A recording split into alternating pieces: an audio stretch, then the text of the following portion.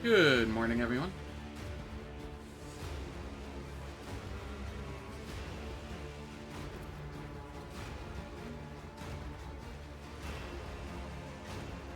We got to Act 4 yesterday. We were doing colony stuff. Going to continue doing colony stuff.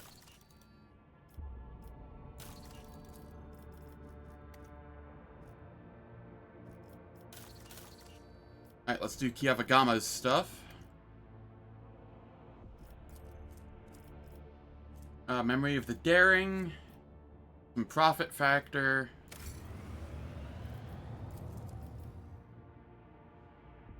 This costs Adamantine, but we get Hungering Mind. Okay. Also security -2 for everything in the system. I don't actually know if I care to do this one. Let's do this one. Eye of the Omnissiah.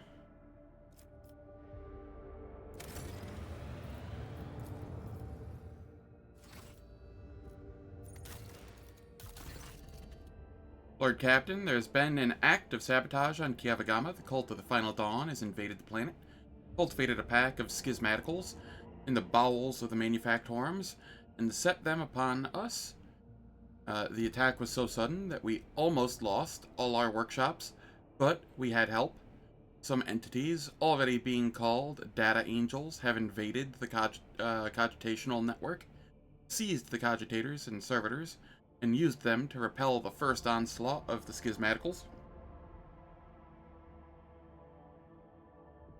Now there is a fierce struggle taking place all over the planet. The new sphere of the world is boiling.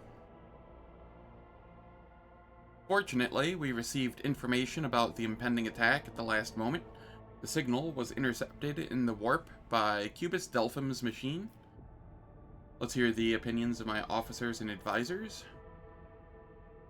Manufactorums of Kiavagama are equipped with backup cogitators to ensure the continuity of production in an emergency. The severity of the situation authorizes the disruption of the service algorithms, and I am prepared to state or sanction a ritual that will allow the Data Angels of the Omnissiah to absorb the cogitators' computing power, combat these wicked spirits. Blessing of the Data Angels. +5 perception and 10% armor pen. That seems absolutely nutty. This better have something that goes like... yeah, no. We're going tech use here. Blessings of the Data Angels. The request to perform the sacrament is accepted and will be fulfilled immediately. Having gained access to the cogitational reserves, and after being infused with power, the Data Angels charged at the schismaticals. The hordes of data spirits were tech exercised and exterminated, and the afflicted mechanisms purged and restored. The tech priests gave praise to the Omnissiah for protecting the production algorithm from severe disruption.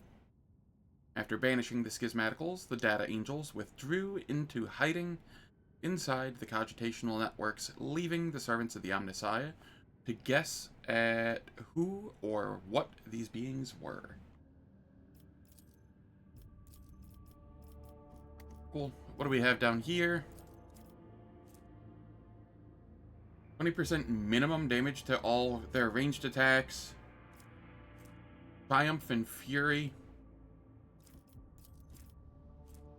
Sacrament of Light.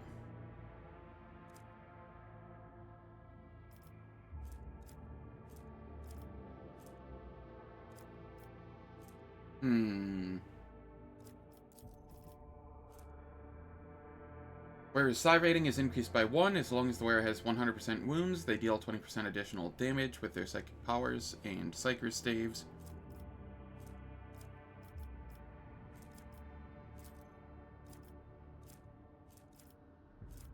I don't know what I want to do here.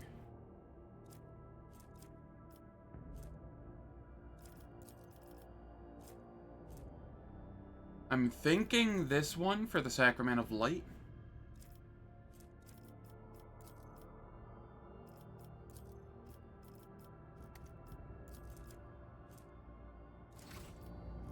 Let's go see what the Imperial Navy has, and if the Sacrament of Light is actually worthwhile.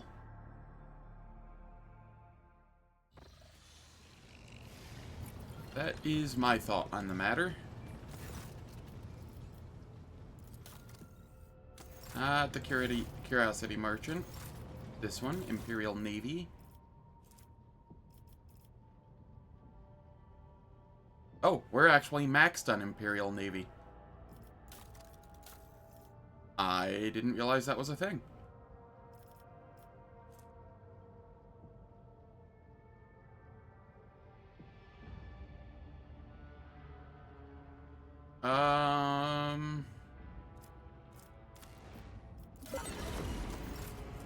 All right.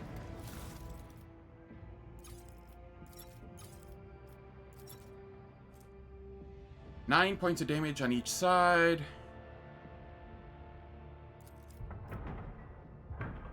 I'll take that.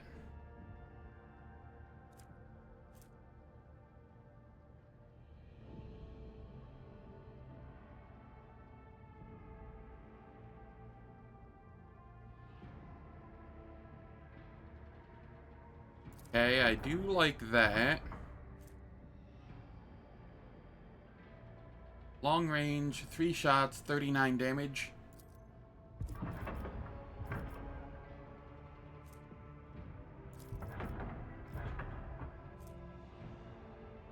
Short range. Don't care about that. Eye of the Omnissiah. I prefer the one that gives my allies additional hit chance. Memory of the Daring, 125 points. Doubled versus kinetic attacks. Sure.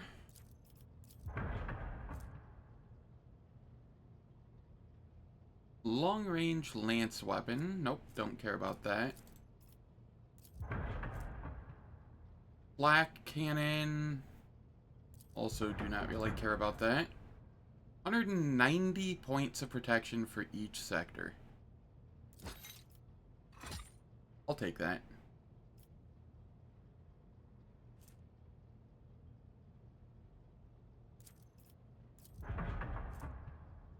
"19 speed, low acceleration and braking." I don't think I want that. Here we have torpedo tubes, 5 Melta torpedoes with 27 damage warheads.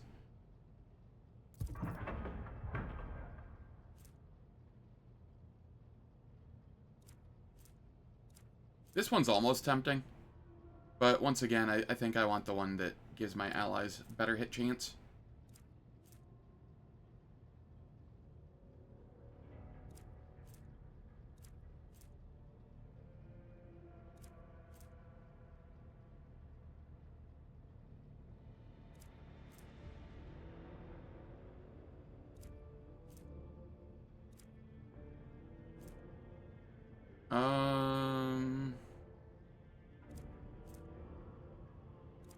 Yep.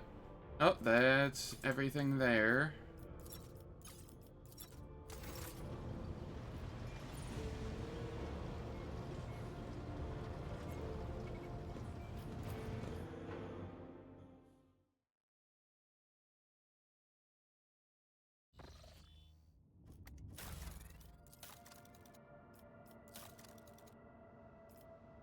Oh, right. I need to take care of the posts.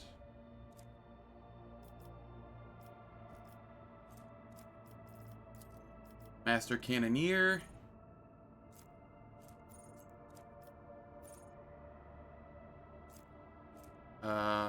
Who did I have here? Was it Aogun? Yes. Master of Maneuvers. I want to say that was Abelard. Over here, we had Idira.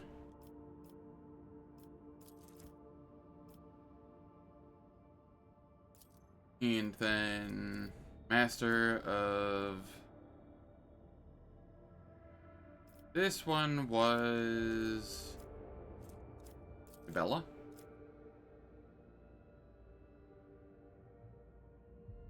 Alright. So... I do want to make note of something here real quick, because it is something that I was made privy to last night, and it is something I am doing, and it's not something I'm exactly proud of, but I don't want to essentially lose out on a party member due to bad quest design. So I have the no stealth on Jai's quest mod now. Zolaro had made me aware that the Jai's quest was... Well, a bunch of people made me aware in chat yesterday that it was absolute ass. But Zolaro told me last night exactly how ass it was. And I took measures to prevent that from getting in the way of fun and, you know, the stream. You're the only stealth enjoyer in the entire Expanse? I will not use that mod on my next dogmatic playthrough, because I, personally, will be a skill monkey. And I won't need Jai. So if things fuck up, that will be okay. And I'll have had two, this one and the Heretic playthrough, to test it out beforehand. That's where this is gonna go. How you doing, Cleve Wizard? Hope all is well.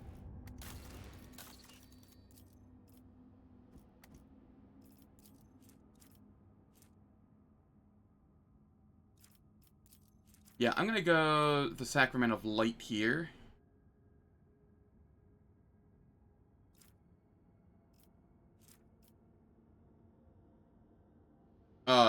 Man, the fireworks were awful. I had to try and find some way to sleep through it.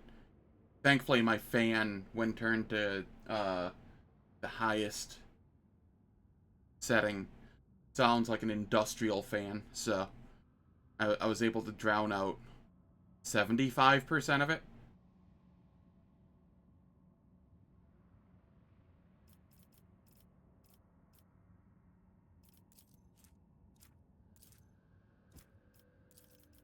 But this gives Explorators. Do I need this? I kind of want the Explorators favor. How is security looking? 3, 5, 7, 6, 7, 9, 8, 10, 12, 14. Yeah, I can afford to do this for the Explorators. I don't really need this.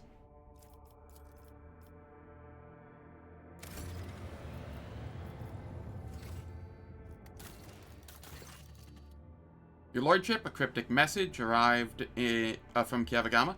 The Fabricator Censor reports that they have beheld the Eye of the Divine. I requested details from your less devout servants, and they clarified that the Inquest group, which has been investigating the many inexplicable events that have taken place on the planet, followed a trail of mysterious binaric harmonics and came upon an ancient and abandoned data complex. It is connected to the Manufactorum by a maze of communication lines and contains a gargantuan data loom. The mechanism's markings show that it is, or its designation, or should I say, its rather menacing name is Null Caliph. Null Caliph is immersed in sacred astrogational calculation, and it has shown no inclination to make contact. The tech priests that connected to it were punished for the intrusion with a lethal ejection of their motive of force. The only thing they managed to find out is that the spirit of the Dataloom is not bound with the vows of compliance and would normally restrain a machine, or that would normally restrain a machine spirit of such power. This astoundingly mighty entity bows to no one, driven only by its own aims. What do my advisors make of this? The great machine spirit that identifies itself as Null Caliph bears potential as a valuable ally, one that could replace the need for navigators comprised of fallible flesh. We must make contact with the holy entity, for to do so is to honor the Omnissiah's tenets. That the tech priests who had the audacity to disturb Null Caliph were deprived of their motive force is a testament to the might of its data voice. I hold the knowledge to create a mediator that could interface with the fearsome machine spirit and ease the burden of its revelations on unprepared minds. It stares into the warp, then it's vulnerable to attacks from the warp. Never thought I'd ever suggest something like this, but if we want to make that machine obey us, we should assault it through the Immaterium, a navigator dataloom. This abomination makes a mockery of every navigator house's legacy. The very fact of its existence is profoundly sickening and vile.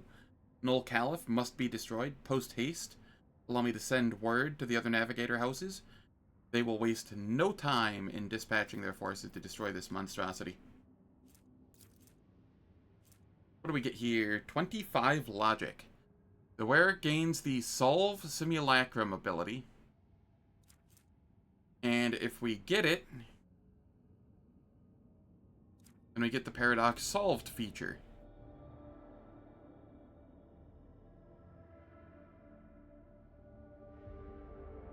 Ah, spicy.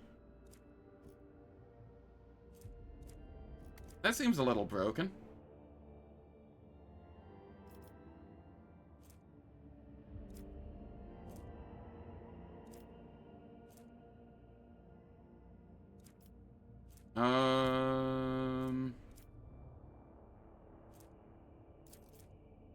What does this do?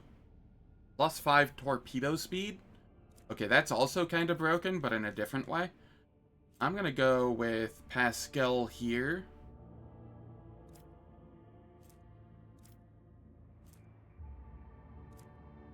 Create your mediator and forge an alliance.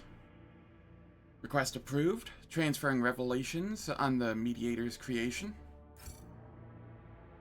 Magos Pascal Hanuman imparted his secrets to the Omnissiah's servants on Kiavagama, allowing them to assemble a mediator device that softened Null Caliph's voice.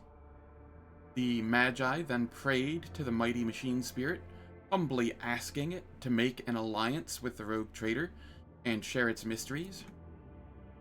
A Null Caliph answered. Halting its sacred calculation, it bestowed its favor upon the supplicants. With its tireless, unblinking eye, observing the warp currents, many a traveler have been saved from peril.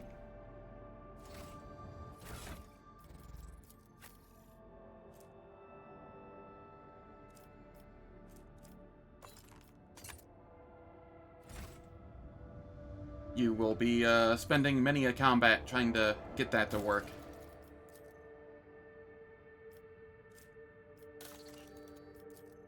Janus has a while to go because it does not have max complacency.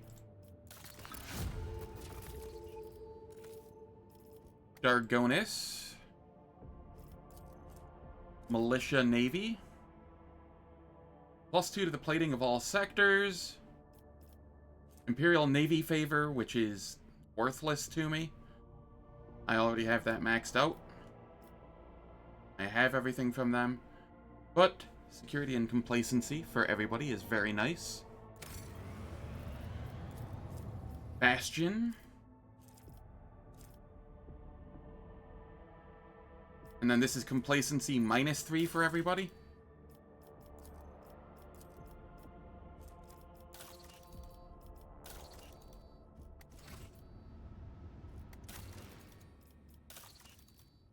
How is this still I thought I just got complacency +2. How is it still... Okay, it must have to finish what it's currently doing to count it. So we'll head over to Foulstone instead for now. Gracious Priests. Per rank of the user's Conviction Iconoclast. Removes all injuries. Removes... and prone negative effects. That is kind of neat. I also find it very funny that this gives you replenishing maximum wounds per rank of user's Conviction Iconoclast, and then plus Dogmatic. That is quite amusing to me.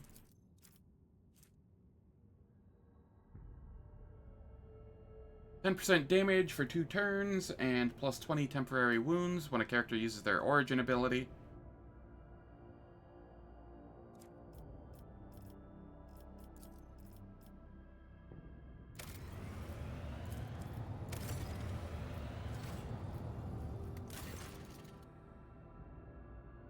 Lord Captain, the Crucible's great sculpting is underway. Foulstone is being transformed right before our eyes into a fertile world with lush groves and clean water. However, there is evidence that the Crucible has also created humans. From the mouth of the relic came several thousand people who, speaking an archaic form of Low Gothic, demanded to be given orders. They cultivate land, build houses, and production facilities with obedience, and, in general, have a remarkable range of skills and knowledge. However, it seems that these people completely lack their own free will, and for this, the monks have named them Touched. How's it going, Juice Oosterman? Hope all is well. It's treating me alright so far. So far, I've mostly looked at gear, done dialogue, and am doing colony projects. So, you know, not a lot has been done so far, but so far I'm enjoying it. There is a split among the faithful, though many call it a miracle sent by the Emperor himself and want to quickly put the touch to work.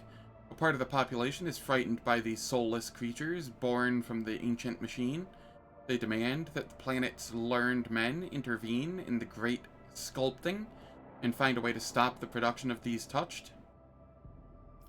What think my officers and advisors? They were begotten by the relic of Saint Cognatius, which means their existence pleases the Emperor. Your people must be reminded that it is so. Arrange a public ceremony of tonsure to initiate the touched into the Order of the Hammer, and service dedicated to reading parables about the acts of Saint Cognatius to his followers, and his followers. Why don't you make the first move and assemble a mighty force from these touched ones? If they are so obedient and diligent, then they will make fine troops. Assign a loyal commander to each squad to keep an eye on them, and these strange people will turn from a threat into defenders of the Imperium. Lack of will, registering a high probability of manufacturing failure within the Crucible's sacred processes, it's recommended to dispose of the finished batch of units and halt production of new ones. The algorithm of the great sculpting requires further examination. Icons of the Touched. Enemy critical hit chances and warp damage against the flagship are reduced by 30%.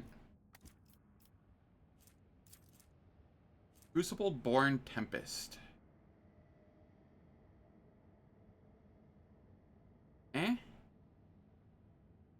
I don't think I need this.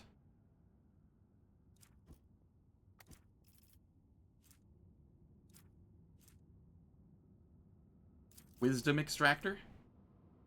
All allies gain 5% armor and 5% critical hit chance. Alright, I can get behind that. It's either that or Icons of the Touched.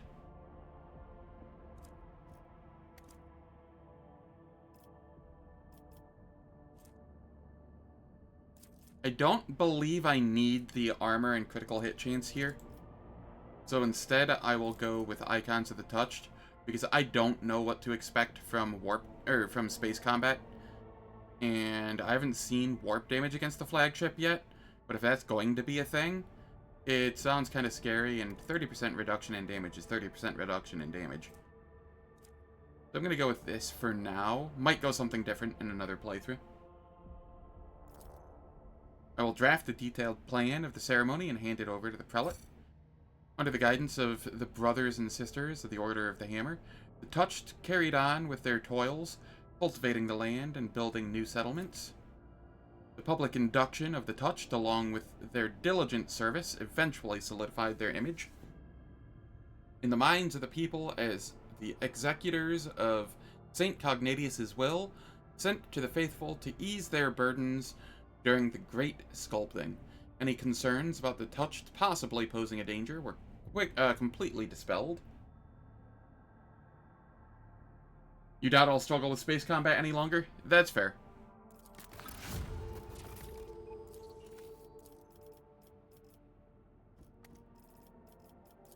Holy Defenders.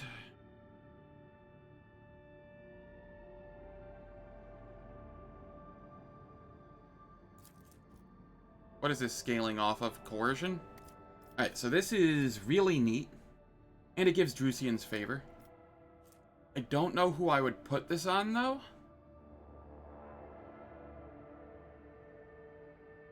It's on par with, or better than, some power armors.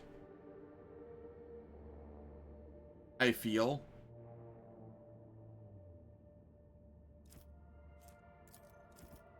Here we get Drusians and Explorators. And here... +5 to all their characteristics and skills. That sounds kinda nice.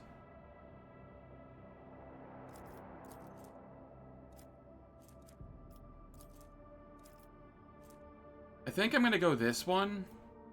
Just for the +5 bonus to all characteristics and skills.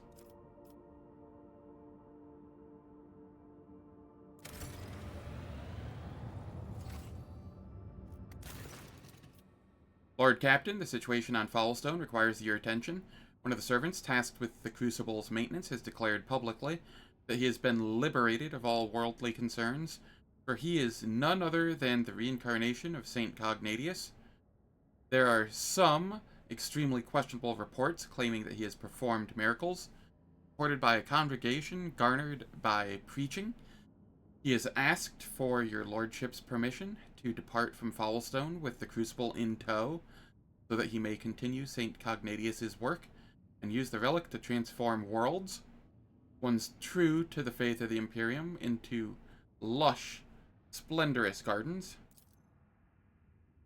Goes without saying that such a generous gift to the Cronus Expanse could bring great renown to your lordship, but at a heavy cost. Foulstone would turn back into a wasteland, and you would lose the prestige that comes with having charge over such a valuable relic.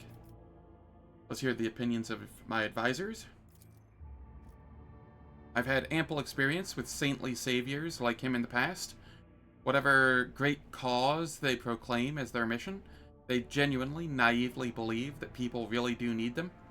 If we round up enough orphans and lepers who would trip over themselves to beg our prophet for salvation, you will soon forget all about the Crucible and his holy mission. I know a few guilds of professional beggars who would be delighted to offer their services to us. False prophets in the streets are a common occurrence. Their sermons breed turmoil, riots, and acts of disobedience. The Inquisition recommends that such unstable agents be isolated and quietly removed.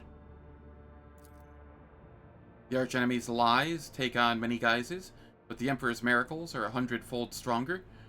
On more than a few occasions, he has bestowed epiphanies upon the faithful, even those of the humblest origin. I myself bear the name of a poor orphan who was granted miraculous powers by his grace. So give me time, and I will find you the most loyal agents to escort Brother Pure Voice on his travels. They will keep him safe if he is pure, or punish him should they sense deceit in his words. But I have a feeling that his rebirth is a true wonder. The Undying One does not release the souls that have come to him. This man is either lying or misguided. An experienced spinner will help him see the truth or repent the deception. Whenever the wearer suffers an attack from a demon or warp damage. Okay, not useful for this playthrough. Could be useful for another. Shadow of the Undying One.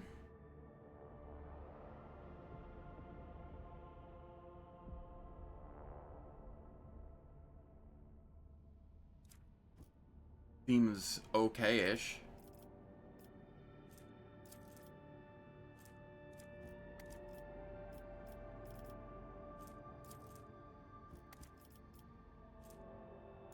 Consecrated weapons. Okay.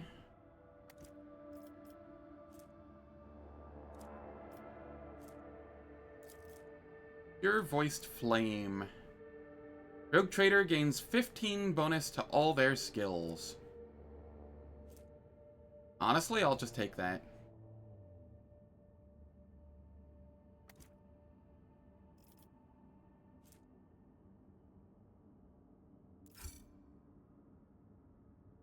I'll get to it immediately. I will choose the best people for this task, the most devoted. Having loaded the Crucible onto the requisitioned Void Ship, the pure-voiced prophet gathered up his flock and set out for distant worlds to spread his word. The spiritual authority of the Order of the Hammer suffered as a result, and the loss of the Crucible sowed substantial unrest among the populace. Before departing, the preacher expressed his appreciation by sending the Lord Captain a gift, a relic that, according to his own claims, once belonged to his previous incarnation. The stern guards, selected by Sister Argenta, vigilantly provide protection for the prophet, ensuring that his thoughts remain pure.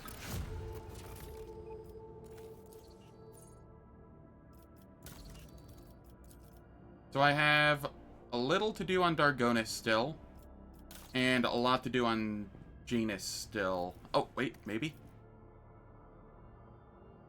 Okay, Janus I can actually do now. At the start of combat, the wearer gains MP equal to the resolve.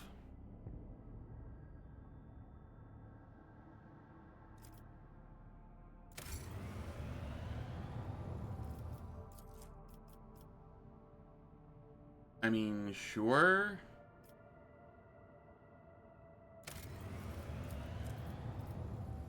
Bang of Perdition. Coercion in Lore Xenos.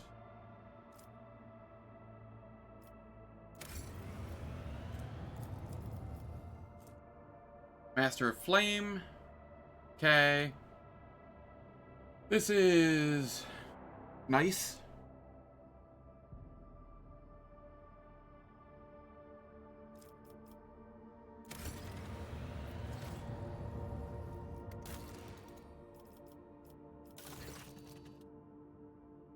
Lord Captain, an Ordo Xenos punitive unit led by Acolyte Lynette Zue has arrived on Janus.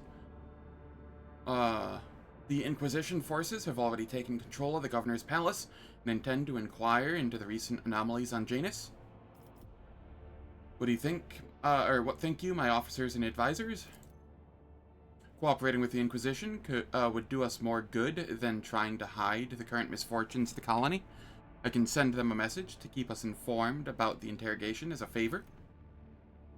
If only we could throw them a bone and let them find the evidence they want, one that we can get by without. The rest could be concealed away from their inquisitive eyes, like a sand lizard shedding its tail. Sometimes one must cede the battle to win the war.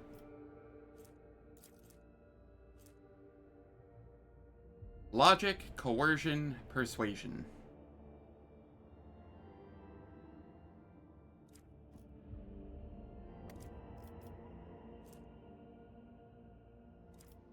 Alright, I'm gonna let the Inquisition do their job, because the other option is just awful.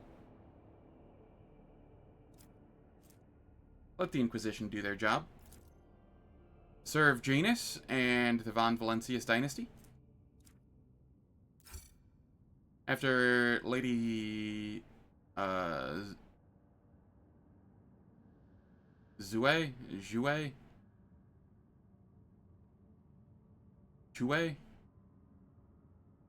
I don't know how to pronounce that. There's like 4 different ways X can be pronounced, and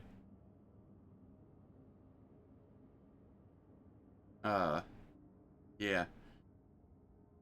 After the lady had set up her headquarters at the governor's palace, she began to investigate the situation on Janus. All those feeling guilt for their crimes before the Emperor could only stay silent and pray. During her investigation, she was able to establish that the genetic changes in the wretches' bodies were caused by mysterious substances secreted into the water by xeno-obelisks. These substances did not contaminate the water until recently, as shown by the analysis of the Magos Biologis. The same xeno-obelisks appear to be linked by a chain of energy communications, also serving as sources of unknown radiation that seem to have caused the outbreak of contaminated growth in the currently uncontrolled sector of the planet. This also seems to be causing the appearance of the mysterious phantoms.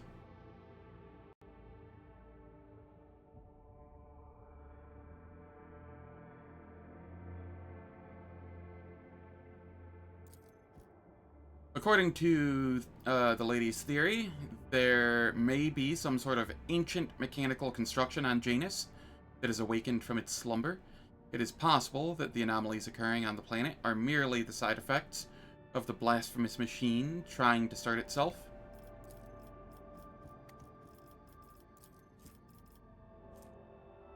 Whenever an ally is healed for the first time in a round, damage dealt by that ally increases by 8%, stacks until the end of combat.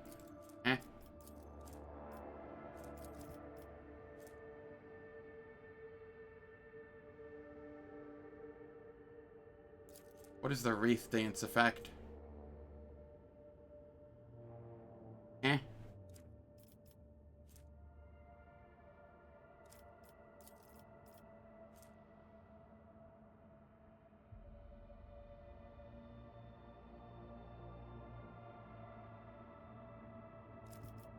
Okay, none of these options are really great.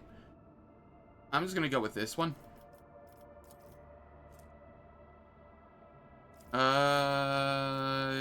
Yeah. Well, this one or this one? This one, actually. It gives Cast Bellica mission favor. And we'll take the 12% dodge against Xenos.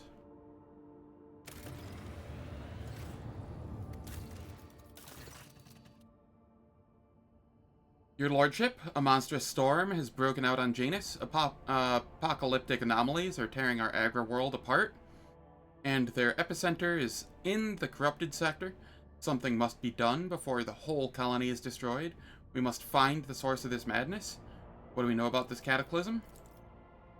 The leader of the Inquisition squad, Lady, did not grace us with a full report, since she's been hastily preparing for the expedition into the heart of the anomaly, but she mysteriously claims that we have become witness to an ancient feud between Xenos, and in spite of our unfamiliarity with their conflict, it is important to choose our ally in the struggle wisely, whatever that means.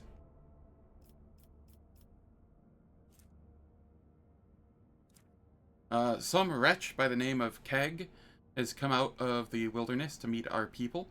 It's hard to understand him, but he has managed to explain to the soldiers that Halcyon and Kesse are fighting. Halcyon in the usual way, and Kesse in a wrong, corrupted way. It seems that he wants to collaborate with us and is trying to ask for help.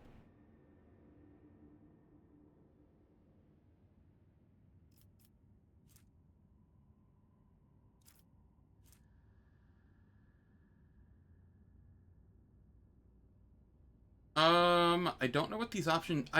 Why are these ones not showing me what they do? Like, why do the final ones not show what they do for the most part?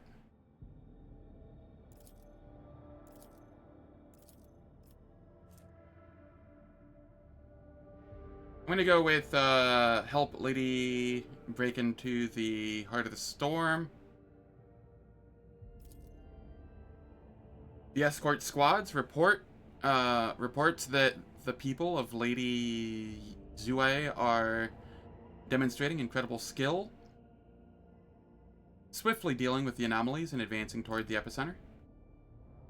Our people have reached the Xenos ruins that once served as either a palace or a gargantuan machine. They've encountered an extremely high concentration of spirits. It appears the spirits are fighting among themselves, with two particularly vivid ghostly figures among them. One of these prominent spirits radiates blue light and seems to be clad in Eldari armor. The other is engulfed in a purple flames and clad in a Xenos ceremonial raiment. They utter sounds reminiscent of Eldari speech, but any attempts to translate them have proved unsuccessful thus far. It is an old dialect from a time before the fall. Order your warriors to aid the spirit wreathed in blue. It fights for the Lilithan's purity against the despicable sorcery. Even an echo of the spirit's voice is enough to understand that its cause is just.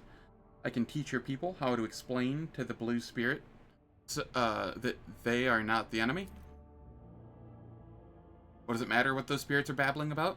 They both must be slain. At Vedar, turn to your warriors and inspire them to fight for their home to the very last. They've already made sacrifices to get this far, so remind them what those sacrifices were for. Lady Zue intends to fight both sides of this spirit conflict, but your soldiers are waiting for you to confirm her orders. Tell the squad to support the blue spirits. Irliet, make sure the men know the right words. The scouts attacked, destroying the purple spirits one after another. The blue phantoms recognized their new allies and did not harm them.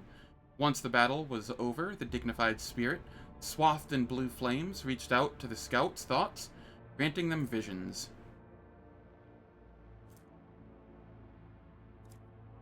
The planet, which was inhabited by Eldari prior to the fall, at some point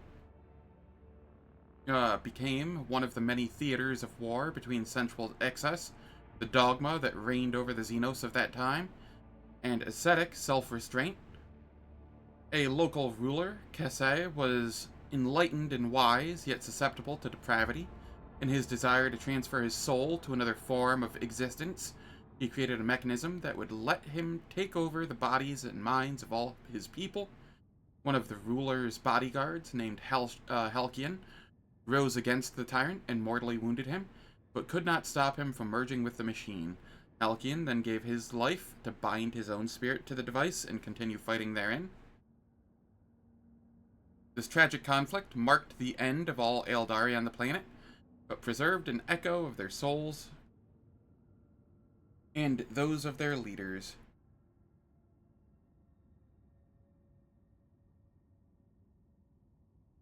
This is kinda nice. This is easily the best knife I've seen, I think. Then the spirits disappeared, but for how long? The bodies of the fallen and a strange relic discovered amid the ruins were the only proof that for a single day, Janus was once more engulfed in a war between long-fallen Xenos.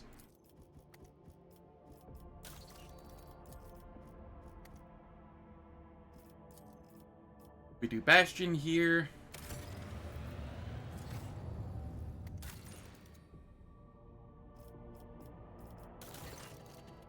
Dargonis is crying out for aid, Lord Captain. Riots over the interpretation of scripture have broken out in several hives across the world.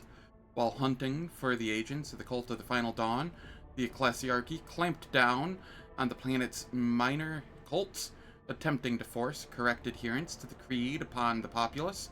The commoners grumble about the oppression of the minor cults, even daring to claim that the holy Ecclesiarchs have assumed the sole right to speak for the God Emperor. The Foreman clan, around which the disgruntled commoners have coalesced, are rallying crowds of workers into the streets in order to prevent the Ecclesiarchy agents from entering the sanctuaries condemned for dissolution. Yeah, all these epic events presented through text-based colony sim. The enforcers and the agents of the Ecclesiarchy have been able to curb the malcontents so far, but division grows wider by the day. I'd like to hear what my advisors have to say. Small deviances in the creed beget large ones, and large ones beget heresy. Our faith is founded upon absolute trust in those above us, and if these people's beliefs push them toward dissent, then those beliefs have been wicked from the very beginning. But that does not necessarily make the preachers themselves wicked, perhaps simply misguided. We could pass them into the Ecclesiarchy's care for re-education so that they may see the truth, and it would also guarantee their flock's obedience. Shireen, perhaps you should stop allowing the fat cardinals and their servants to do whatever they want to your people. Rein them in.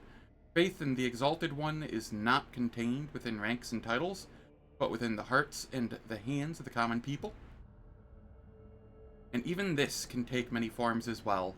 Let those who shoulder the welfare of Dargonis at least choose in this which manner they pray to him. Take the minor cults under your protection. Those who wish to worship him in their own way must prove their right to do so. The only help that would be proper in this situation is to provide instructions. Send one of the spinners to show how they can defend themselves. They will either take up arms and protect their faith, or bow down. Book of Minor Prayers.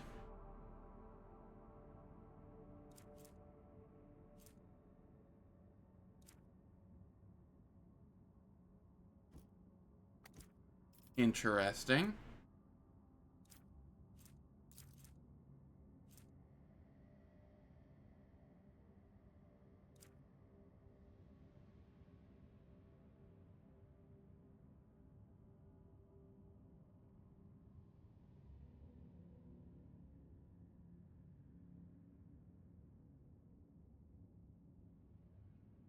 Pardon me, had to blow my nose. Awareness divided by 10% critical hit chance. I don't feel that's needed anymore. All allies gain 15 lore imperium.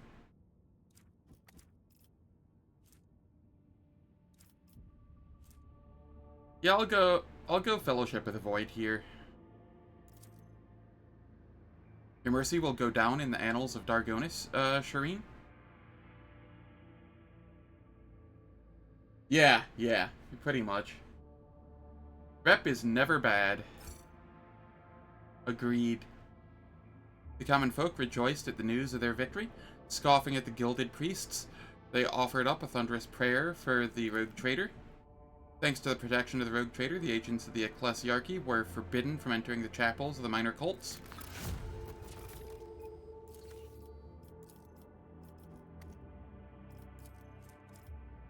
Loyalist garb.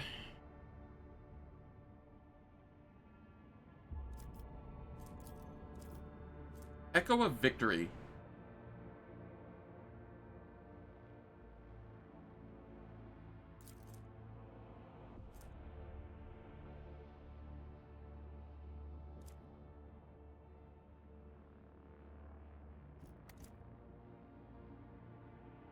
Okay, so far the Librarium is pulling ahead.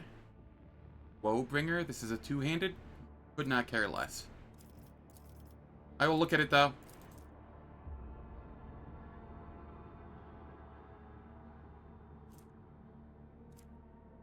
Yeah. We're going to Librarium.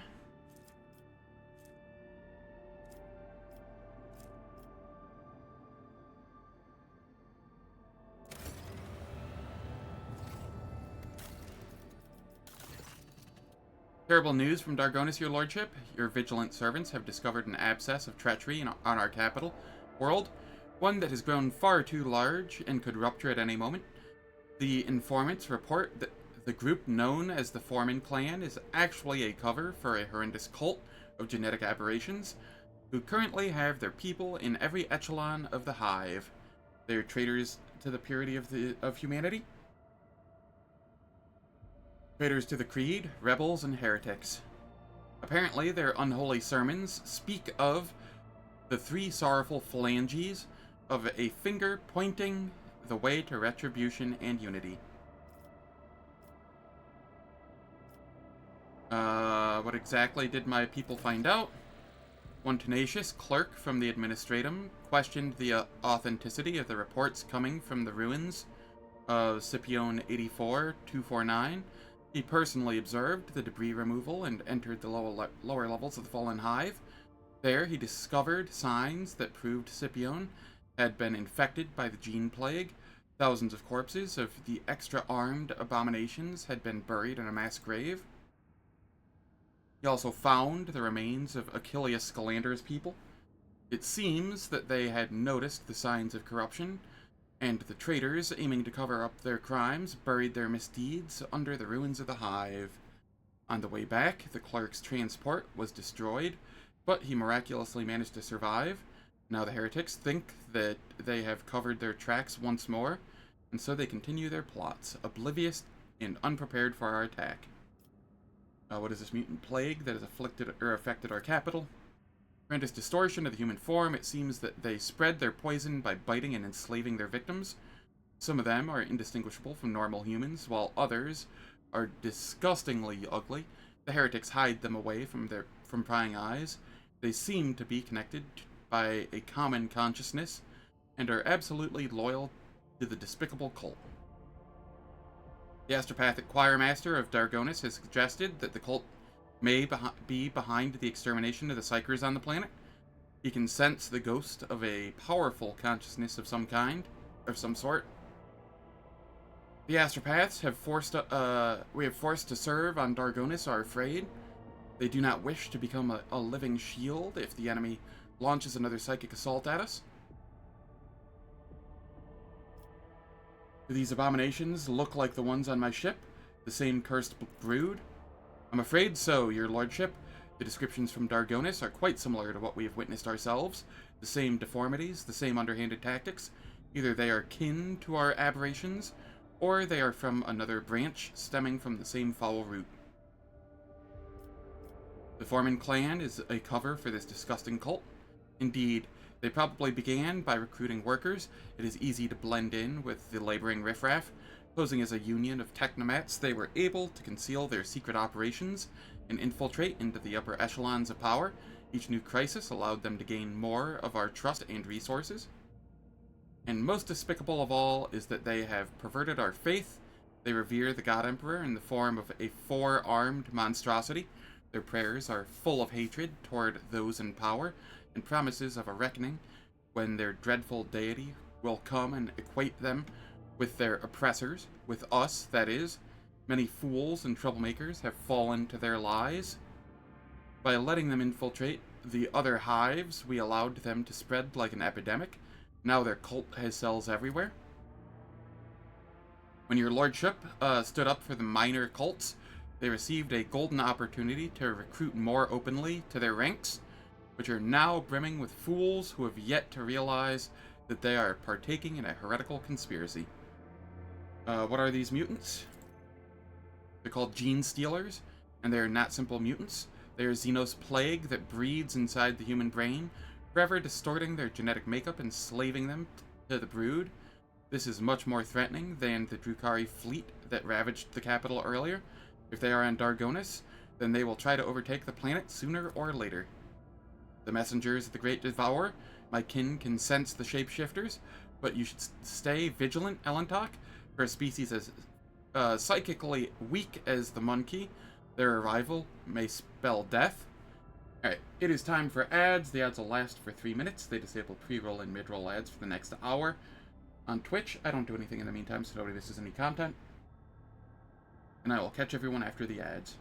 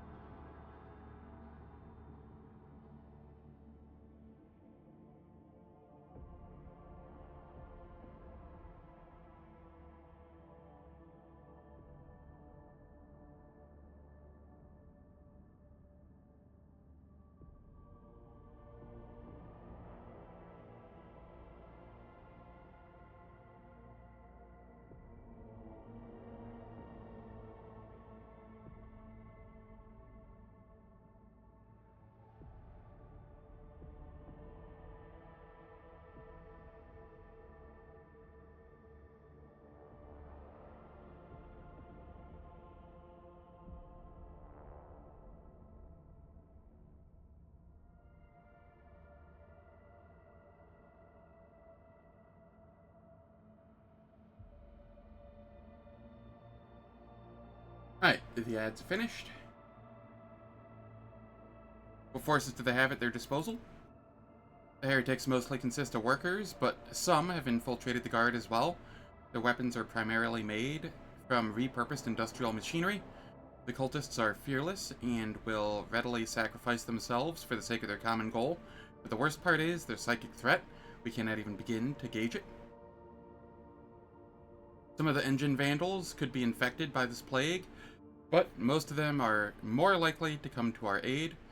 They are too used to eating out of your lordship's hand to bite it. We have to act. Absolutely right, it is impossible to negotiate with the degenerates. Our only option is to completely annihilate them.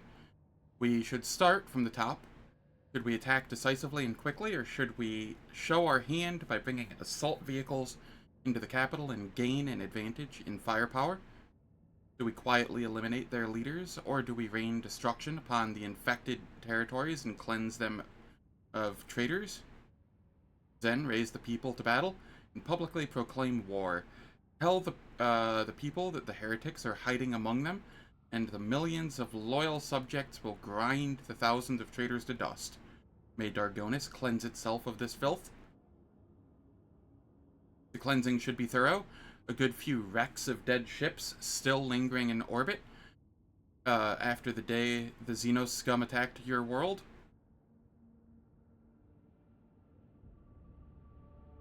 Command your fleet to pick them up and send them plummeting toward the nests of this spawn, trying to encroach on your domain.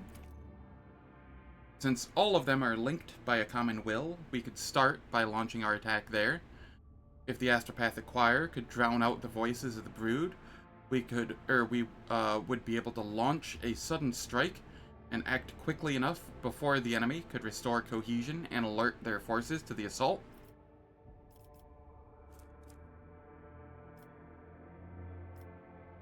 Heinrichs, prepare a plan for a psychic attack. After that, we shall launch a surprise assault on the cult's headquarters.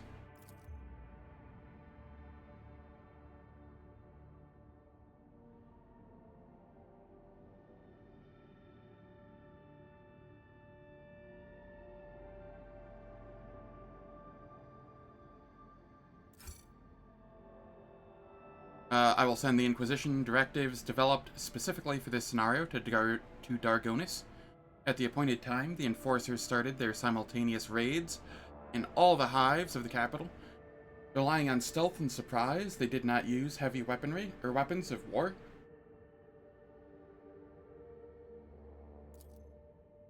At the same time, the Astropathic Choir launched a truly devastating attack on the grim psychic shadow hanging above the hives of Dargonis.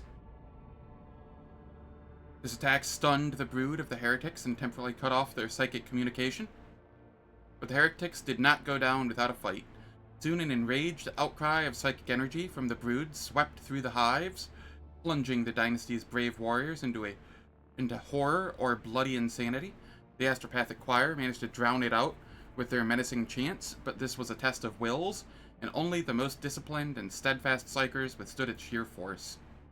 The element of surprise facilitated swift extermination of the cult leaders, leading the rest of the heretics to lose heart. The filthy shrines of the heretics were set ablaze.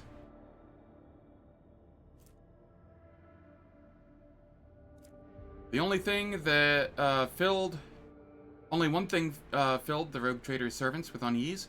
Inside the cult's main temple, they found the den of some grotesquely enormous monster. It was empty. They did not find the beast. If the Emperor had been merciful to Dargonis, the monster would surely have perished in the fires that had engulfed the hives during that cycle.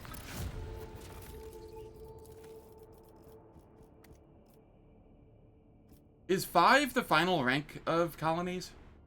Because a lot of these sound like there's one more rank to come.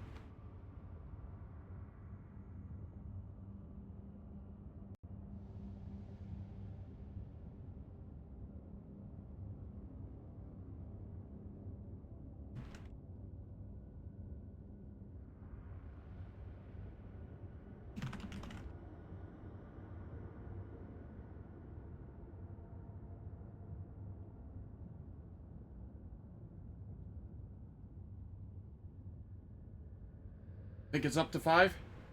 Interesting. A lot of these stories feel unfinished. Oh well, so be it.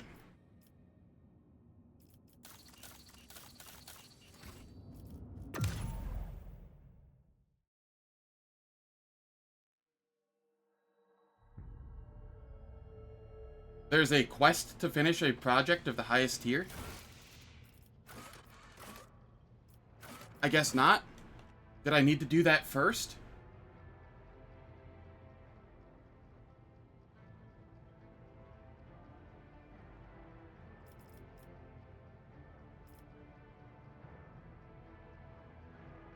It probably auto-completed?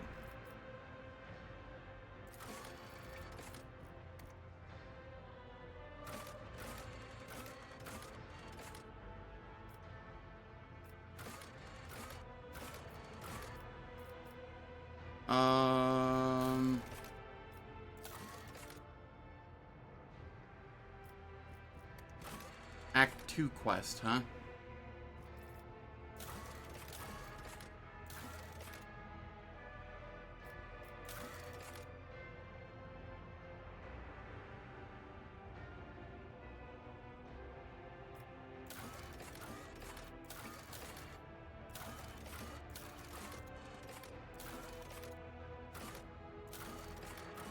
I have no idea.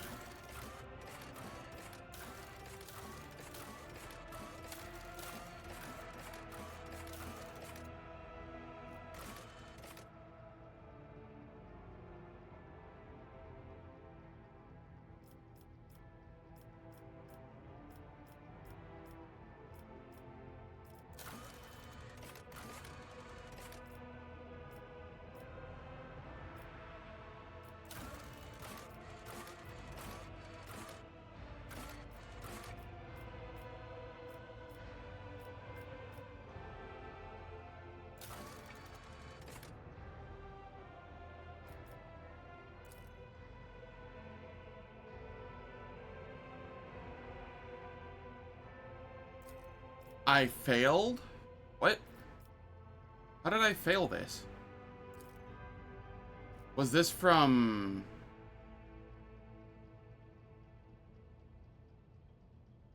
Huh. That must have been Act 2 or something that I just failed that didn't show up in the quest log. That's weird. A new ruler.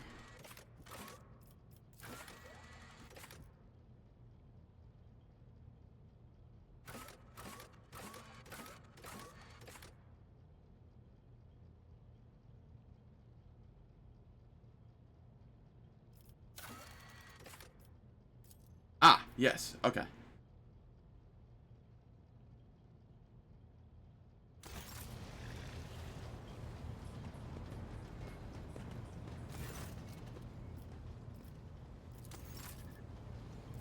Busians is maxed, which means we get new stuff. How did Act 3 end? With ease. The early Act 3 was fun and difficult. End of Act 3 was nice for the story, like really nice for the story, but very, very simple. Hope you're doing well, a new drummer.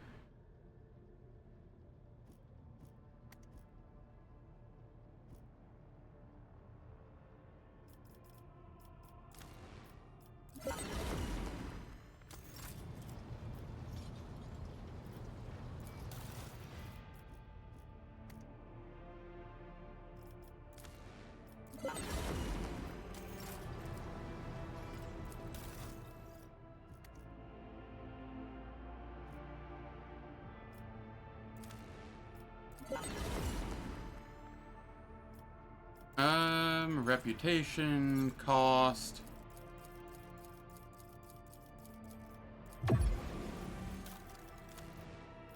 Just grab everything. Explorators. Reputation, cost. Wait, hide untradeable.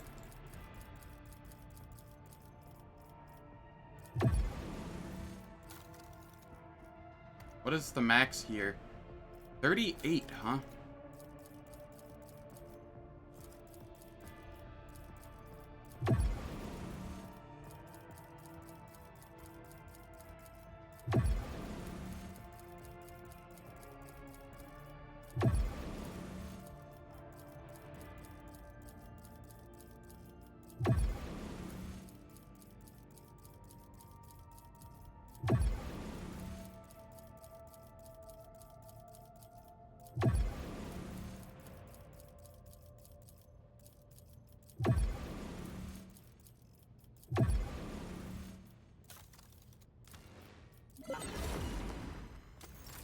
Alright, well, nothing more to get from the shops ever.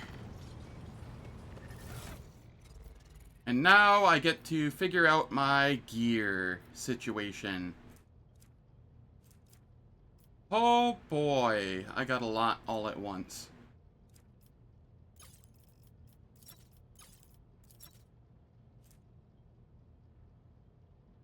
This requires the improved implantation throne. That also does. That also does. Tech use and logic. They can reroll a failed tech use or logic test once per test.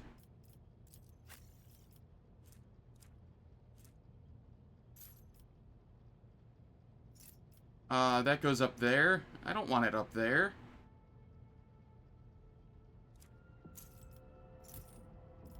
I'll have it up there until I get this.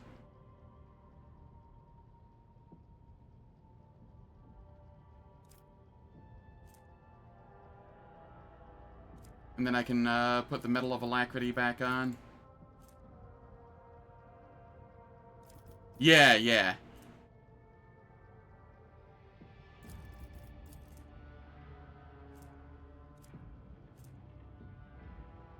Minus 167.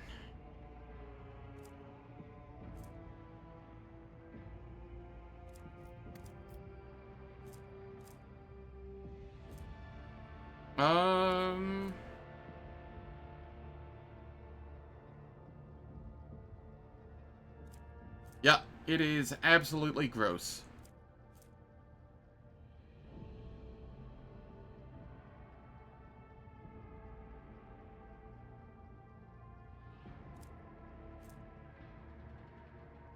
Break their ranks. Whenever the wearer hits a target with a melee attack, the target's armor is reduced by 2% until the end of combat.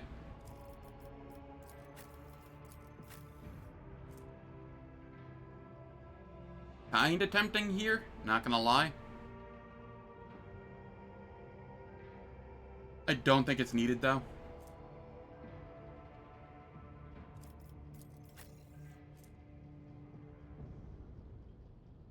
%, parry and reroll failed dodge tests. Your dodge is abysmal because you're wearing heavy armor.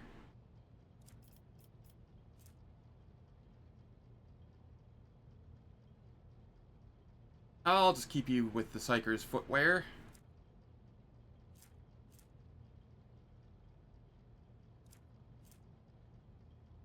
Worn by an Overseer. This looks like something for Solomorn, from what I recall. Auto dodges the first hit from each attacker on the battlefield.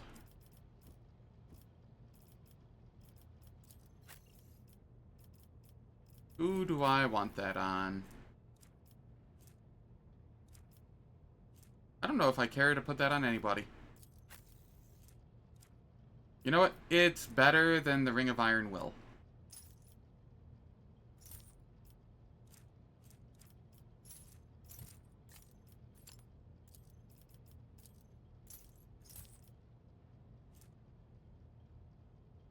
Litany of the Empyrean Fury. Heartbeat scanner.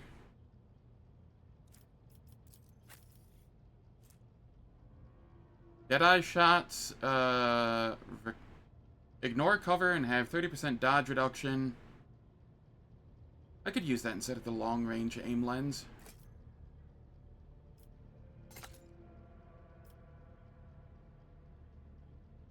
How does it feel to own practically everything? Like I'm still missing a really good axe. Or sword. Or maul.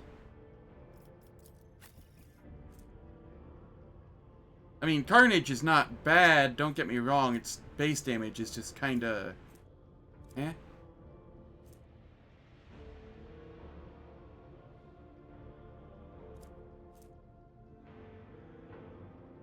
Whereas first attack during the first round of combat costs 0 AP.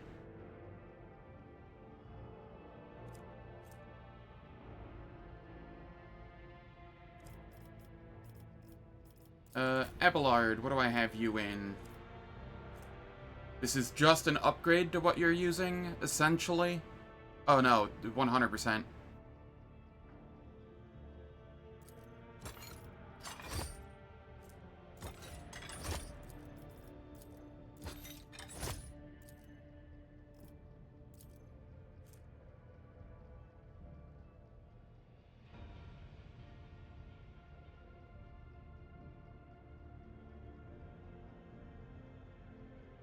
You do get a subset of at least okay variants of those items by questing?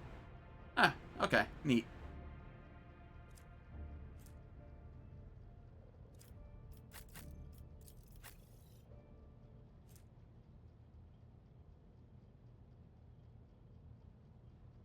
Yeah. Yeah. We finally switch off the holy vestment.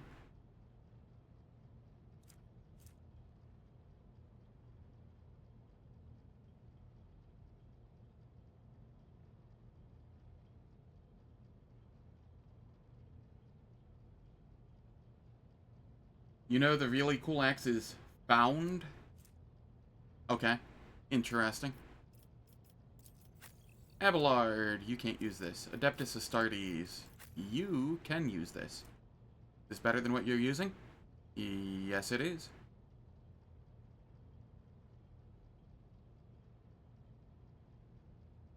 If only by raw stats, nobody's ever dealing 57 damage to you.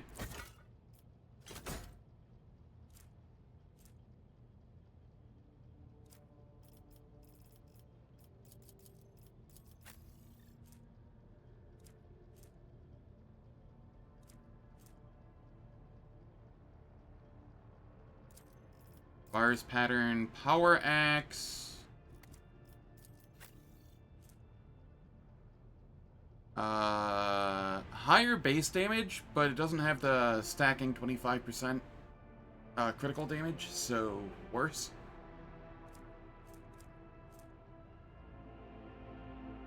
Heavy rock saw. Abelard. Less armor pen for a little more base damage. I think I prefer the armor pen. It does also have a 5th strike count. Maybe that counts for something.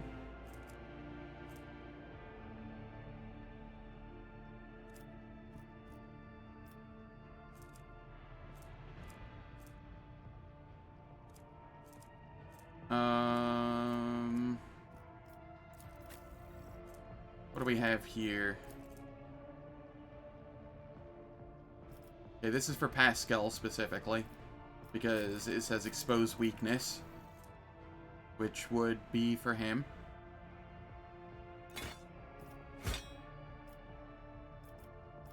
Heinrichs. We come up here. Dark Providence. Seems cool.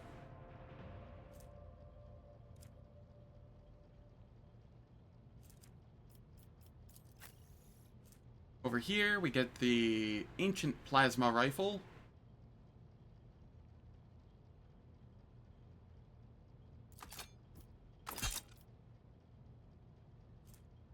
Advanced Heavy Stubber.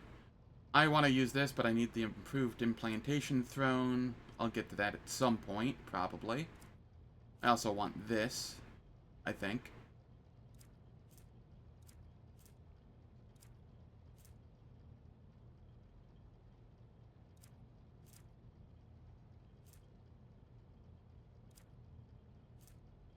Shadow Guide Cloak. If the wearer's target bleeding, death from above. I mean, sure.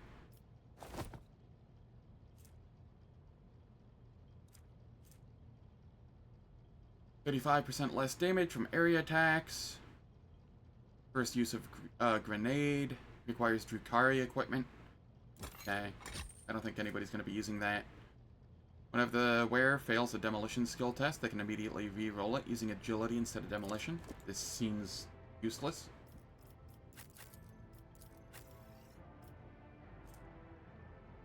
Armor pen. Two-handed melee weapon. Meh.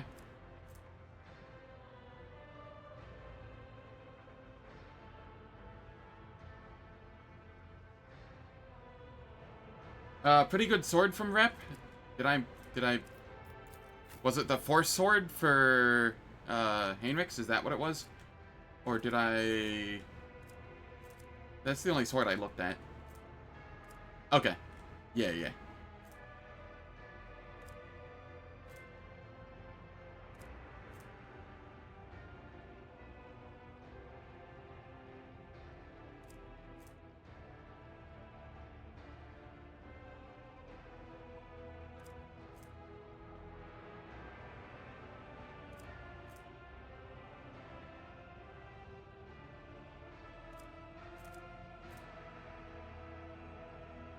You know what?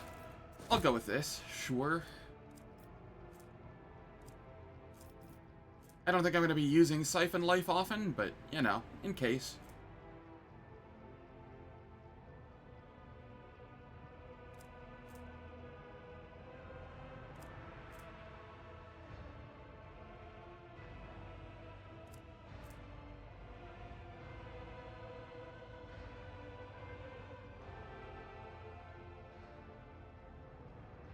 This could be nice, but he's not DPS, he's my buffer, so I want Spirit Drape on him. And Commander's Chrono as well. Automatically pass any coercion tests. How's it going, son? Hope all is well. Yeah, yeah.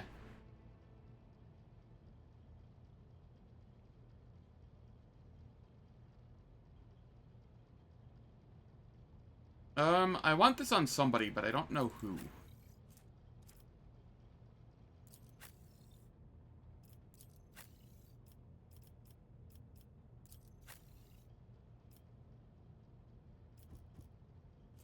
Because I don't know... Like, this will be so much more useful on my second playthrough, when I actually know when coercion tests are coming up, so I can just, you know, situationally put it on.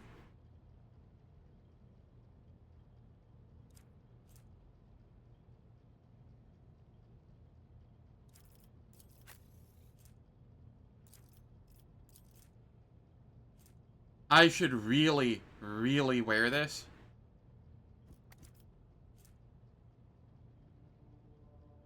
But I kinda don't want to.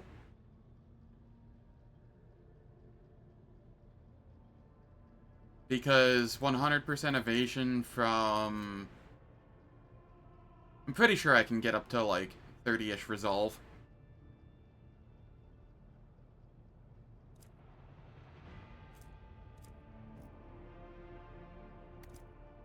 I don't know.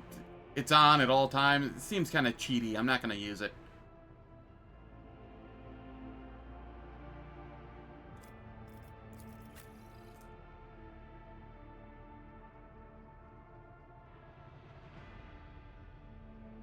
I'm actually going to use this over the heartbeat.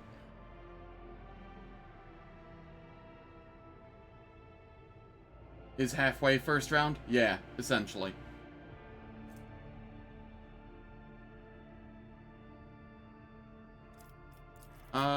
What is this? This is light armor. Meh. Is anybody still using light armor? You, technically. But the Breacher's armor is kind of nice on you.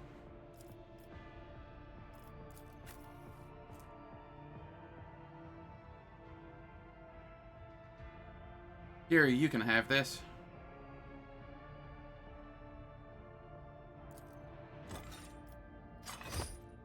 Enjoy. Cassia, what are you wearing?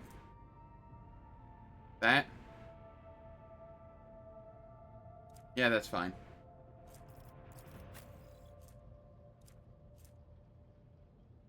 Iconoclast Zealot.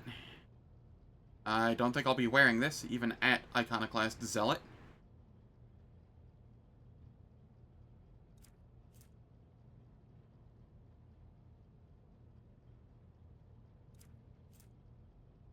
Rise Up Pattern, Astartes Chainsword. This is just better than the Astartes Chainsword you're currently using.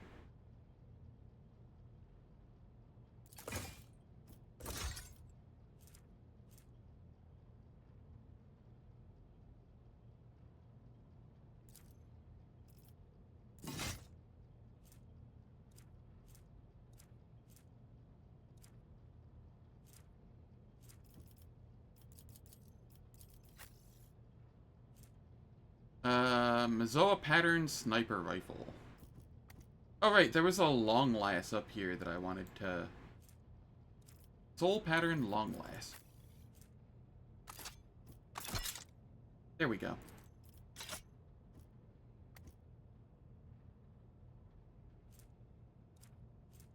This isn't needed.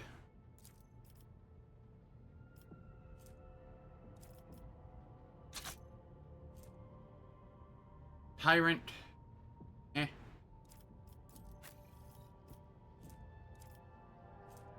I will throw that in my offhand,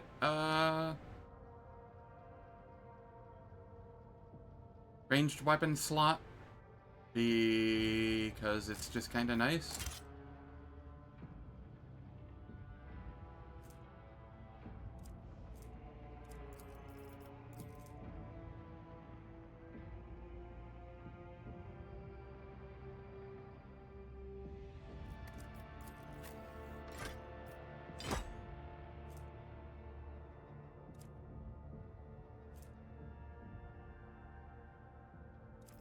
Red Crystal Staff. Alright, what do we have?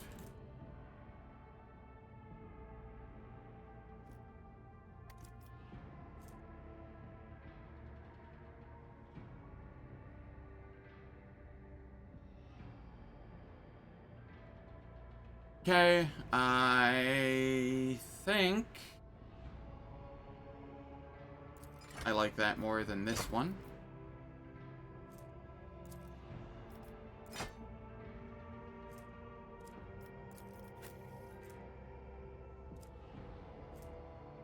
Incinerator. No, don't care about that. Implacable Tempest. Don't care about that. The Emergency Drill. Yes. I do care about that. It has 2 less strike count, but it has so much higher... Do I care about the base damage, actually? Huh. Do I? I was thinking about it. I was like, has so much higher base damage, and then I was like, but Abelard gets, like, all of his base damage from Malpian Shroud plus, temp HP stacking. So more strike count would just be better? I think.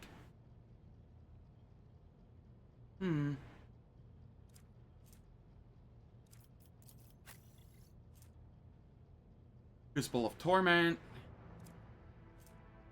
Breath of Purgation. Bane of Sorrow. Arbites Foe Hammer. It is better than the Bone Shatterer, I think.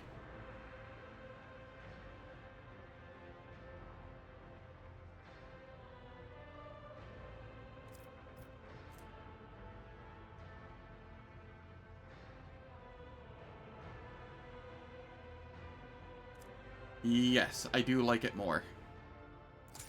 Yup, free attack.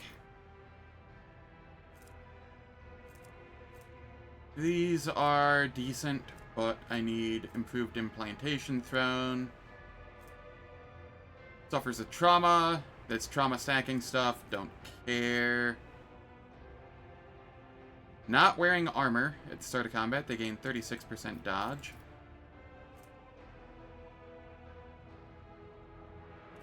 Interesting.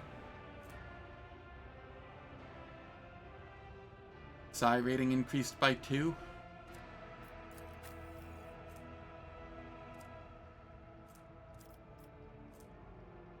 I think I prefer the Psyker's breastplate.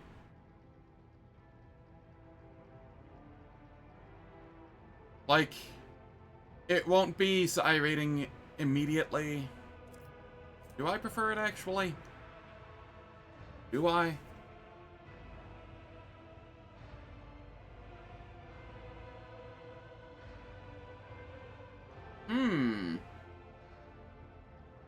This is actually tempting. Because he just buffs and then he doesn't matter anymore.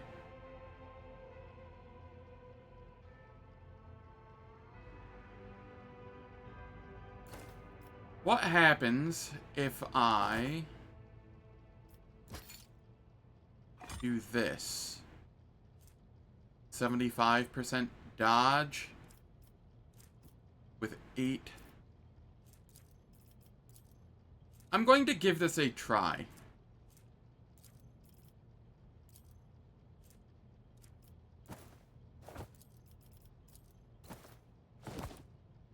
I will give this a try. See how it goes.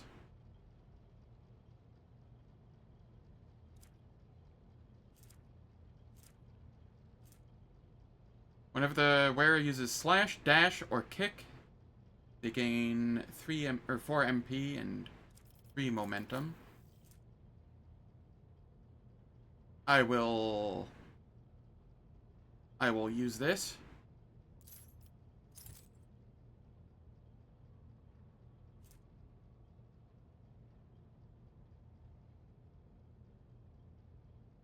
Press the advantage. Don't use that. 25 coercion. Whenever the wearer targets an ally with an ability, that ally gains 10% melee damage until the end of the round.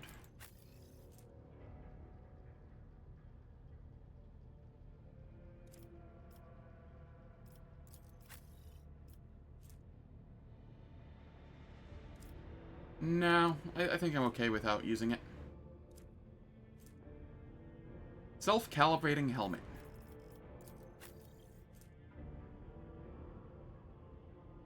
Kills with a single ranged attack for the first time in combat.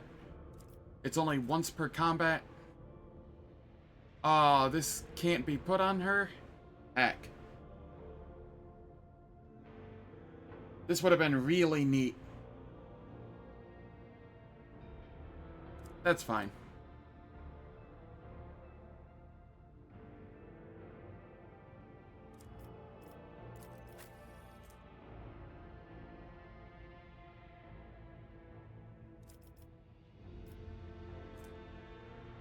True.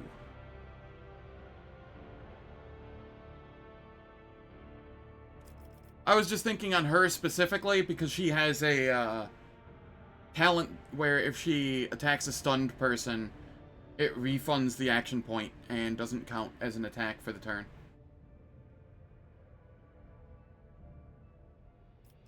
So it would have just been nice and synergistic on her.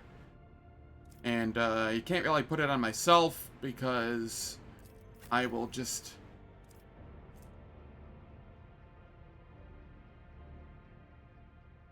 Well, it's probably better than the Helm of Determination at this point.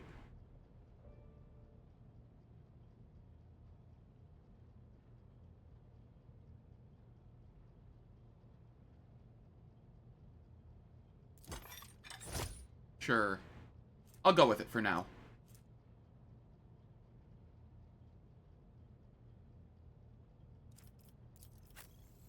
Argenta, you get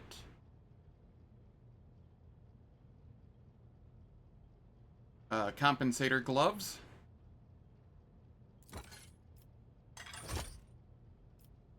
These are absolutely nutty.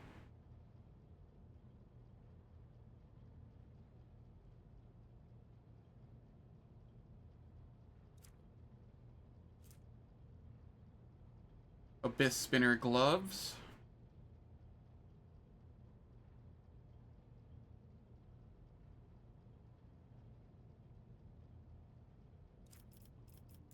What do your gloves look like?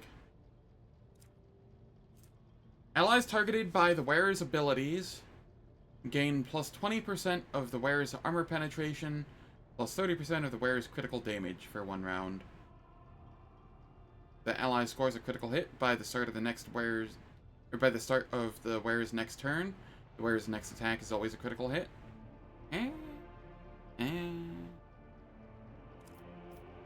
Extra armor pen for everybody, essentially. Is it a relevant amount, though? Not really.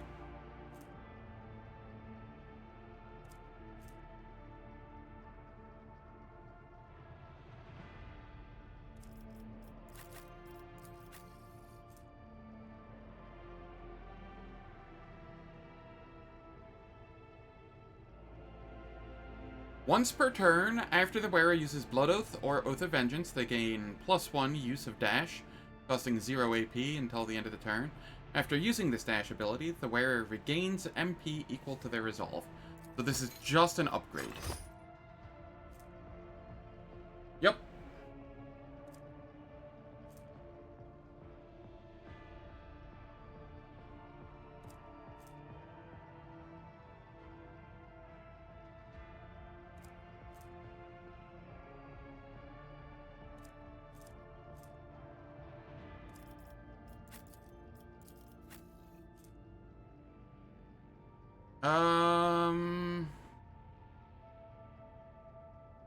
Are there more power armors to get? Because I don't want to be wearing Adherent of Mankind.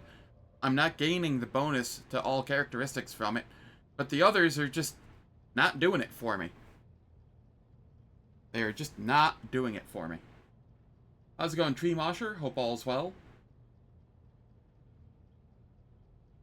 You want an item where you use Blood Oath 5 times in one fight and get a free pizza? But that's every fight that you use Blood Oath 5 times. That's how you get around the battlefield.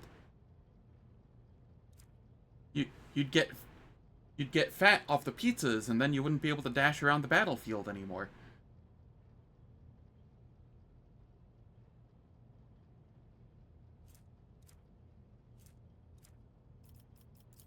Abelard.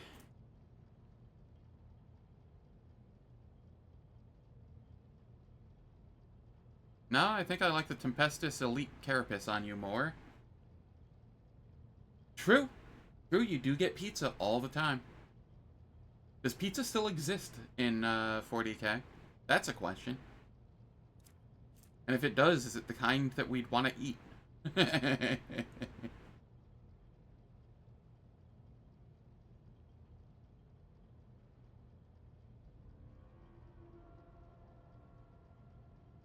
Not sure if you want the answer to that question. Emperor protects.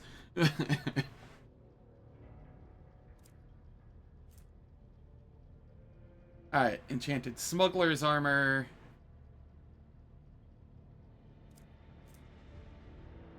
Efficient Breacher's Armor.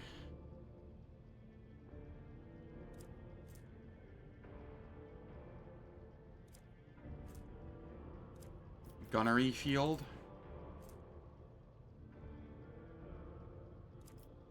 This is for, what's his name? Solomorn when I get him back. This is for Abelard.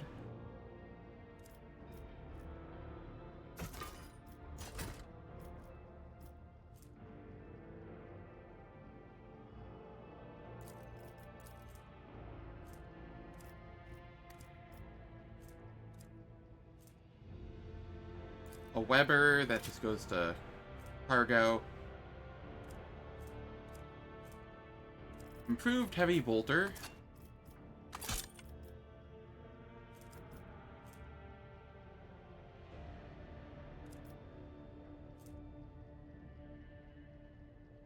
Materium's channeler.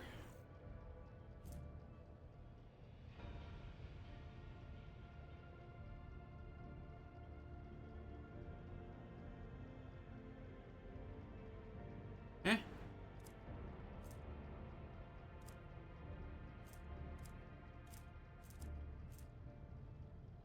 Anti-vehicle revolver. Mantle of extermination. Okay.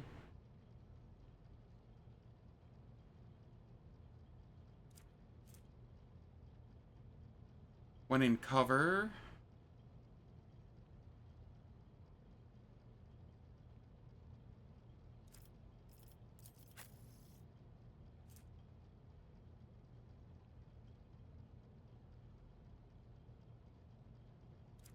Meh. Power armor.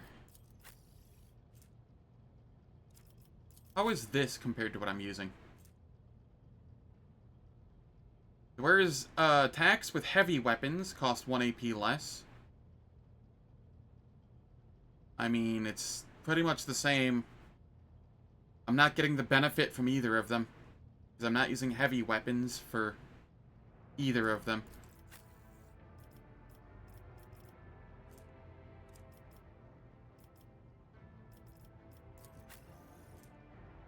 Is it better than what he's wearing here?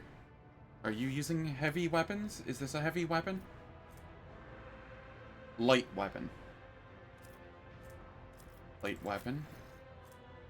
Light weapon. Light weapon.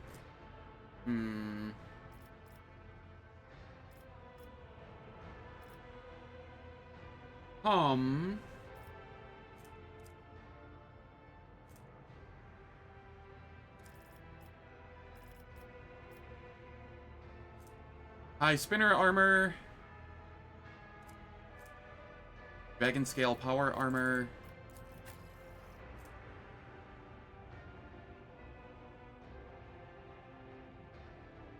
This would be nice, but I don't have power armor proficiency on him yet. Maybe never. I won't have dogmatic zealot. Don't need that. This'll be fun instead of the heavy flamer, sure.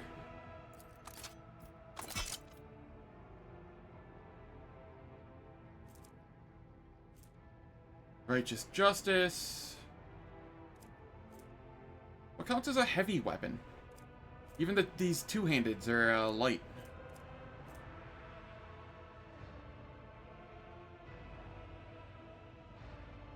Judex. Is this better than the Undertaker?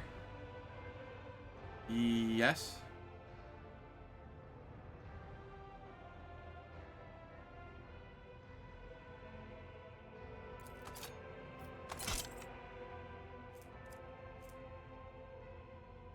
Now, okay, hear me out here.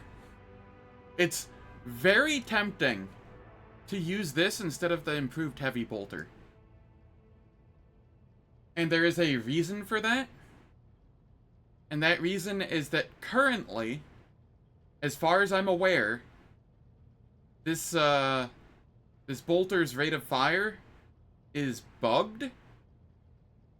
And it is increased by stacks of zeal. Not stacks of zeal divided by 10.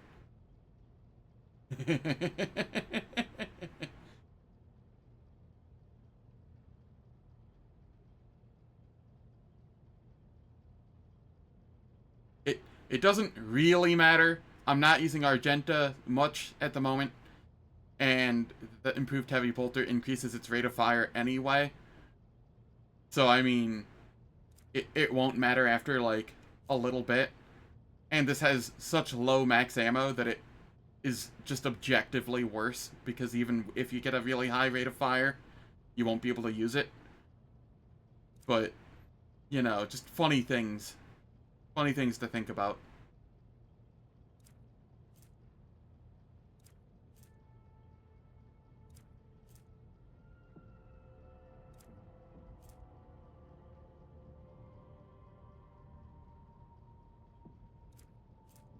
Um...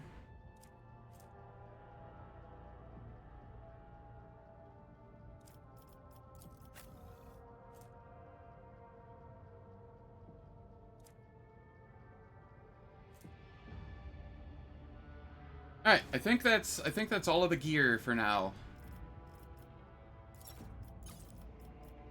I think I actually get to start playing the game finally, 2 hours into the stream. I think. Do not quote me on that.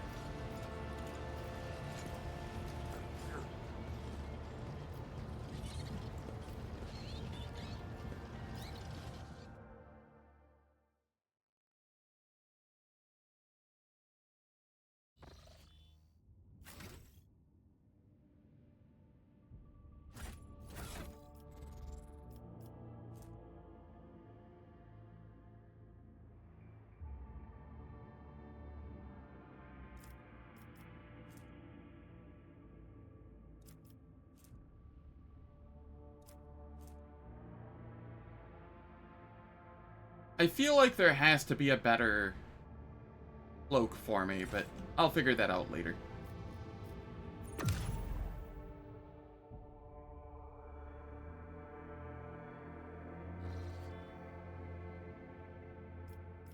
Okay, if I remember...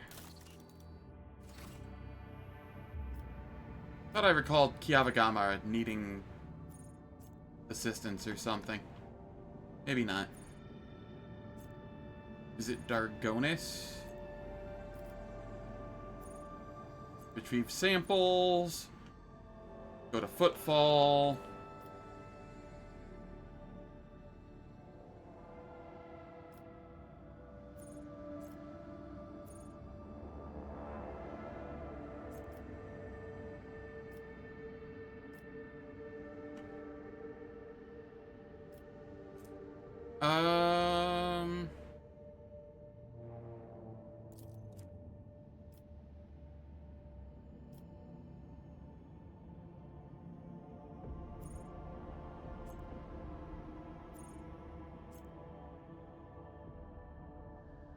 I don't know where I want to go first. I have so much I can do.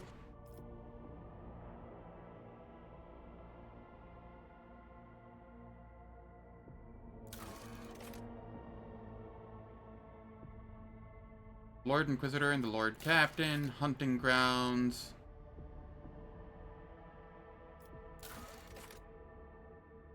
Sector Bionica. That's something I can do.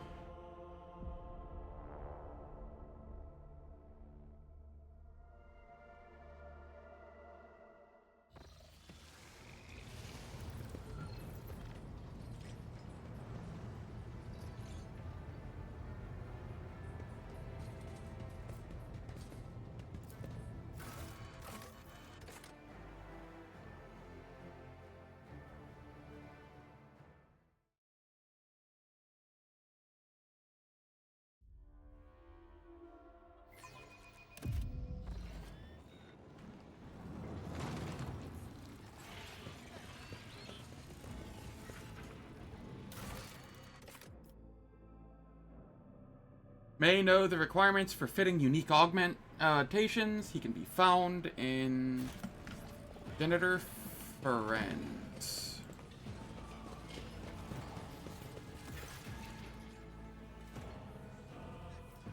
What do you think of our new equipment?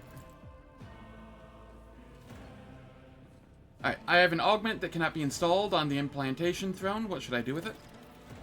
Scanning analysis shows that the sacred machine of the implantation throne lacks the binaric litanies required to handle the highest grade of augmetics. In order to increase its performance, it is necessary to retrieve the litanies stored on the parent device, Alter Templum, Calixis X17. Okay. Let's go take care of that so I can get better augmetics. Since my build is heavily dependent on augments.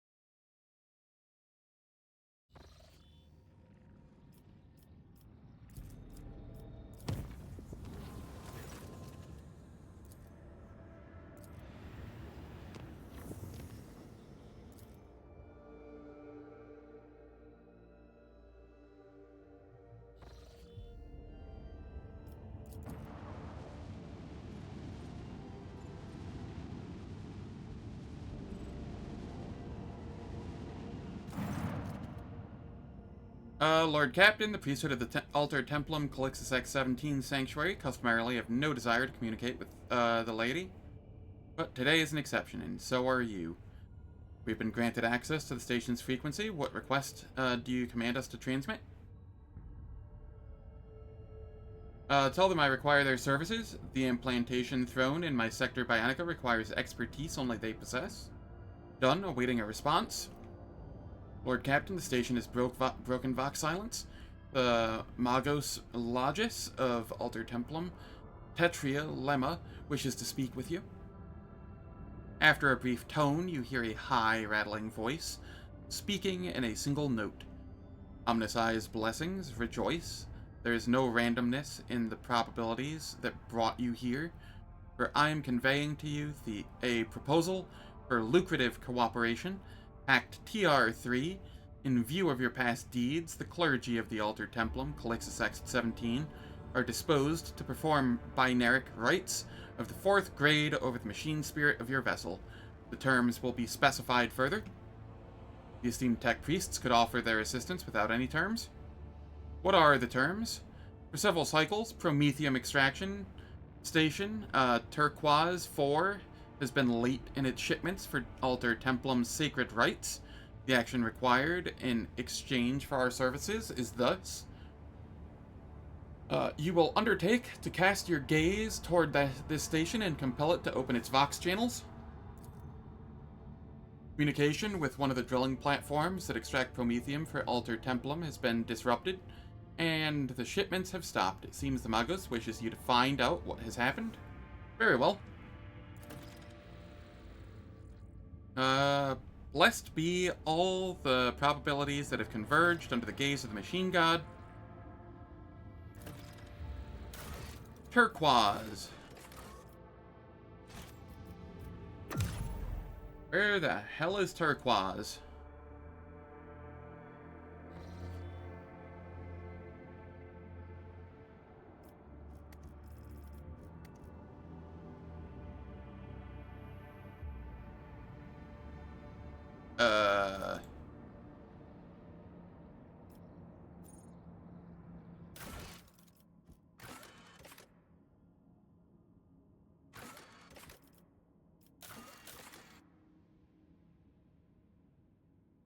Oh, okay, Ignis Corona. I know where that is. That is up here.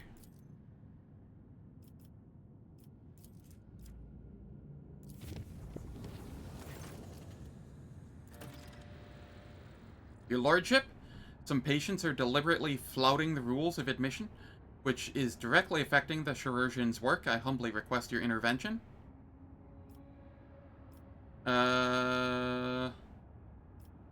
I'm going to the Medicaid deck. Notify all relevant parties. I will notify the Sector Bionica of your imminent arrival, Lord Captain.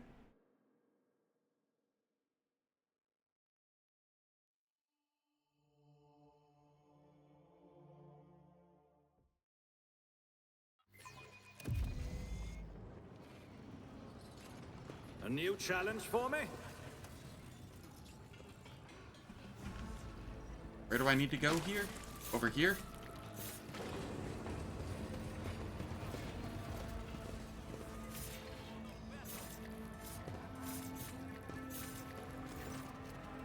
The two strangely dressed officers bow deferentially at the sight of you. The older one, a tall, wrinkled voidborn, steps forward. The tails of long neural cords embedded in his head dangle unpleasantly down his back like a ragged cloak.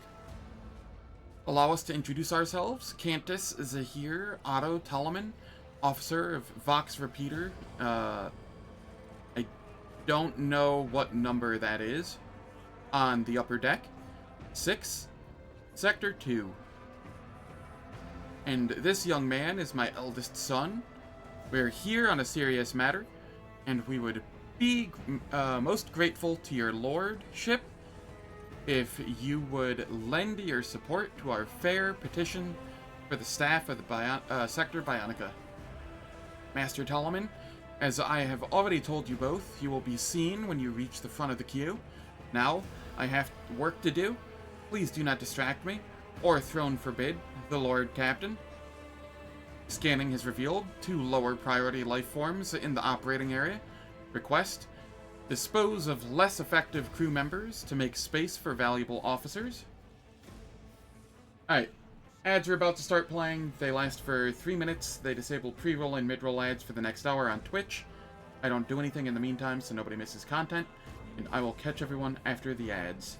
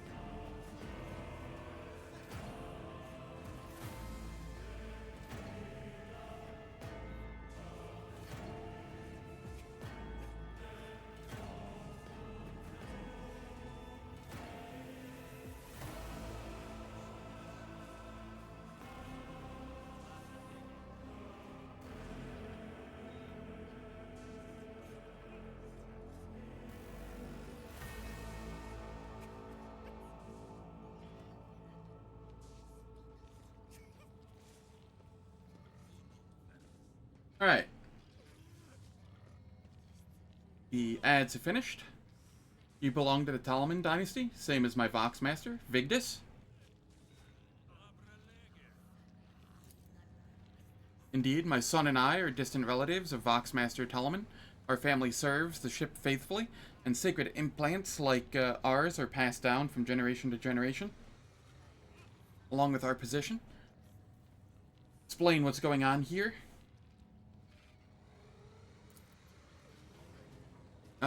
Cantus retreats a little to the side. The cables in his head jangle with the movement, and you notice that some of them have melted. We are members of a noble clan that has spent years overseeing the sacred Vox systems of this void ship. It is a job that requires frequent maintenance, for many machine sparks must pass through our augments. Recently, the frequency of their augment inspection has decreased, as access to the sector Bionica has become more fraught.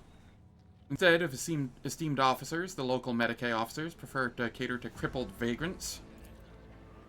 I've already explained to you, we do not give preferential treatment to anyone. Your implants will be serviced according to your place in the queue, which is in turn based on the urgency of the required procedure. While you're too slothful to coat your own head in sacred coolants, someone else is dying for lack of a lung. The vivisector exhales heavily. Judging by the dark circles under his eyes, fatigue is making it hard for him to maintain his usual cordiality. So you want to be treated without waiting your turn.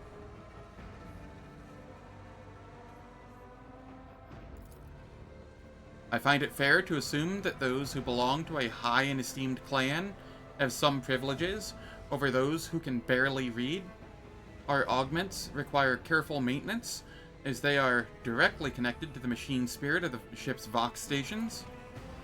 The young man, who has remained behind his father throughout the conversation, suddenly cannot restrain himself. I saw an armless man being loaded onto an operating table. Why should he be treated at all? He should be disposed of? The ship is full of trash like him? Alright. I wasn't for number 5 until the young man started speaking, but now I kinda wanna flog him.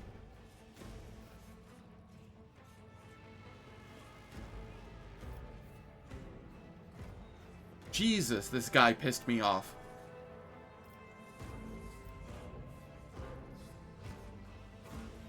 There are no unimportant people on my ship. Everyone will be treated equally and based on your place in the queue.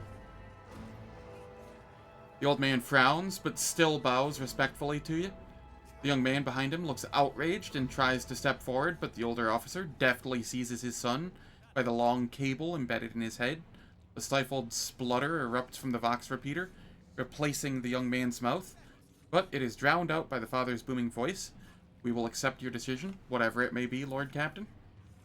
Lord Captain, I don't know how to thank you for your timely intervention. These people still don't understand that there are some things that can't be bought with a noble name or a lofty position. If I were dogmatic, I would have let them through. But I'm iconoclast. I won't tolerate weakness.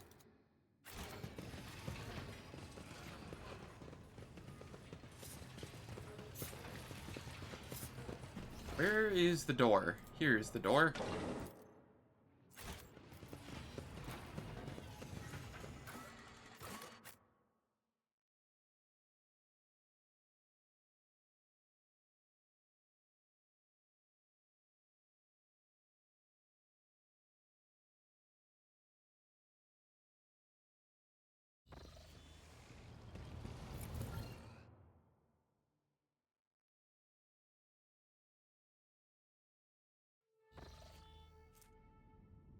Lord Captain, an urgent message. Our enforcers have arrested a dangerous saboteur who attempted to gain entry onto the bridge. This incident may be worthy of your attention. You see, both the saboteur and the circumstances of his capture are rather strange. I think it would be reasonable for Magos Pascal to take a look at him as well. What is so unusual about a saboteur and the way he was captured? The thing is, Lord Captain, the saboteur is most definitely a tech priest. He found his way aboard the ship and penetrated all our security systems with staggering ease.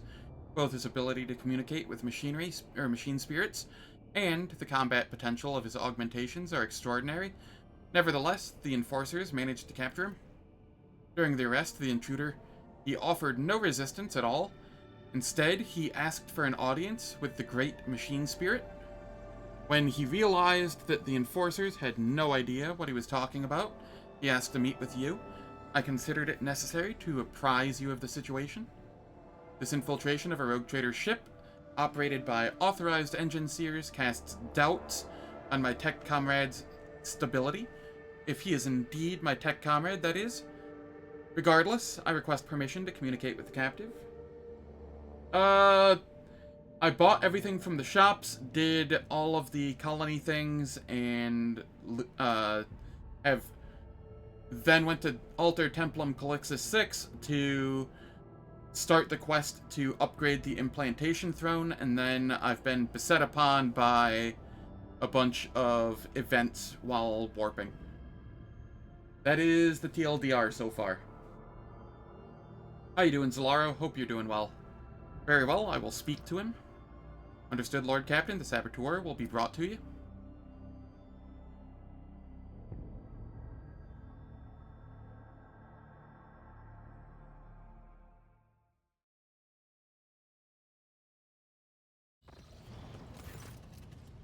A group of servitors, whose movements are suspiciously well synchronized, stares at the towering prisoner. You do not need to hear them speak to recognize Nomos, who has seen fit to attend the interrogation. Asclepius? Asclepius?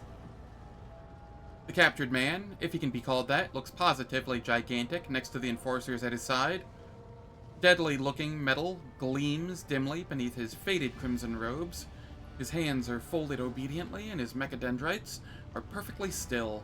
I greet the master of this vessel cathedral, and offer my humble apologies for this unbidden intrusion. My apologies to you as well, brother. The interloper inclines his head in the direction of the frowning Pascal. Then the prisoner turns slightly and looks straight at Nomos, observing servitors. And of course, I must beg forgiveness from you, Great Spirit. It is not my intent to desecrate your temple. Before I accept your apologies, tell me who you are and why you infiltrated my ship.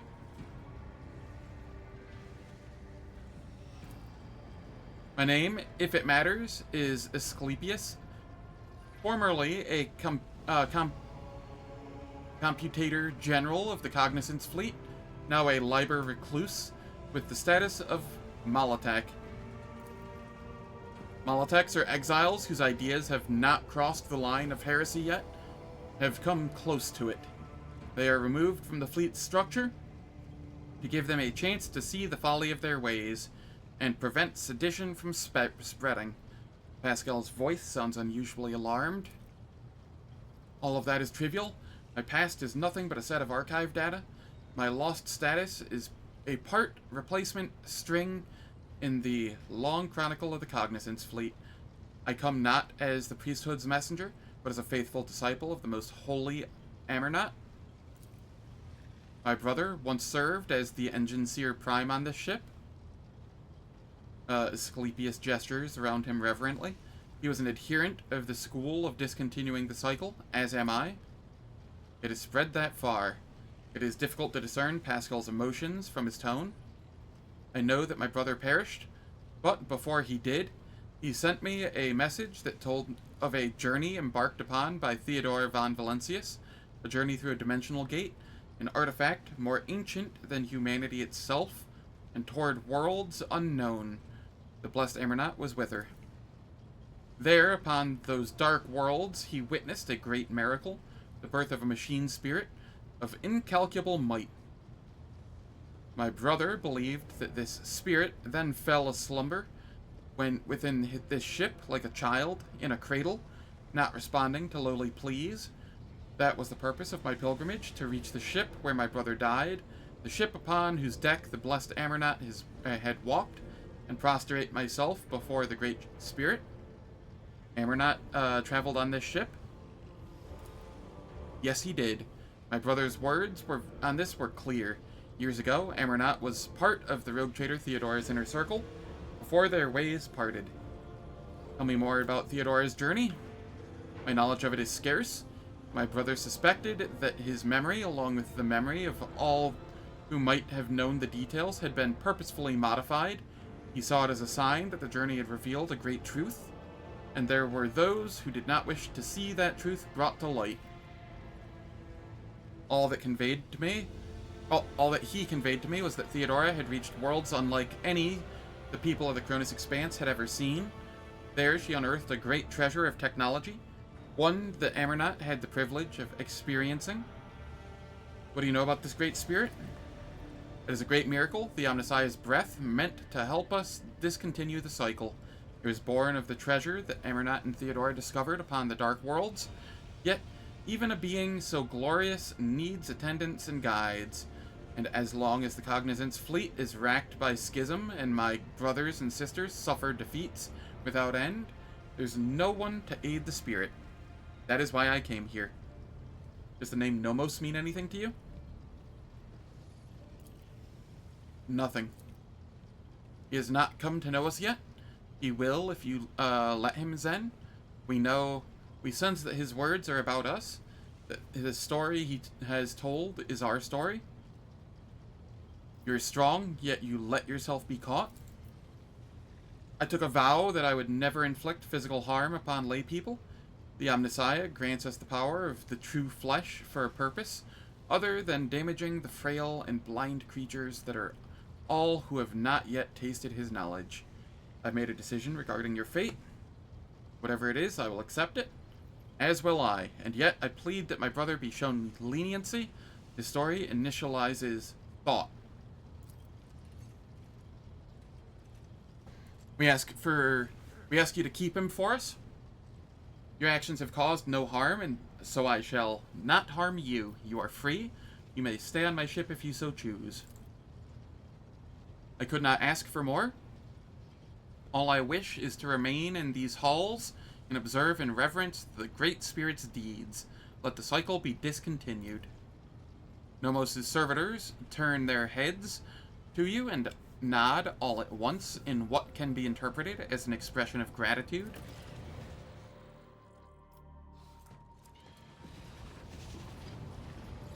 Lord Captain.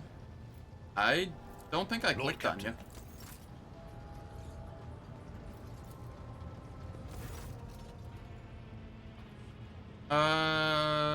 I see you have found your great spirit, Asclepius. I found a miracle. And the end of my worldly road. I have never seen and never will see anything more meaningful than the spirit of Nomos. In the face of its multitude, we are all nothing but the fixed values of an erroneous function.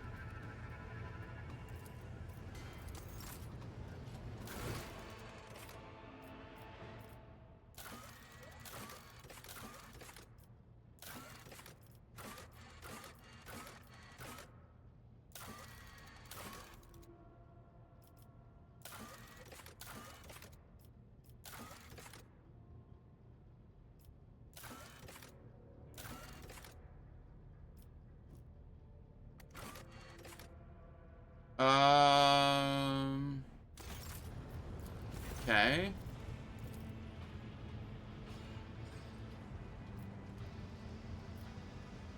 You were in a servitor's body at my Magna Accessio, Nomos.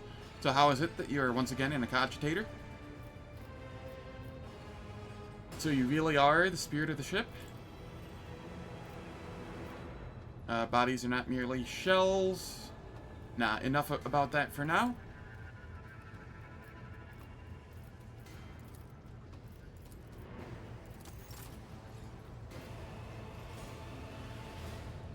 Oh, it wants me to talk to this Nomos. No.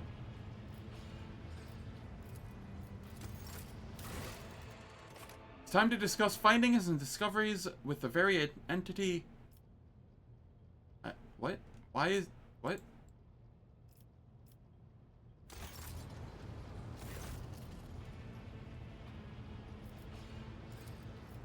Alright. Weird.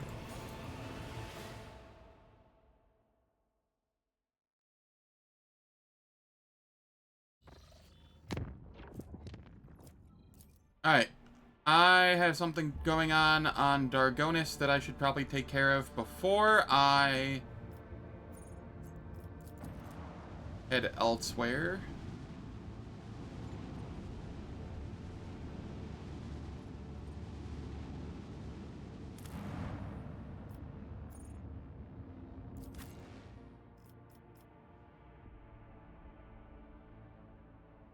Yes, this is Abelard's quest.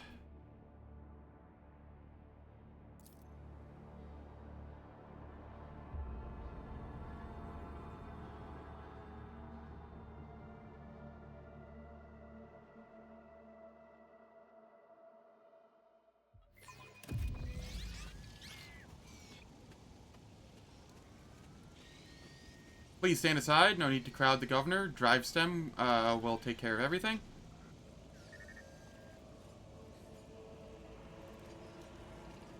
This is ridiculous. Such a thing happening right in the Rogue Trader's palace.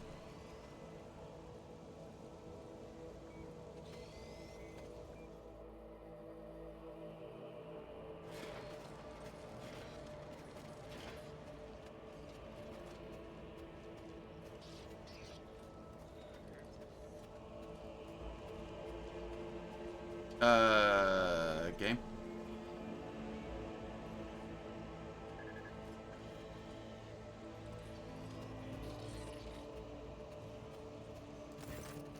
There we go.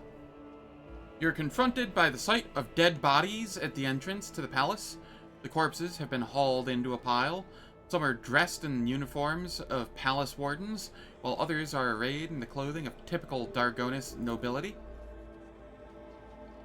Upon seeing you, the young enforcer stands at attention and swallows noisily. His voice trembles as he says, "Your lordship, we are honored by your presence."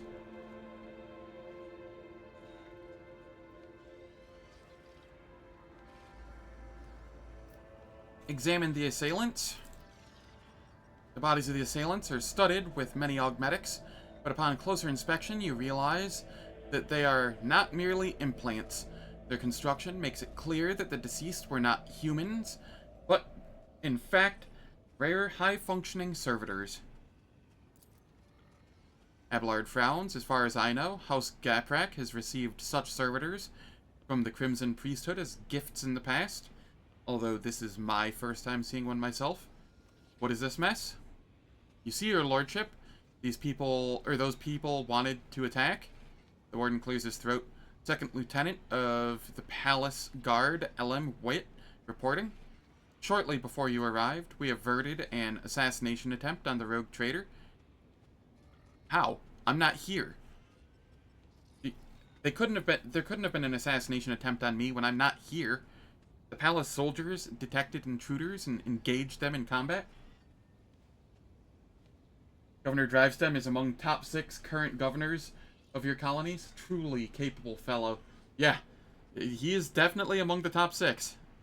Bottom of it, but yep. No one hides in bunkers better. The palace soldiers detected intruders and engaged them in combat. Where is the court chancellor, Clementia Wersarian? I think she is with the rest of House Wersarian, detained in the throne room, that is. Governor Drivestem has gathered all of Dargonis nobility there to pronounce a guilty verdict against House Wersarian.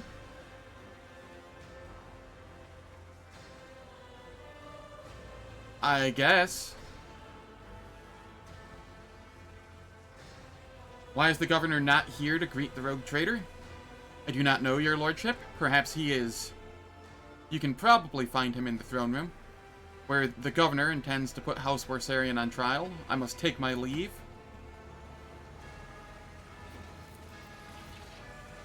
Bear multiple wounds. It is evident that they died recently. Excellence matters. There's a crumbled letter inside the pocket of the assailant's blood-soaked jacket.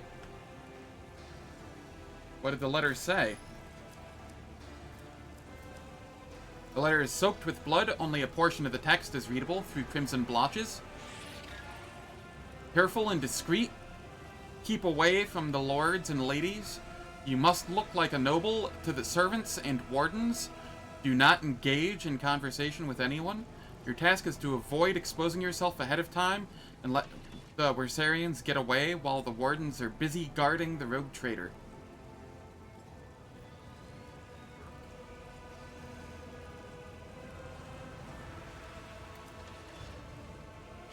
None shall stand in my way.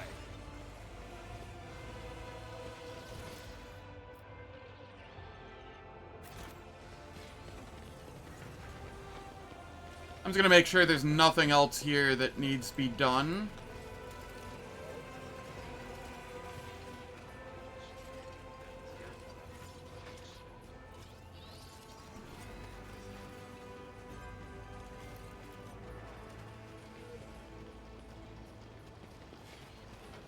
It's about time.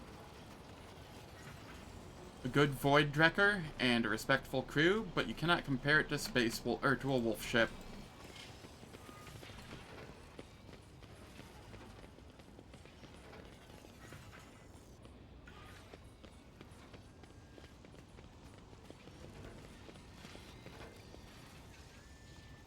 Bella.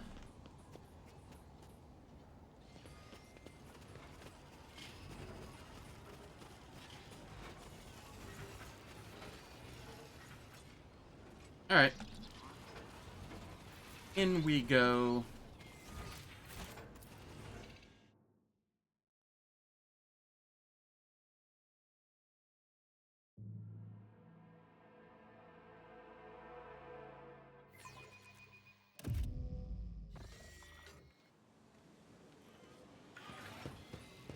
I spoke to Mistress Tolleman recently.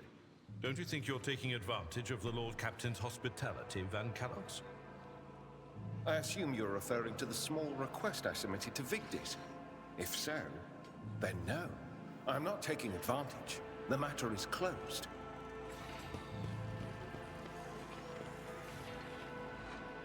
Follow my lead.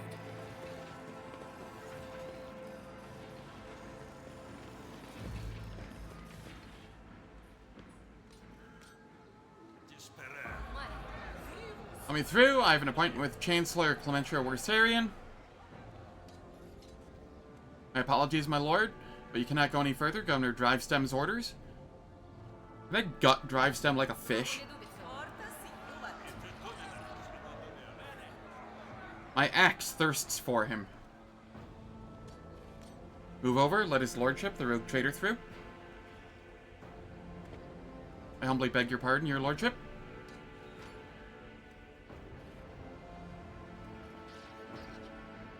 Exactly. Your lordship, 'tis an honor. Governor Urban Drivestem seems to materialize out of thin air. So suddenly does he emerge from the crowd. I regret that such an unfortunate circumstance has occurred, or occasioned the rogue trader's visit to the capital. Your lordship, you are here. Please, you must hear us out. Clementia tries to take a step toward you, but the warden nearby stops her, her face veiled with fear and wariness. The rogue trader is undoubtedly here to listen to the testimony of each and every one of us, and to punish the traitors. The governor's words, directed at Clementia, are harsh. They are echoed by the scornful sneers and whispers of the assembled nobles. Am I correct in remembering that at my Magna Accessio, when I spoke with the nobles and they gave me gifts, that, was it the Drivestem noble, or Drivestem's child, that was, that looked like he was infatuated with, Abelard's granddaughter? Or was it, like, Gaprax? Or, I feel like it was either Gaprak or Drivestem. That would make the most logical sense here. I feel like it has something to do with that I saw earlier through, like, an awareness test.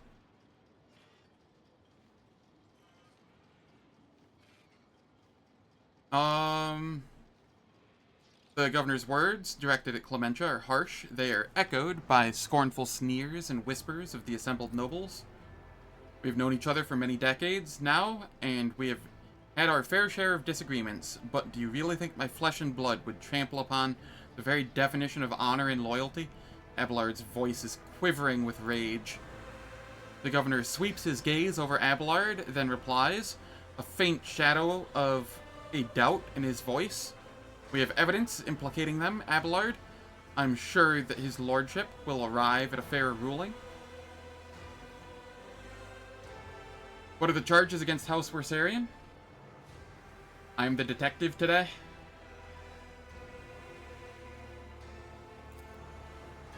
Disruption of logistical lines, bribery of Adeptus Administratum officials, document forgery, the organization of heretical insurrections, on top of the evidently devastating economic impact this has had on your protectorate. These criminal acts have impeded the delivery of the imperial tithe, which in turn has drawn the Administratum's attention. Needless to say, the esteemed Adeptus Arbites cannot ignore this situation either, and before their representatives arrive at the palace, we are obligated to identify and punish those responsible. Clementia, I wish to hear your account.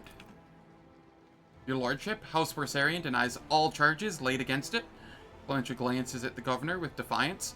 These last few months have indeed been trying for Dargonis, but we have done our best to remedy the situation. My family's every effort was focused on stabilizing the capital's logistics and economy, so much so that we failed to notice the web of intrigue unfolding behind our backs. What happened on Dargonis in my absence? When we caught wind of the rumors of your disappearance, we patiently awaited news of your return, but then Dargonis was struck by a series of terrible events. The first was the sabotage of logistics that hampered shipments. Then mass unrest spread across the entire planet. and the minor noble houses began squabbling among themselves, trying to pin the blame on their rivals. We took great pains to calm them down, and managed to quash the revolt, though not without some outside help, unfortunately. These events have also been overshadowed by the, I am ashamed to even say it aloud in front of you, your lordship, the rumors circulating among the higher houses. The governor stammers, then takes a breath. Some were calling for Theodora's true heir to be installed as the head of your house, Conrad Voigtveer. Not all of your subjects have forgotten his past efforts for the benefit of the Trade Protectorate. Drivestem stops talking, watching you with a tense expression. When the investigation was launched, the evidence led us to the Wersarians. Why are there dead bodies at the entrance to my palace? Your lordship, I humbly beg your pardon. You see, right before your arrival, the palace guard discovered a plot to assassinate you. Fortunately, the malefactors were disposed of before they could cause you any harm.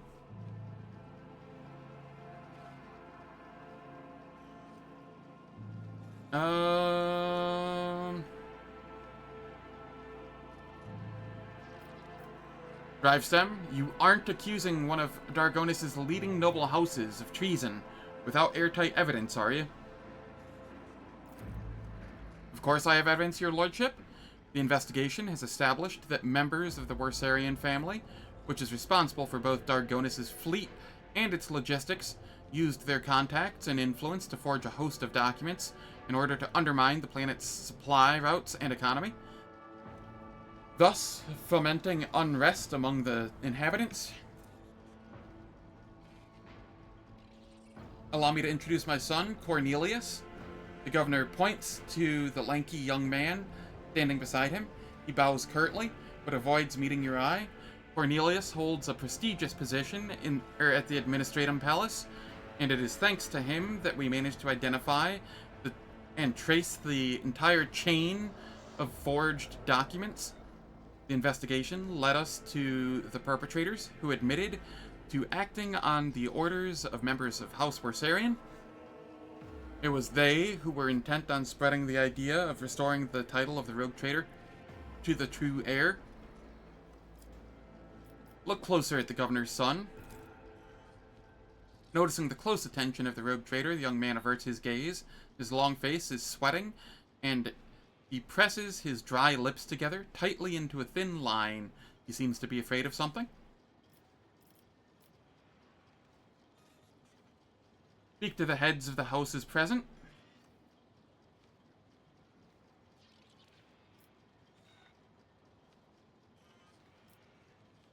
Do you support the governor's accusations? The aristocrats in attendance exchange glances, the noble lords averting their gazes, and the noble ladies hiding behind their fans. No one is willing to be the first to answer. Sarbeck. Over his many years of service, Governor Drivestem earned Theodore's trust, and he holds his high office for a reason. On behalf of House Sarbeck, I support his accusations. You would, you slimy fucking snake.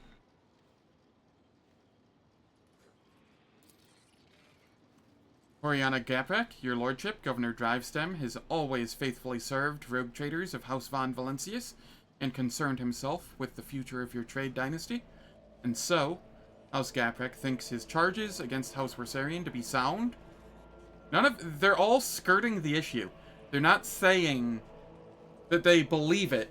They're saying that they're, deferring to fucking Drivestem. Drivestem's decision. The Augmetics hide Torania's emotion, but her voice sounds slightly timorous. I humbly ask you to allow me to speak in defense of my family's honor. The evidence provided by the governor is utterly false. I cannot refute it, but I can say with confidence that no one from my family has ever tried to forge documents in the Adeptus Administratum, let alone undermine the economy of your capital.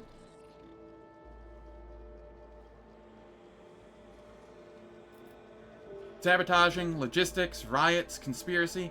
The case appears to be flimsy. I wish to learn more before I make my final decision. As you wish, your lordship. Speak to me when you are ready to announce your verdict. Thank you for your willingness to help, Lord Captain. I'm certain that all the charges are false, and I would be grateful for your help in exposing them as such. I think you should speak to everyone present, the noble lords and ladies.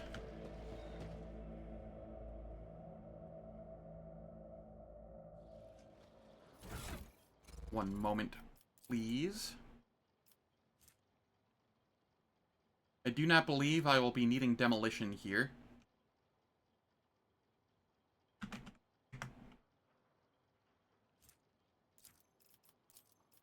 I do believe I will be needing coercion, however.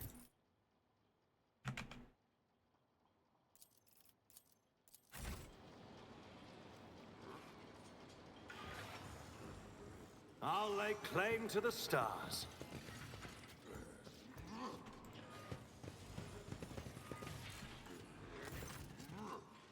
The lords and ladies, sumptuously dressed in the colors of House Gaprak, are standing in a half circle around Toriana and her son Vicent.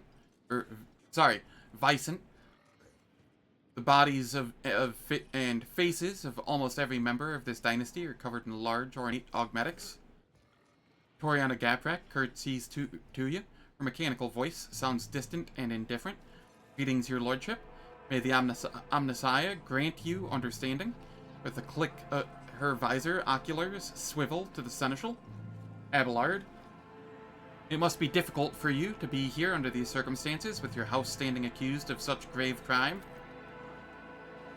My family, Lady Toriana, is yet to be found guilty of anything. That verdict is for the rogue trader to reach.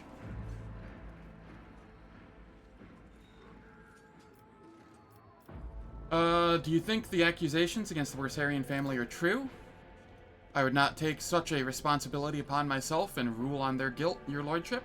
I do think Governor Drivestem's accusations are worthy of consideration, however. In your opinion, which nobles might have a reason to be party to such a conspiracy? Pardon my bluntness, your lordship, but I will answer truthfully. It could be anyone.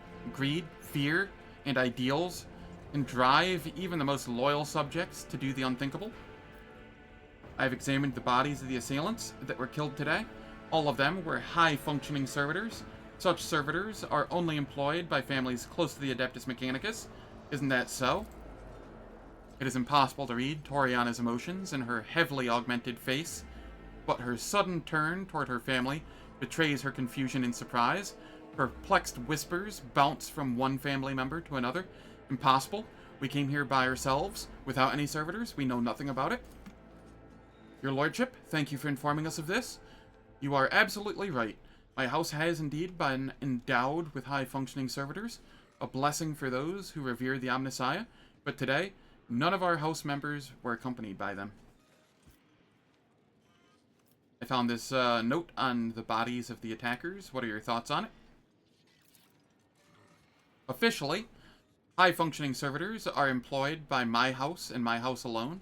If such units were to attack the rogue trader, suspicion would instantly fall upon the Gapraks. I assume that this is what the Wersarians intended to happen, but they did not expect that the servitors would have this letter on them. Vicent, I wish to speak to you. Ready to serve your lordship. How may I help you? What do you make of the charges against the Wersarian family? Could they truly be guilty? I do not think I can doubt the validity of the accusations, but Vicent's voice trails off and he seems to retreat into himself for a moment. Before continuing, he takes a deep breath. I'm also not sure that House Wersarian had a reason to betray you, your lordship. I do not know of any instance where their loyalty to you and the Emperor was anything less than unwavering. I know you care for Astardia Wersarian. Are you prepared to watch her die?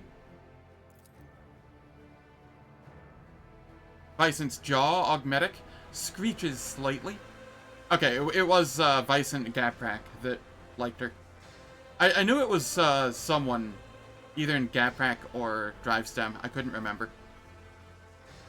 The young man scrutinizes his mother and other family members for a few moments. There's something you ought to know, your lordship. Today, I noticed one of my family members to be in an odd, uncharacteristic mood. Halin Gaprak is my paternal second cousin, once removed. May the Emperor save his soul. Usually reserved and self-possessed, today he was frantic and anxious, fidgeting with a small piece of paper and seemingly looking for someone to no avail. When I last saw him, he was headed to the entrance hall, where the altars are. Perhaps you should talk to him. That will do. I shall take my leave. Victory awaits.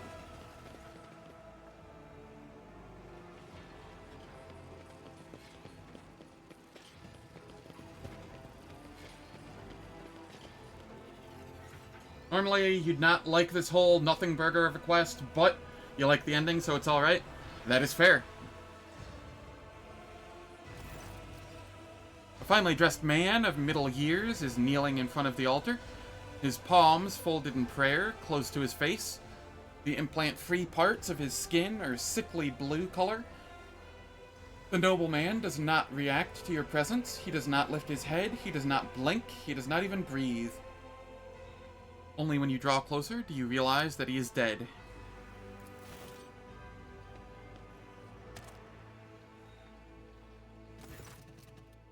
The colors of House Gaprak.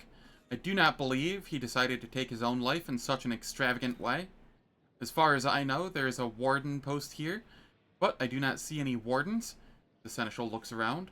There is no one to ask about what happened here, or with whom this man spoke before he died. I would like to ask Urbend where the palace guard suddenly disappeared to. Heinrichs leans toward the dead man, a familiar sight. There are poisons that rapidly damage the nervous system, causing paralytic spasms throughout the body once injected. The victims usually suffocate slowly and painfully, unable to call for help. Examine the body. There are no visible wounds on the body, but near the edge of the gold-trimmed collar you notice a tiny puncture in his blue skin, likely a wound caused by a thin needle. Search the pockets. You discover a secret pocket in the lining of the dead man's luxurious jacket. You find a folded piece of paper inside, hiding behind a handkerchief, embroidered with the initials HG. Make sure that the rogue trader is attacked by someone loyal. It should appear as if it was all staged to let the Wersarian family escape. This is the last assignment. Soon, your debt will be paid off in full. Look around. You're almost certain that wardens are usually stationed nearby, but their post is empty. Where have they gone? This would be an excellent question to put to Governor Drivestem.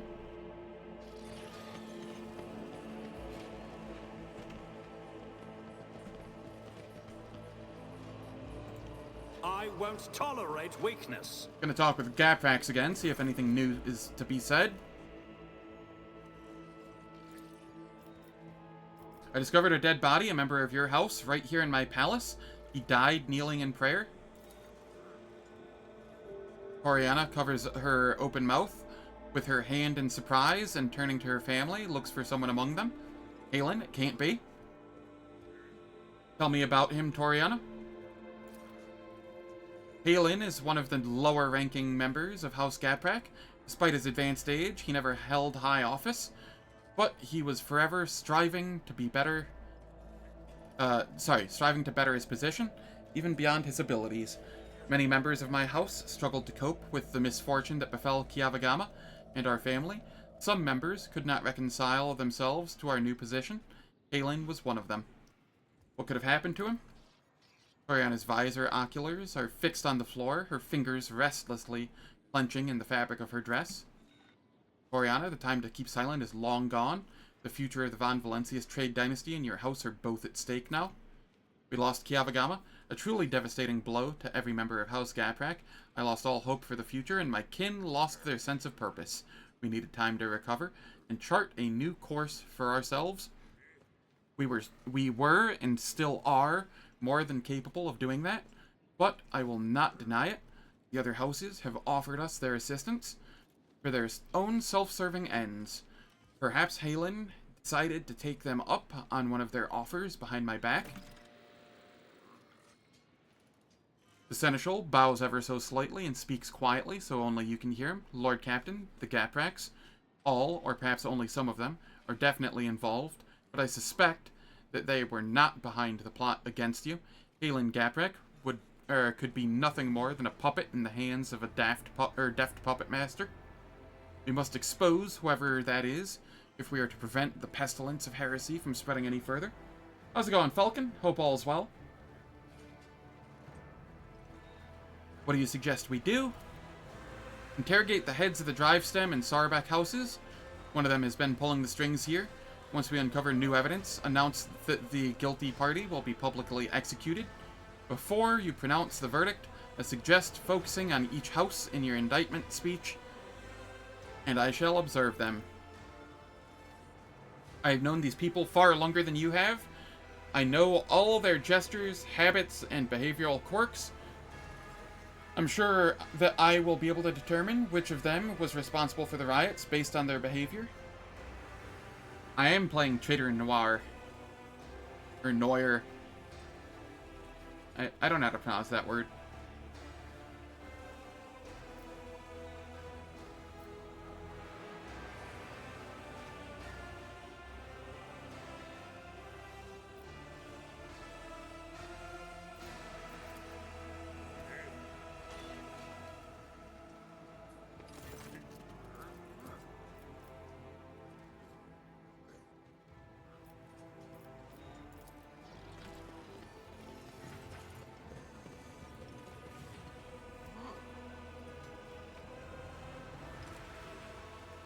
Noir? Yeah. None shall stand in my way.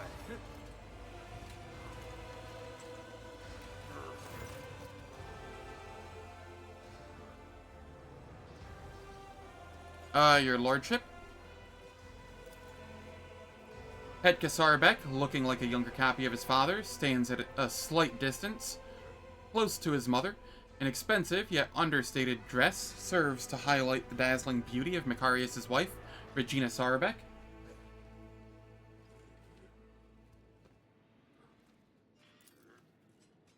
Sarbeck stares at Irliot, and revulsion flickers across his face. Look closely at Macarius. Despite Sarbeck's attempts to suppress his revulsion, the presence of inhumans in your retinue undoubtedly reflects his fervent desire to eliminate the enemies of humanity. Do my companions distress you, Sarbeck? Sarbeck's face turns red, his furious gaze trained upon you. Free-flowing rage boils in every word he says. The rogue traitor is the chosen servant of the Emperor, and one of humanity's best, by surrounding yourself with depraved Xenos who scorn the very exceptionalism of humankind. You teeter on the brink of heresy, and no privilege granted by the Emperor can blind others to that fact.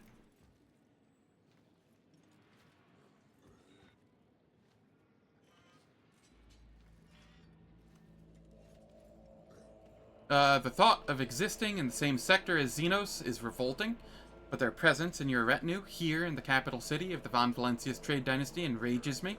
To have Xenos sullying the streets of this planet after what we endured, and under the protection of the rogue traitor no less. Sarbeck takes a deep breath and exhales noisily. His rage subsides, but his burning gaze remains fixed on you. Pained and distressed expression, Regina glances at her husband, her hands worrying the ruffles on her dress.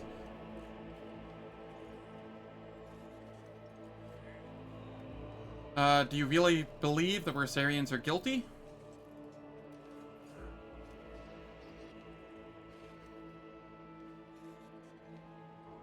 Your unveiled hatred for me is so obvious, Sarbeck, it is grounds enough to charge you with heresy. I'm hearing this from you, the Emperor's servant, who flouts all that is sacred?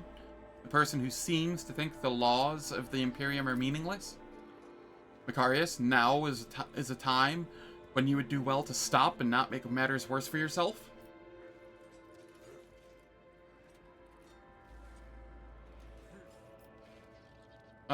Do you really believe the Wersarians are guilty? Certainly. Governor Drivestem possesses proof of their guilt, and they have no means by which to refute it. Even if I were to entertain the idea that the Wersarians are being framed, how much longer would their house have lasted anyway, if it is so ill prepared for treachery?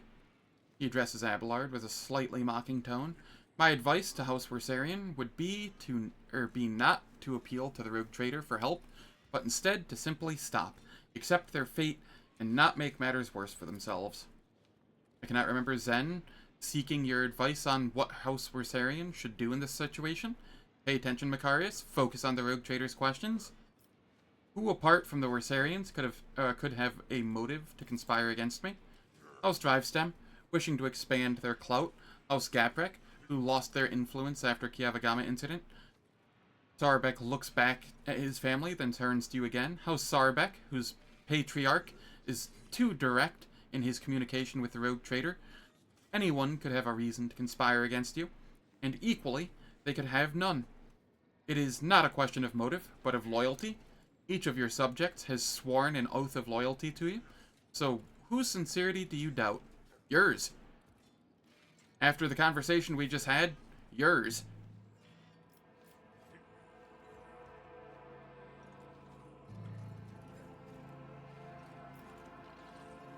The assailants sent to the palace were rare, high-functioning servitors.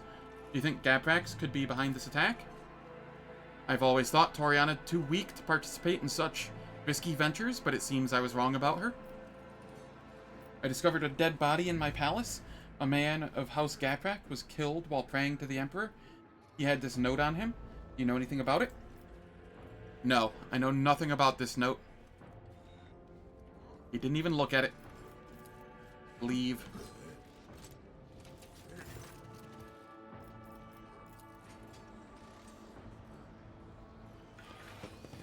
It's about time.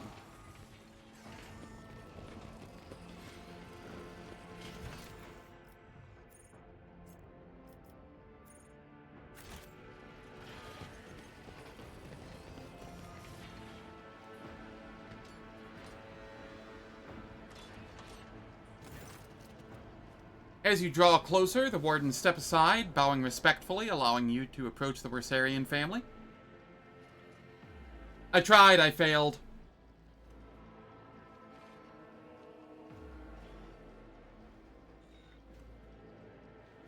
I was unsuccessful. Clementia, tired and slightly disheveled, is the first to bow her head to you in deference. Several men and women behind her follow suit. Your lordship, the woman stammers as if lost for words.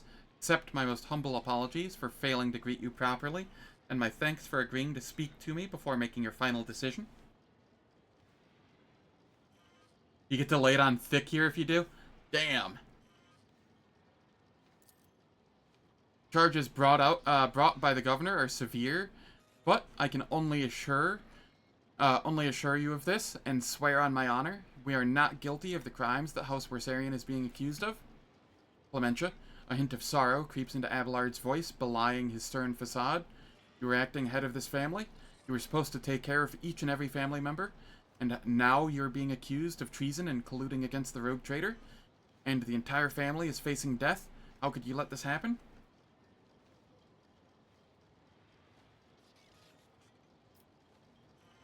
Are you truly guilty? Be honest, I will not tolerate lies. Clementia, if you know that a member of your family is guilty of the crimes you're being accused of. Abelard, it is your family too, you know. My apologies, I should not lose my composure. No member of House Wersarian is involved in a conspiracy against his lordship. Honor and loyalty are not something we take lightly, and we know whom we serve. The governor claims you forged documents in the Administratum. The fleet is the primary remit of House Wersarian. It is our responsibility. Logistics and supply routes are another area of our responsibility. We have no direct influence on the workings of the Adeptus Administratum.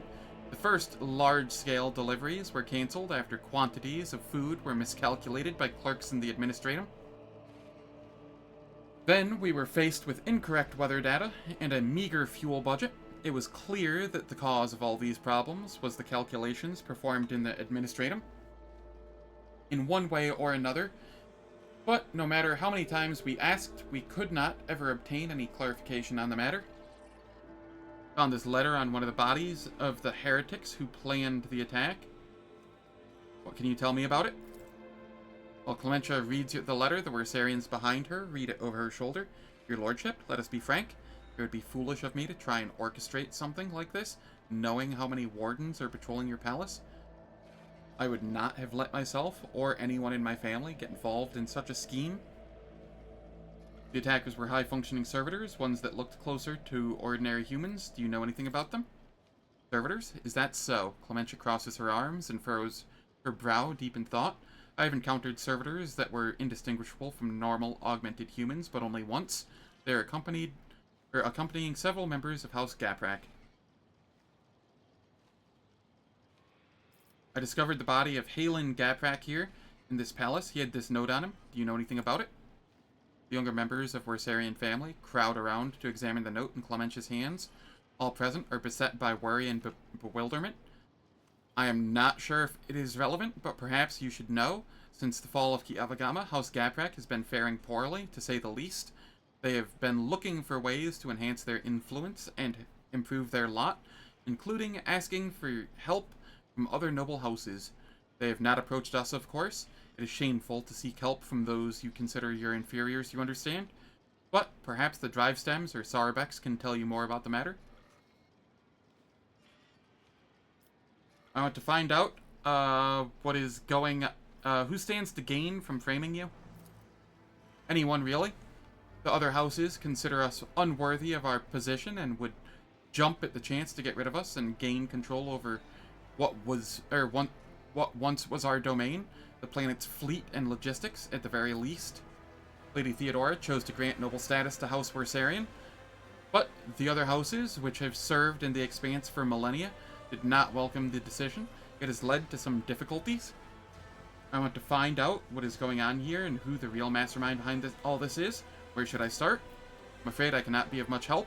Talk to the representatives of other houses, eavesdrop on their retinue, and perhaps you will hear something unusual. A new challenge for me?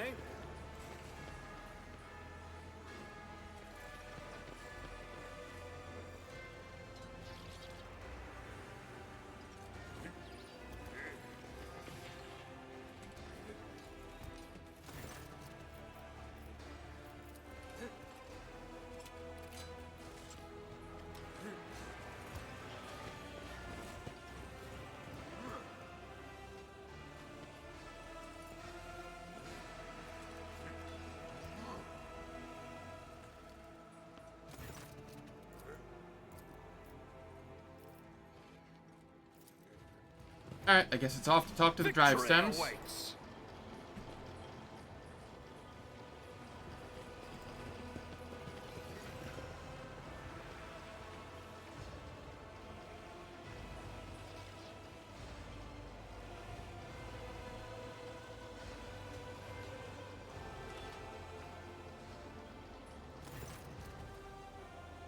Governor Drivestem is surrounded by his retinue, who are all dressed in expensive gowns and finery. The matching color scheme of their outfits and the striking physical resemblance among them suggests that they all come from one family. Your Lordship, thank you for giving this case your undivided attention. I found a dead body in my palace. A member of House Gaprak was slain in front of the altar. Do you know anything about it? A member of House Gaprak was killed in the palace, and no one noticed? But how? There are wardens posted at every altar. There was no one near the deceased. Wardens had left their post. Did you order them to do so? Emperor forbid, your lordship. The governor helplessly throws his hands up in the air, as if to signify his powerlessness. Your negligence is stunning, Urband. An assassination attempt, followed by a mysterious death, and yet here you are, oblivious to everything. The rogue traitor can justly accuse you of allowing a noble to be killed in the palace and of failing even to notice. It may be so, but it is for the rogue traitor to accuse me of negligence, not you, your lordship. Accept my deepest apologies for my imprudence. Nothing matters more to me than my honor. I shall send the servants to deal with all this immediately.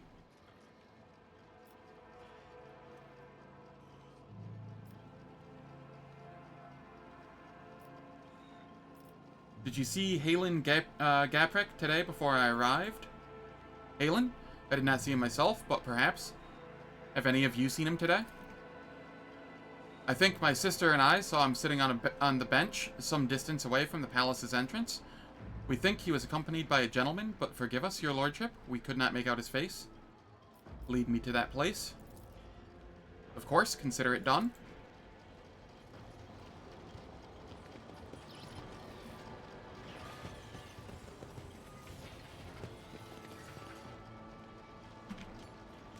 Follow my lead.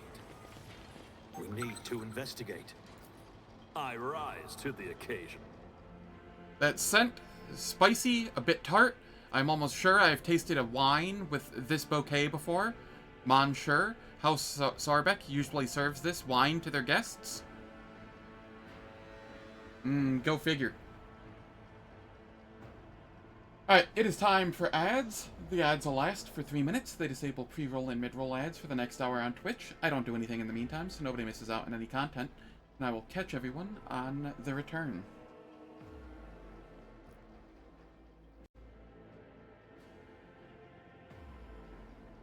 I'll lay claim to the stars.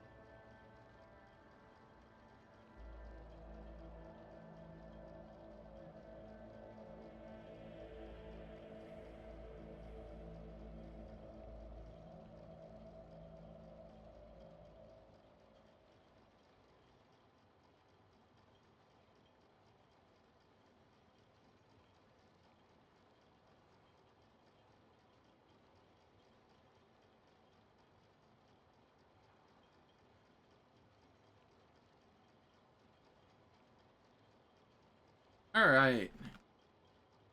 Yeah, it's finished. Let us continue. Hold up. Why did that go back up? There we go. I won't tolerate weakness. Alright, let's go talk with Sarbeck again. Lots of back and forth here. Oh, I can't. Okay.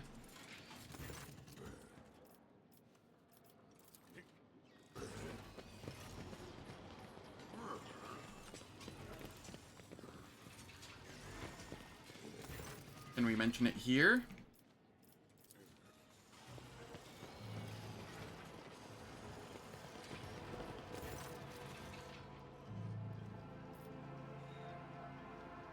I wish to hear your reasoning again. What makes you think the Wersarians are behind the plot against me?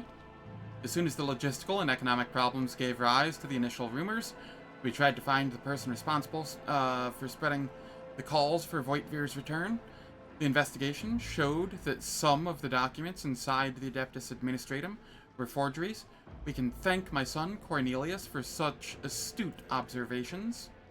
Your lordship, a slender young man, bows to you awkwardly and nervously licks his dry lips. I assure you that my humble person is undeserving of your attention. Cornelius holds a prestigious position at the Administratum Palace, and it was he who discovered the errors leading to the disrupted logistics. It was also thanks to him that we found perpetrators of the forgeries who admitted to acting on the orders of House Wersarian. What do you make of this letter? I found it on one of the assailants. Looks like another piece of evidence incriminating House Wersarian. Perhaps they truly did intend to kill you. Or, at least, cause a stir to help them escape custody. All of the assailants were high-functioning servitors. Such servitors are only employed by families close to the Adeptus Mechanicus. High-functioning servitors? Drivestem ponders this, rubbing his chin with his thumb. Such servitors are indeed rare, and the Gapraks do have them in their service. But this could have been done intentionally with an eye to confusing you. Anyone with a desire and sufficient funds can hire them. Tell me more about your son, Drivestem. Thank you for your interest, your lordship, but I am not worthy of it. He stares nervously at the floor. Son, show due respect. Forgive him. Your lordship, this is the first time he has had the honor of attracting the attention of the rogue traitor. Heinrich narrows his eyes and, glancing at you, shakes his head. Tell me more about your job, Cornelius. What did you do? Or what do you do? I manage the documents and records related to the economy of Dargonis. You probably know how scrupulous the workers of the Adeptus Administratum are. I'm afraid that a more detailed explanation of my duties would mirror the administrative processes of the Administratum. Too long and overly detailed. Cornelius tries to look at you in the eye, but it is clearly hard for him to do. How did you manage to find the forged documents in the bureaucratic hell that is the Administratum? In compiling reports on last cycle's supply chain, I noticed inaccuracies and discrepancies in the figures. With the help of other clerks, I managed to find several other documents. Cornelius stammers and swallows noisily. Comprehensive data analysis has shown that the discrepancies were caused by intentional tampering with data, thus leading to some logistical problems that were practically unsolvable. Father and I have managed to single out the administratum clerks responsible for tampering with the data. Following a heated interrogation, they confessed that they were following the orders of someone from House Wersarian. Everything was supposed to look as though they were the ones suffering losses from the logistical and economic problems. Does House Wersarian have access to the Adeptus Administratum? There's no conceivable way they could do all this in a place where they do not hold any power. Before replying, the governor's son nervously adjusts his expensive frock coat. I think the right amount of money can open any door. Cornelius, what is the true reason for your nervousness? The young man's pupils suddenly dilate. He stands at attention and replies in one breath. This is the first time I've spoken face to face with the rogue traitor. I'm afraid of saying something wrong or forgetting something important. The governor closely watches his son. His tone changes now, sounding strict and curt. Do you wish to tell the Lord Captain anything else?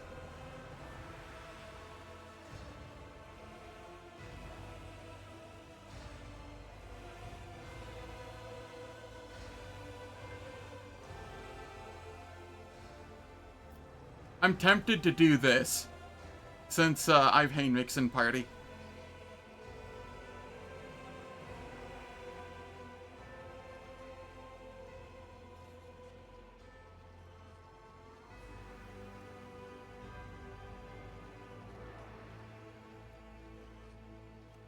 Are you afraid to talk to me? Perhaps you would be more comfortable speaking to an interrogator of the Inquisition? It would be my pleasure to speak to the esteemed Cornelius Drivestem in private for his father's peace of mind. No, no, please not that. Yes, I have something to say that I omitted before. This lie has gone on too far, and I can no longer control it. The truth is that all of my logistical problems were caused by a single error in the numbers. My mistake. What? Urban looks genuinely shocked and enraged. When I discovered my mistake, it was almost impossible to restore the supply lines.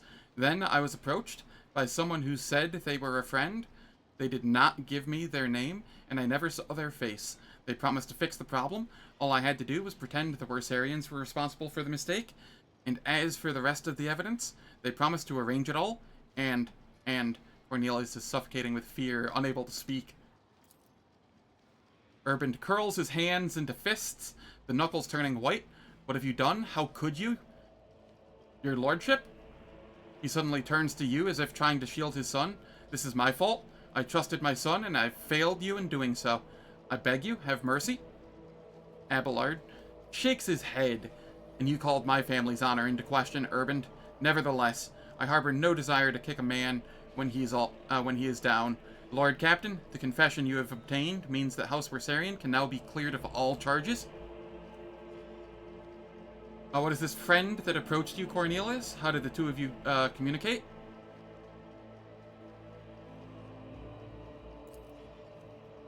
By letter. I received a letter out of the blue one day. It was unsigned, but the person writing already knew about my erroneous calculations. They offered to help me cover up my misdeeds. And in return, I would name Wersarians as the one who sabotaged the supply lines. All I had to do was gather together some documents and reports that were listed in one of the letters. That, and keep my mouth shut.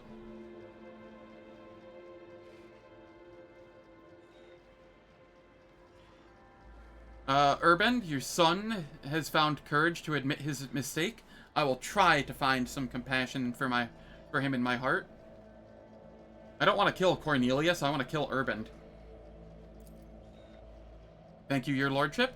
And as for your position, I think you will be reassigned to a role requiring less responsibility. I shall return to you later. It's about time.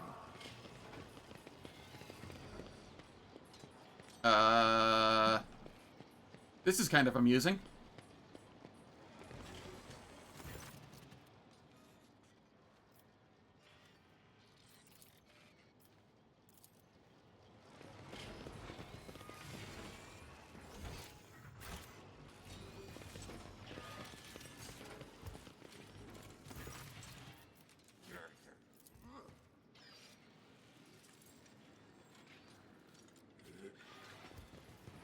A new challenge for me.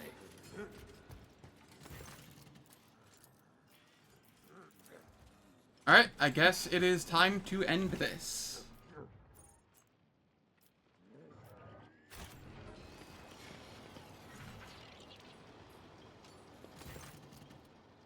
Summon everyone, I'm ready to pronounce my verdict. Understood, your lordship. Allow me to prepare everything. The charges brought by Governor Drivestem were fabricated. House Wersarian had nothing to do with the orchestration of the riots, or the plot targeting the rogue trader. However, the real perpetrators are here in this very room.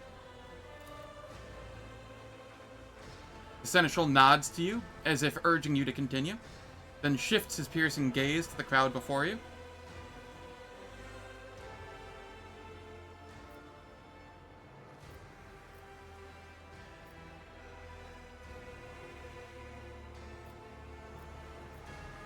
Urban Drivestem, you have exhibited inexcusable negligence by failing to question the possible involvement of any other family besides the Wersarians.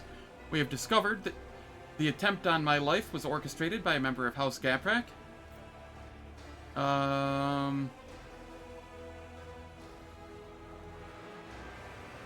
Urban Drivestem, you have accused House Wersarian of violations that were, in truth, the result of a grave error committed by your son. The governor closes his eyes, fear and shame getting the better of him. Some faces in the crowd look confused and surprised, but you see more wearing expressions of self-satisfied contempt. Abelard, looks from the governor to you and subtly shakes his head, as if to say, no, it's not Drivestem pulling the strings here. Urban Drivestem, you have exhibited inexcusable negligence by failing to question. The governor closes his eyes, fear and shame. Okay, same thing, but more XP. Toriana Gaprak, a member of your family, orchestrated an assassination attempt against me, here in my own palace, and though he has already been found dead, his act is reason enough to forever brand your house as traitors. Mocking whispers creep around, through the crowd. Toriana is trembling faintly. She still does not raise her head, perhaps out of fear of meeting her fate face to face. Seneschal's hard gaze softens in an elusive gesture, visible only to you, that conveys the message. Toriana Gaprak is guilty only of her own poor judgment. Macarius Sarbek, your overt contempt toward me is reason enough to implicate you in the conspiracy. The crowd remains silent, with only their tense, anxious gazes darting back and forth between you and Macarius. Sarbek's brows rise higher, and you notice his jaw working nervously. Abelard narrows his eyes and scrutinizes Macarius Sarbek and his retinue standing behind him. For a second, his sharp eyes seem to have caught sight of something, only to lose track of it in the next moment. A disappointed sigh tells you it could be a Sarbek, but is he really the one behind all this? I know that House Sarbek offered their help to the Gapraks, and the...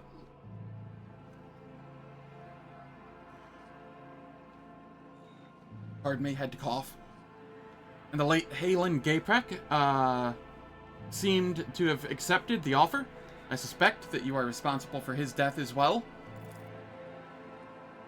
Sarbek furrows his brows and slightly cocks his head. He averts his gaze for the first time, as if trying to remember or make sense of something.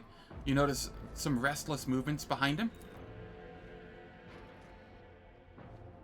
Abelard narrows his eyes and scrutinizes Macarius Sarbek and his retinue standing behind him. His sharp eyes light up when he catches sight of something important and hidden in the crowd. The Seneschal looks at you and nods as if to say, the puppeteer has given themselves away. Pronounce the verdict.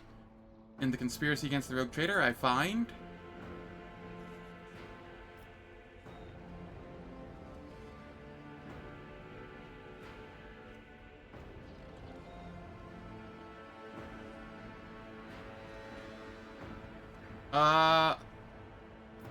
House Sarbek guilty. Seneschal, you may take it from here.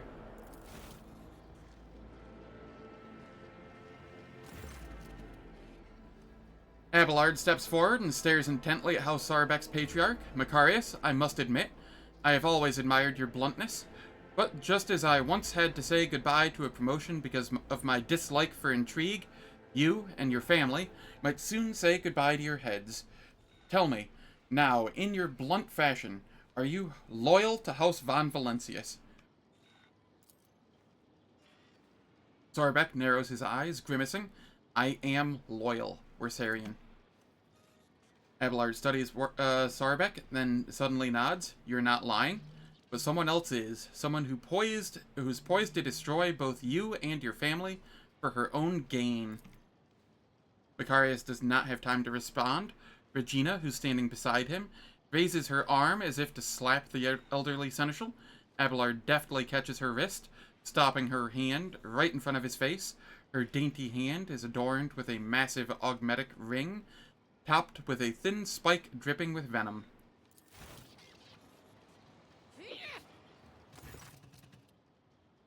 Sarbek shifts his confused gaze from his wife to Abelard and then back again. The stiff arrogance has vanished from his posture. Regina, you? Hetka Sarbek. Mother? Upon realizing what has happened, Hetka recoils from his mother. Macarius, your bluntness makes you an open book. When I talked about helping the Gapraks, you had no idea what I was referring to. Your wife, on the other hand, her eyes started shifting like you would not believe. Regina Sarbek, you alone betrayed the rogue trader, jeopardizing the prosperity of the house, or of the von Valentius trade dynasty, and you alone are responsible for your unmasking. Regina, why would you do this? Like the spike on her ring Regina's words are dripping with poison and rage because Dargonis is serving an imposter. The true heir of the Protectorate bears a different name. When Kunrad appeared on Dargonis, he paid me a visit and opened my eyes to the truth of the situation. Theodora was killed by the one whom she had so unwarily taken under her wing. Macarius is too narrow-minded to even consider opposing the rogue traitor, even an illegitimate one, so I had to wait for the right moment. And the disappearance of the Lord Captain could not have come at a better time. It was quite simple to trigger a chain of events on Dargonis so that the people remembered Master Voigtvir's past service. Seems that many of your subjects do not actually consider you a worthy successor. Why the Wersarians?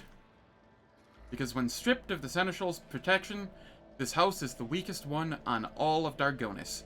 And they are also particularly disliked by the governor's family. It would have been easy to bury the Wersarians under accusations of heresy. Who aided you? There's no way you managed this on your own? Oh, of course I didn't. I have too many helpers to list them all, but rest assured, there are plenty of them. Just as there are plenty of people who follow Master Voigtvir. My death will not change anything. The true rogue traitor will come and take his rightful place when the time is right.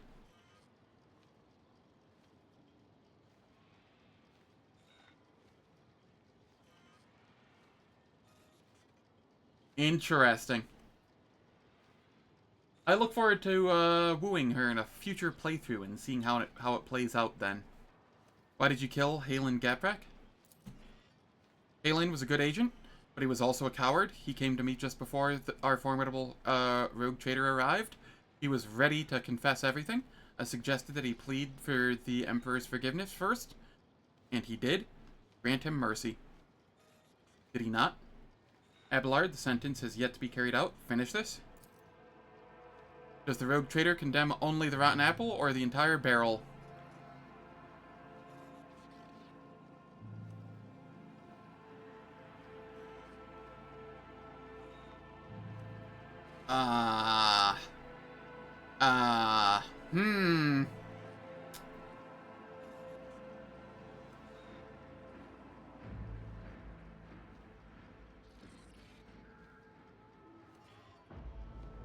Do I truly believe they are loyal to me? If I was dogmatic, I think I would probably go, I will not exterminate an entire noble family line that...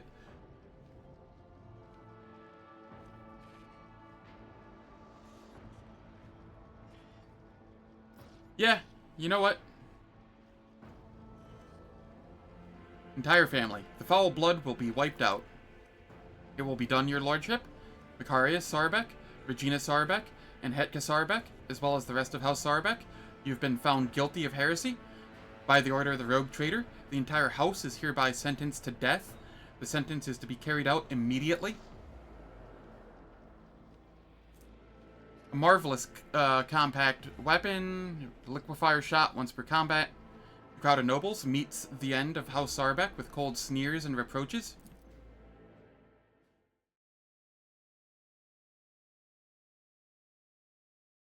I wonder how this affects my enforcer on my ship.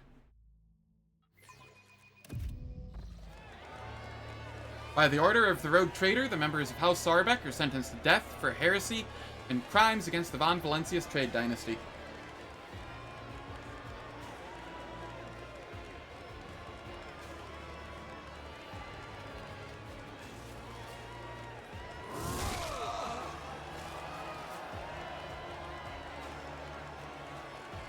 She's sad, but she's loyal, so she understands.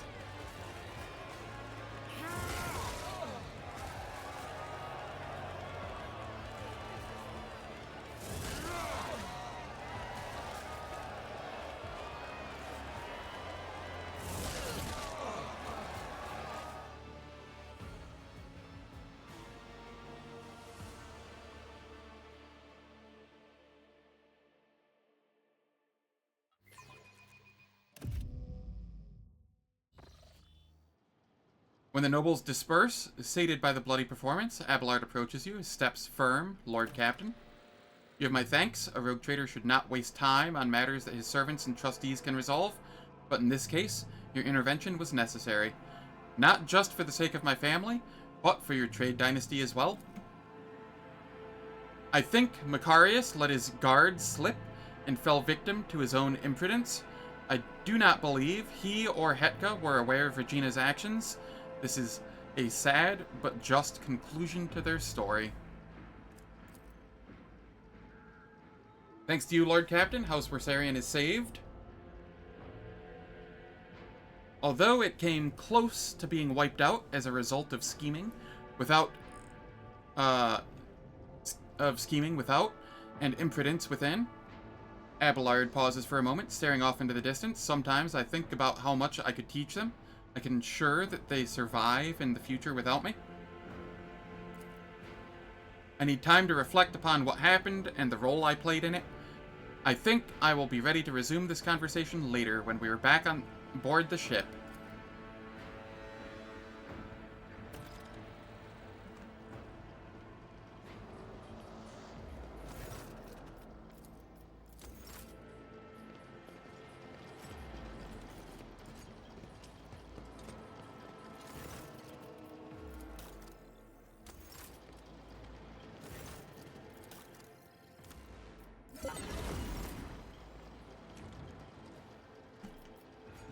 Hey, let me through the door.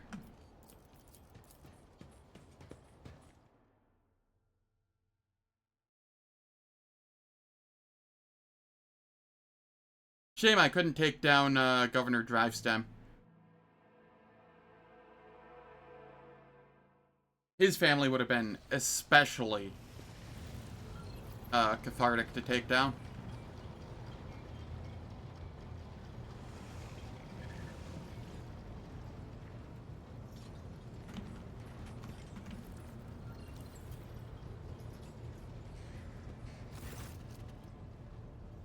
Lord Captain?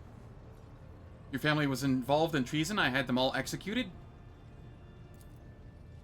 There's a long pause, then Sarbek smiles grimly.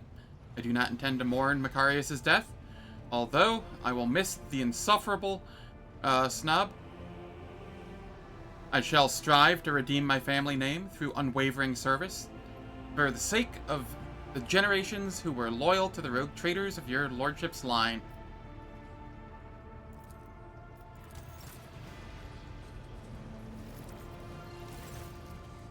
Lord Captain? Oh. Allow me to express my gratitude once again for your assistance.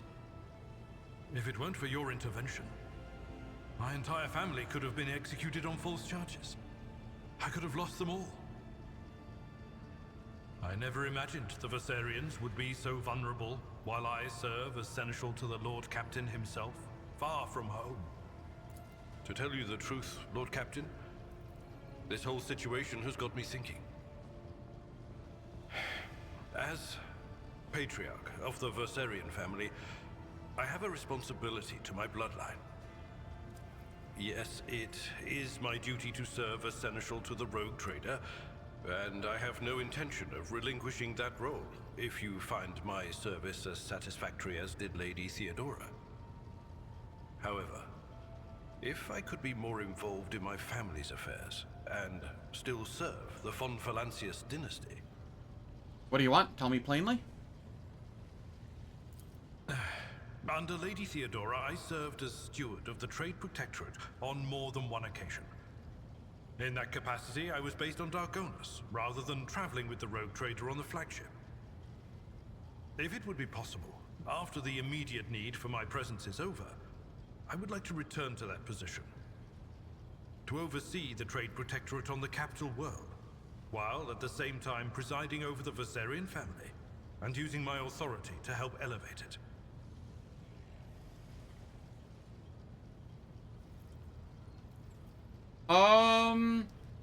Does option 1 make him leave my party? Or is it like post-game things that he does?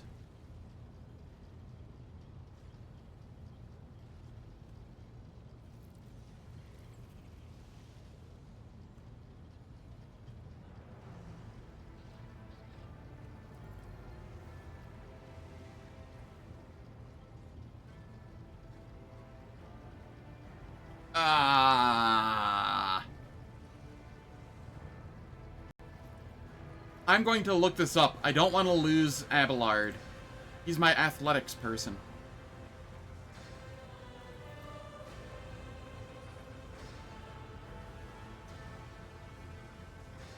Apologies for looking up this instead of just going blindly into it. But I don't want to lose my athletics person on a Grim Darkness. You know?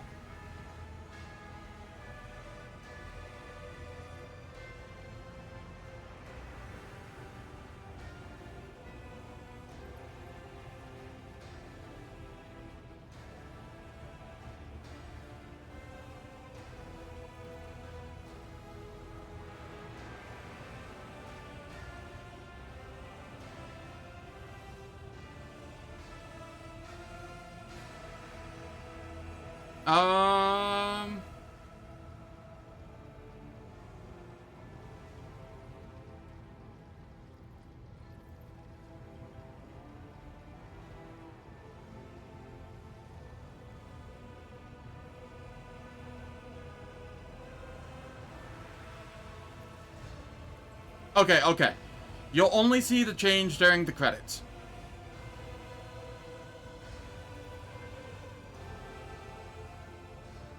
If it's only during, like, the post-game credit stuff, then I will go with 1. I understand your desire. Traditions and old ways must change. I will allow you to return to Dargonis after the immediate crisis in the Expanse has passed. Thank you, Lord Captain. Under my watch, the Trade Protectorate will remain safe and prosper, in service to you. Well then, Lord Captain, it is time I return to my duties. Is there anything else I can do for you? Lord Captain. There we go.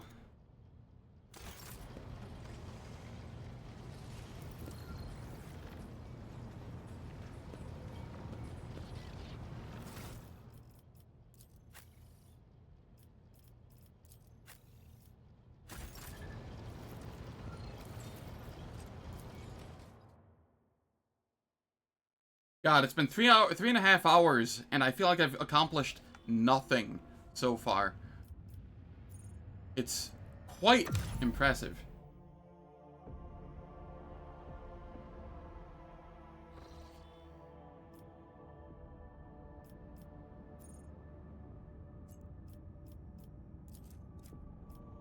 Let's head up this way. Your Lordship, news from Zarkov. A passing Chartist ship has brought word that the planet has been attacked by unknown enemies of humanity, and its inhabitants are requesting assistance from the rogue trader.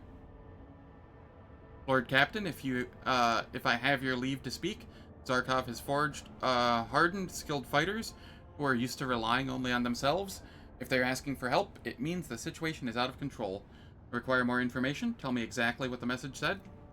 Of course, Lord Captain, it appears that Zarkov is not reporting a full-scale invasion, more like strikes by individual squads, and there are no reports of a void blockade. The Chartist has also relayed odd reports of enemies of humanity, forged of metal and clad in rotting flesh, but I'm not sure that that is part of the message, or that part of the message can be trusted at all. Soulless killers who forsook their very essence in the name of a great vengeance. My kin battled them among the stars while your ancestors yet lacked consciousness. A handful of monkey cannot even overcome them. If aid does not reach that world, it is doomed. Thank you for your report, Voxmaster.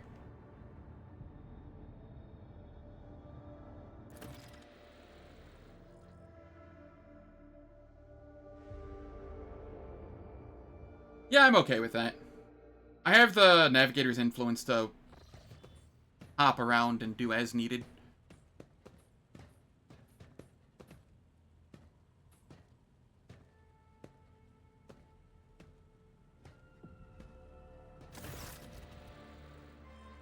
Jai is briskly counting the treasures that have suddenly appeared in your chambers. Shireen, I decided that it is only right if I return all of this to you. No matter how lovely and valuable a gift may be, it becomes a millstone around the heart when it's obtained by deceitful means. I thought the safest thing would be to bring them all here. If I had handed them to Danric, it would have been a monstrous temptation, and your avaricious factotum does not strike me as someone who's good at resisting temptation.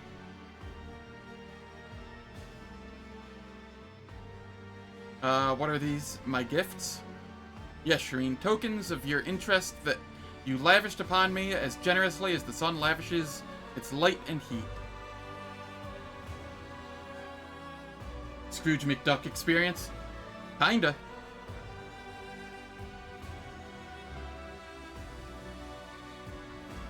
Is this what your way of telling me that our relationship is at an end? Well, do you see any kind of future for us, Shireen?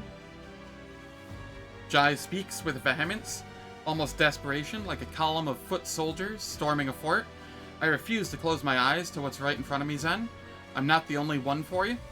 Rogue traders do not keep no-name commoners by their side. This mismatch will diminish you as long as it continues, and when it ends, I will be the one diminished.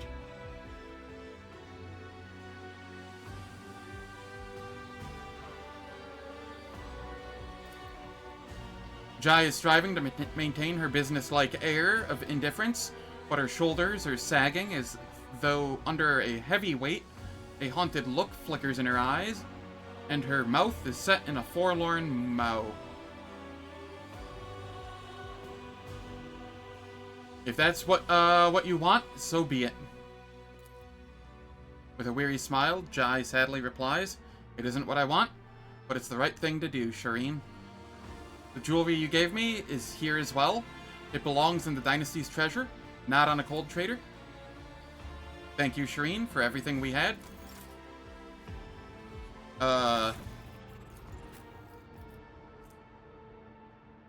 She says that, and yet she's still wearing it.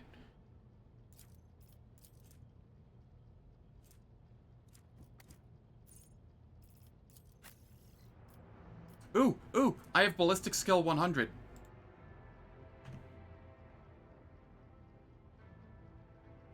Where is that item? If all the wearer's characteristics are more than 100, all characteristics that are less than 90 are increased by 10.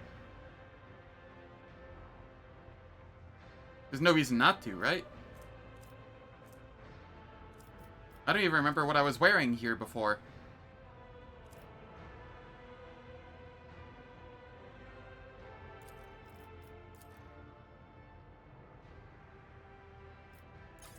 It was a favorite, though.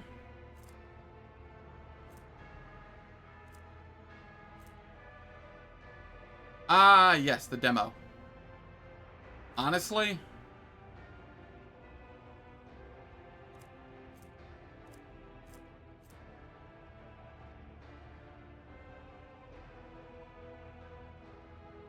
shit. I think the demo is still... Is the demo better? I mean, it'll make my foe hammer do a lot more.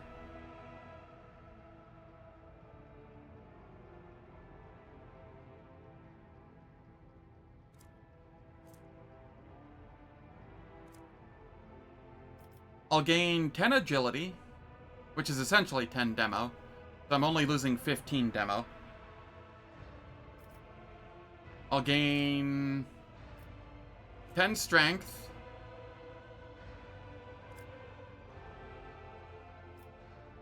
Ten perception.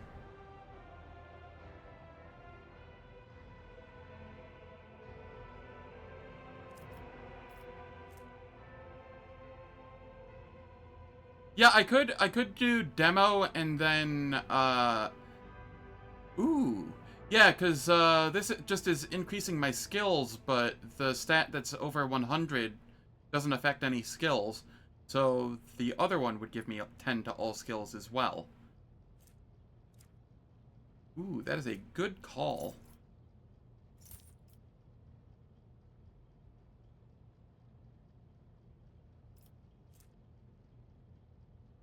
Oh no! It doesn't work!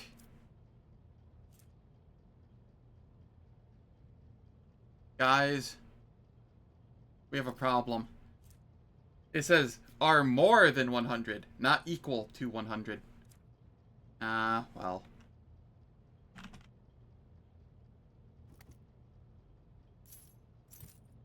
We tried.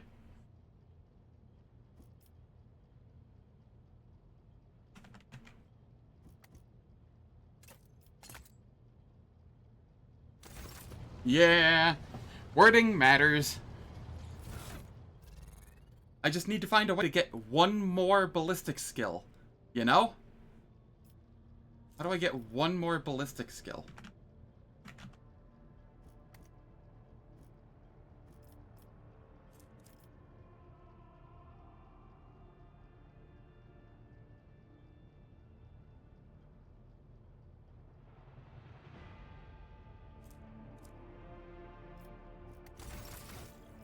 Will I?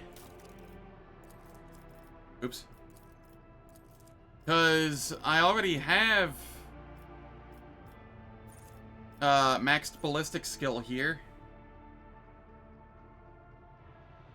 And I have advanced characteristic training ballistic skill. Or characteristic training ballistic skill. I don't know if I can get above 100 on this. Outside of combat.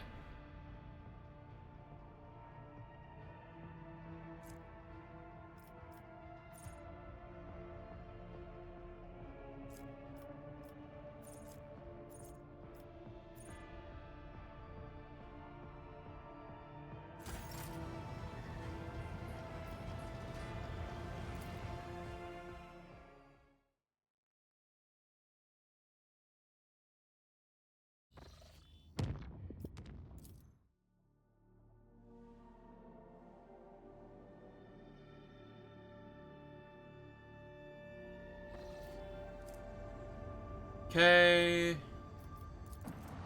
Tirkuaz-4. Are there any active alarms? Enemy ships? Lord Captain, Tirkuaz-4 is not receiving Vox signals from orbit. Our augers are registering that the water level around the station far exceeds the normal. Are there any active alarms? Enemy ships? No, Lord Captain. No requests for help. No reports of an attack. You mean to say the station is sinking? It appears so. The water levels are rising incrementally, but the cause remains unknown. Ready the shuttle? I wish to descend to the surface myself.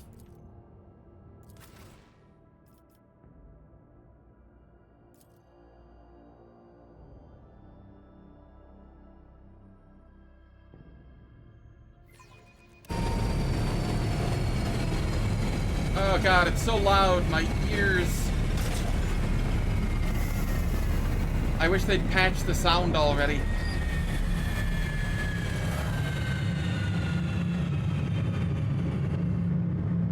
Fuck's sake. Apologies for the inconvenience, Lord Captain. I don't know what happened here, but the main landing pad is completely underwater. We're lucky the secondary pad is still usable. Pilot warily eyes the puddles of promethium burning around the shuttle. I swear I did everything I could. Landing the thing anywhere else would have been the same as plunging it into the open sea. You'll have to see to reach the central drill on foot.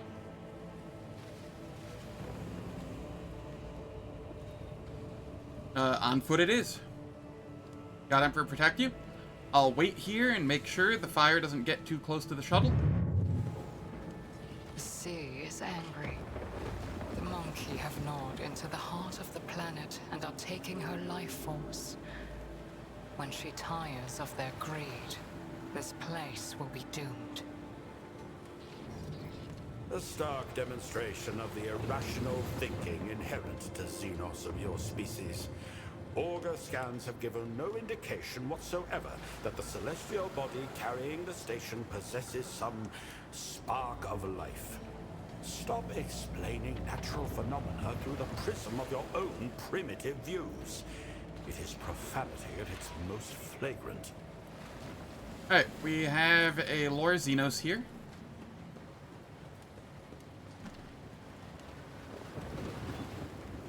My pleasure.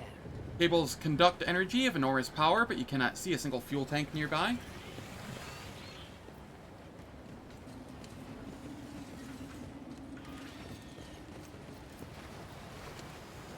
It is not possible to extend the bridge from this side.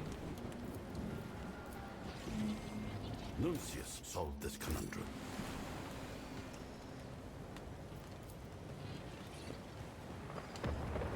Water flows deceptively serenely somewhere inside the submerged parts of the platform.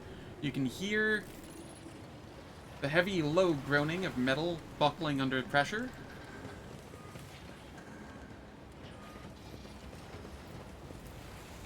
A job for me. The machines move freely despite the burning promethium all around them. Cold seems to emanate from them, along with something else, something inhuman. Oh god, no. The tall tech priest, arrayed in extravagant red and black robes, greets you solemnly, his mechadendrites moving sinuously around him.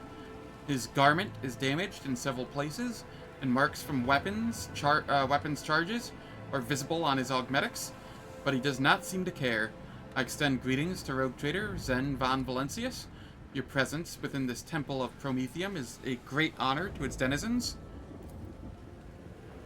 Its denizens, servants of the Omnissiah, apologize for the unfitting reception due to the critical, interrupting fracture of processes. The sound seems to drift softly from the tech priest's Vox modulator, an almost lulling hum on a singular note, lacking any inflection. With whom am I speaking? For the purposes of this conversation, I stand before you as Artisan Decabalus 416. I lead Adeptus Mechanicus mission, servants of the machine god, ensuring the operation of the sacred mining machines on this station.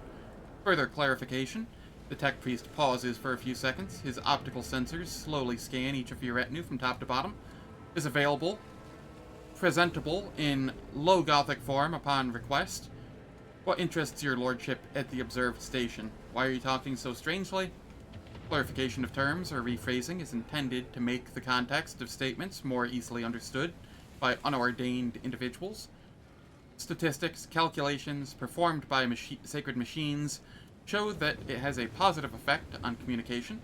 Artisan, I've never heard such a title before. Those among the Adeptus Mechanicus who are supremely competent in the sacred skill of construction are elevated to the rank of artisan, maker of machines. Artisans are proficient enough to be called the hand of the will of the Omnissiah. The tech priest's bent back straightens at these words, and he seems to occupy more space, swelling with importance. That's enough about you. Let's return to the matter at hand. You are correct. Your assessment is valid, your lordship. The time limit on our interaction is not infinite. A sabotage attempt, activity directed at halting Promethium production, has been detected within the confines of the station. The perpetrators are Alva 9's group, ordained members of the priesthood of the Adeptus Mechanicus. Probable cause is violation of the 16 universal laws, tech heresy, infecting their cognitive centers. Are there many of them? Who's their leader? Exact numbers are undetermined, unknown. Head of the compromised cell, Senior Adept, Alva 9. She commands the Skitari. The group's combat strength includes Rust Stalkers and several mutinous Engineers. Some of the workers behind the Cabalus flinch and glance around nervously when they hear his response. I noticed highly unusual mechanisms on my way here. Are they the heretic's creations? I confirm the discovery of technologies not listed in the sacred standards on this platform, and I admire your lordship's knowledge of them. Access to further details is both denied and impossible, since the requesting a layperson's rank is insufficient to establish communication. The tech priest responds with the measured and unyielding nature of a soulless cogitator. What do the heretics want? Their goal is the destruction of the sacred central drill, the greatest of the station's technologies, by means of ripping out its anchor, or the source of the motive force that powers our machines Such inconceivable sacrilege, ruination of blessed technology, will have irreversible consequences that may lead to the disintegration of the sacred machine circuits and the sinking of the station. The sinking of the station would cause a catastrophic decline in promethium extraction volumes, its complete cessation, which in turn would bring production to a halt. This outcome would be extremely blasphemous, suboptimal. The scenario also suggests guarantees extensive collateral casualties among the human units currently ensuring the continuous operation of the Tirkuaz-4 facility, its workers. Such losses would be undesirable and highly regrettable. Why are you lingering here instead of fighting? To our grief, the enemy forces have a qualitative superiority. They command large numbers of specialized Skitari. This has allowed them to inflict major damage upon the righteous forces, our group, and divide it. The enemy has planted mines along the approaches to the central unit and has cut us off from our allies, making the mission to eliminate the threat difficult. The only factor that can alter the situation is intervention from a third party, your lordship. Intervene. Of course I will intervene. The heretics will be destroyed. First, I shall have a proper look around here. May the Omnissiah keep you from harm. Follow my lead.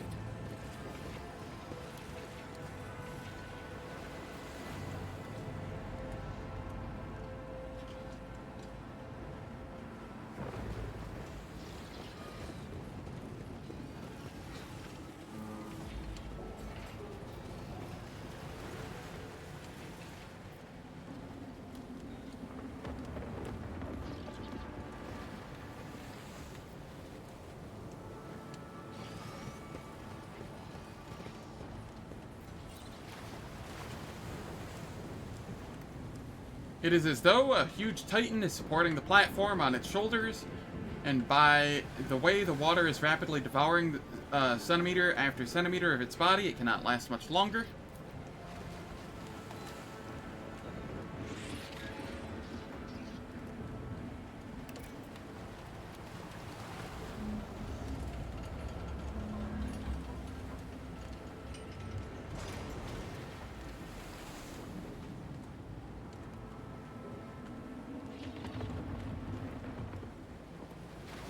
None shall stand in my way. Welcome back, son. What is that?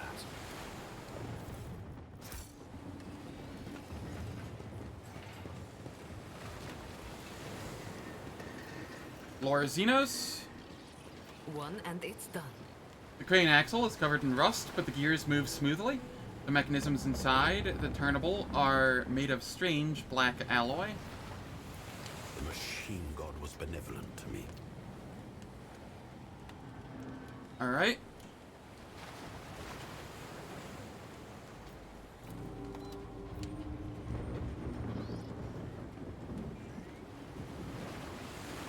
What crane am I rotating here?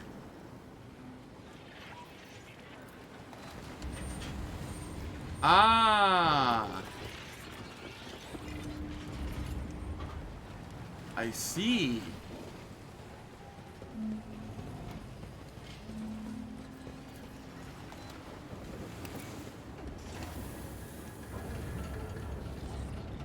Very nice. I won't tolerate weakness. Halt! I noticed something.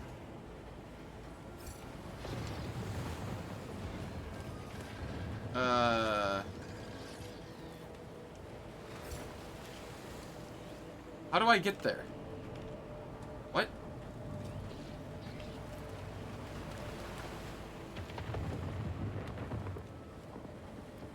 Are those supposed to be down there? Only 4 peeps showed up for it, sadly? That is unfortunate.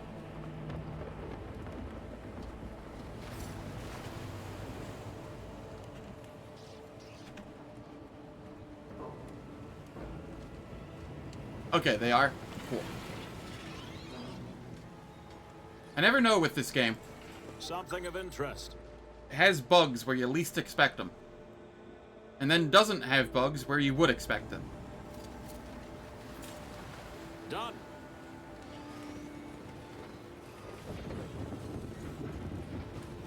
I'll lay claim to the stars. I am going past them, though. Do I have to grab it from down here?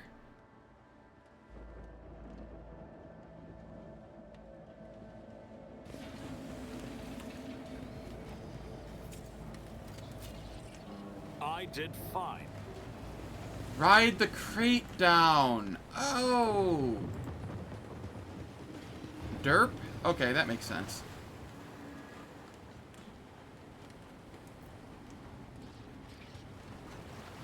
Remember, innocence proves nothing. We must act. Yup.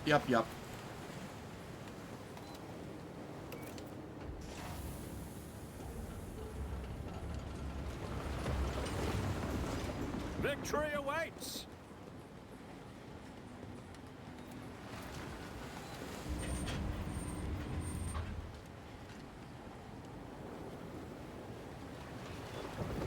What is it, rogue trader? Combat tool of the Manipuli. Tech use and energy concentration ability. Ooh. Until the end of the turn, the wearer's melee attacks deal an additional shock damage. Ooh, that's neat. I'm always ready.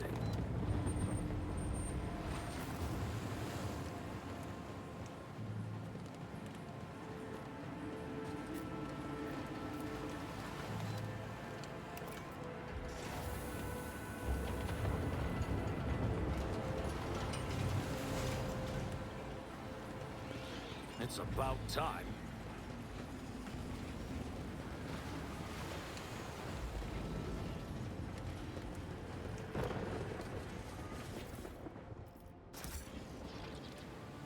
Oozles.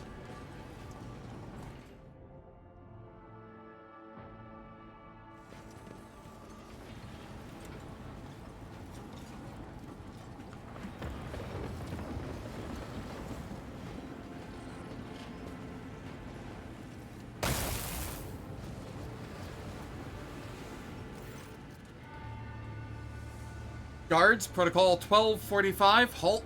The booming cry rattles the metal beneath your feet. A crimson-robed tech priest, shouting over the moaning wind, holds out her hand in warning, piercing the frozen mist that hangs in the air.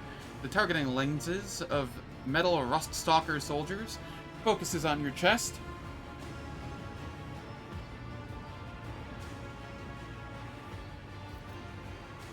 I, Rogue Trader Zen von Valencius, and my retinue are not moving. Bellowing like that is wholly unnecessary. What is a layperson doing here? Protocol 1249-5. After a second's pause, the tech priest continues a little more calmly. This protocol stipulates that if you or your group take another step towards Object 16, my Rust Stalkers will attack. I have come here from on a mission from Alter Templum, Calixis X-17, to find out the reason for the delay in Promethium shipments.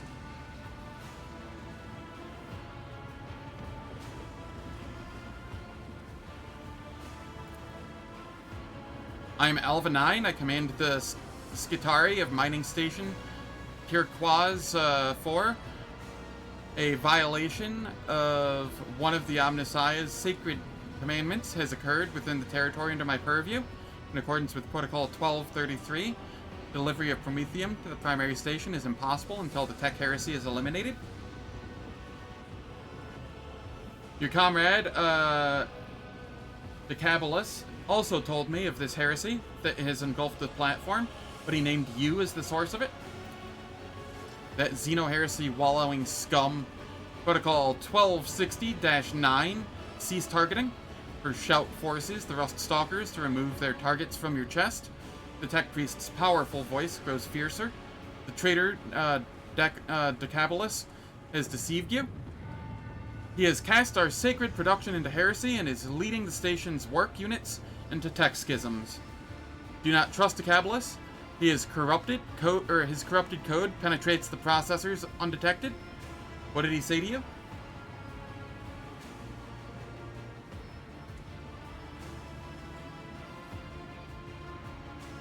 Alright, it is time for ads. The ads will last for 3 minutes.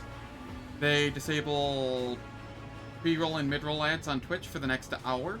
I don't do anything in the meantime, so nobody misses any content. And I will catch everyone when I return.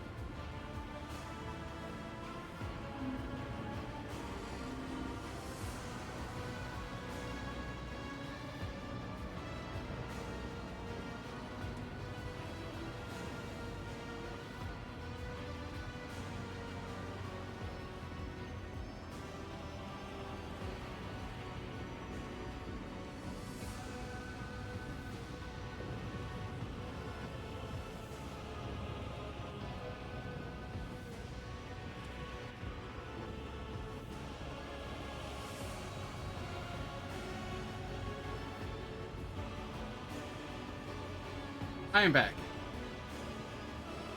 No, not bathroom fluids. There's a slash in the middle there. Like bathroom and refilling fluids. You know, getting more water.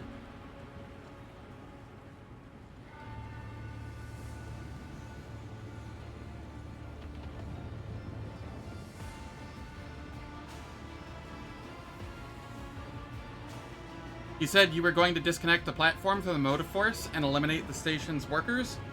That does not sound like the behavior of righteous servants of the Omnissiah? That is correct. Something shifts almost imperceptibly in Alva 9's tone. My unit arrived on Tirkuaz-4 one planetary cycle ago. During our time here, I, as the commander of the Skitarii, performed a covert protocols inspection of the station's sacred mechanisms. I detected violations of the universal laws to the 5th degree. Artisan Calixis 416 has desecrated the sacred mechanism of the central drill complex of Tirkuaz-4 with xenogenic heresy, identified as the Anchor Core.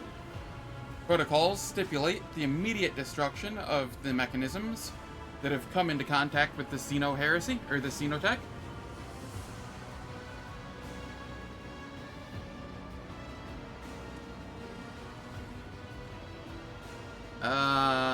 Gross.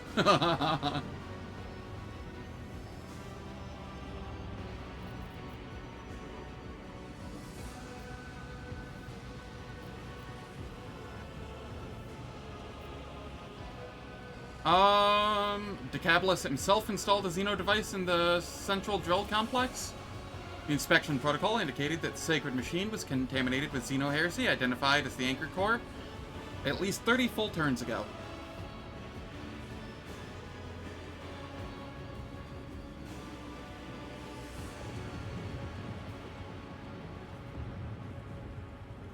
Send help. I'm losing my voice today. Like, really badly.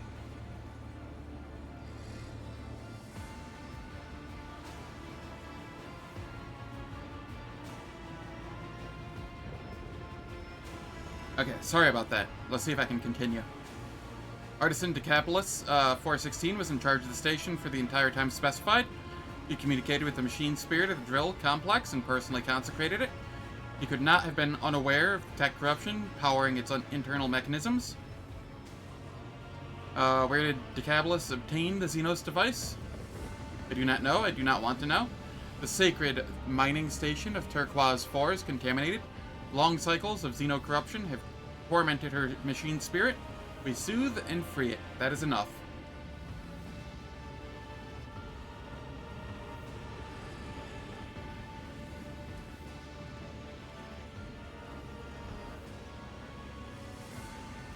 Yeah.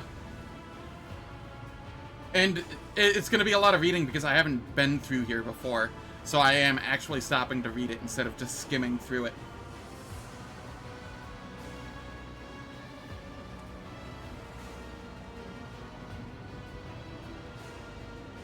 I've come across Xenos devices on this platform. Is this also the work of Decapolis? The Xeno sect infected the patterns on this place long ago. I would not be surprised to learn that the forbidden technologies were born deep in the bowels of the station, guided by the traitor's hand. The central gel complex mechanism is what keeps the entire station afloat. If you destroy it, you will doom all the workers, the equipment, and yourselves in one fell swoop. My Rust Stalkers managed to retrieve an operational shuttle from the flooded hangars. As soon as the Xeno heresy is eliminated, we will leave this breeding ground of corruption, make our way to an orbital tech station, and dispatch a message to alter Templum Calixis X-17. The station's machine attendants cannot be saved. All that is touched by tech heresy is forever tainted by it. We cannot afford such a risk.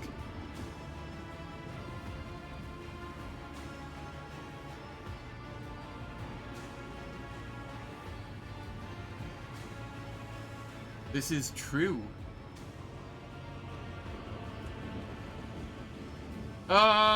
Who do I want to believe?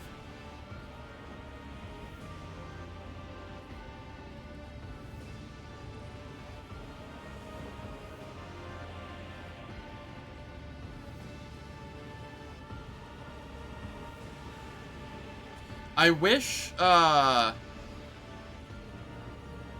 Nuncius would speak up here. Oh right, Nuncius is gone. Aogen.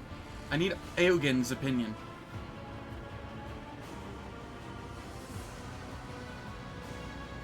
I believe you, Alva 9.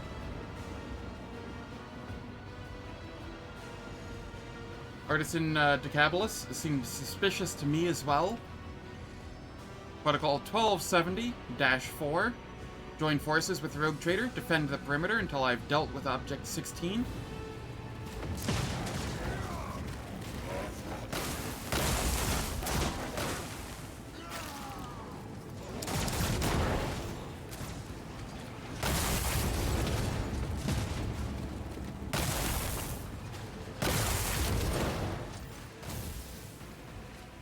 You hear the sound of many footsteps over your shoulder. After traversing the now cleared path, the Kabbalists, hastily bandaged tech priests, come to stand behind you, along with the artisan himself. Gratitude. Your assistance in clearing the path of traps was extremely effective. It opened up room to maneuver. Protocol 12-1, layperson, do not allow the heretics to interrupt the destruction of Object 16. And you'll die quickly. You will fall.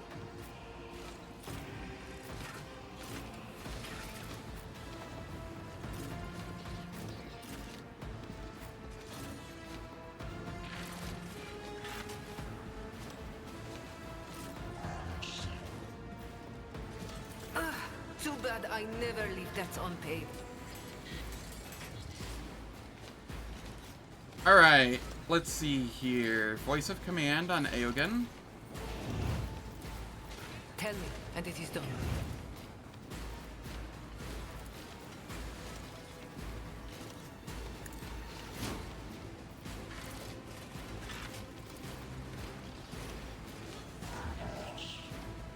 I can do that, with the right incentive. Am I getting paid for this? You've got a problem? I've got a price. Tell me, and it is done. Okay, then we give Eogan a turn. Don't get too cocky.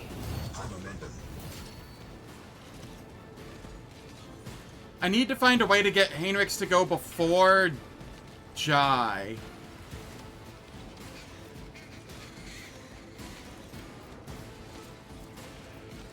Maybe I have to move him further to the left of Jai in the party? It's fine for now. It's just less optimal because otherwise I could just finest hour myself as soon as the buffs are done. The chrono item is on Heinrichs, which is why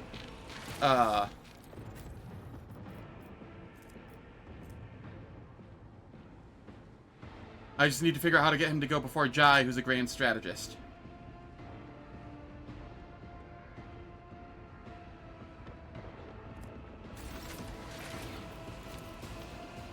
A valid argument.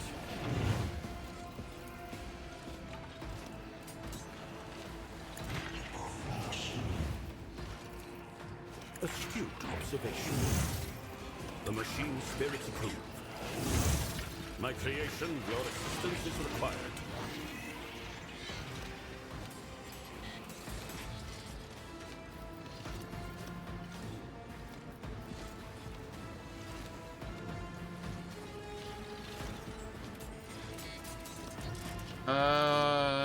Galvanic Gate. Executing command.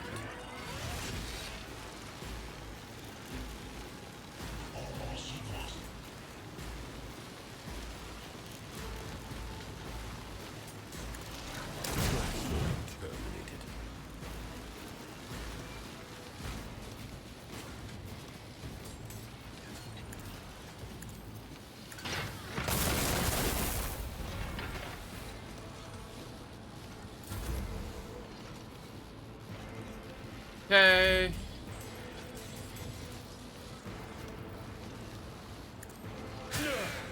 My ears are ringing. Let's see to it.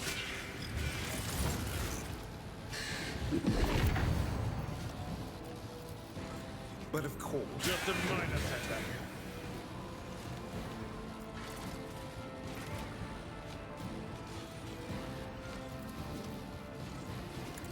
Pain and duty go hand in hand. Naturally.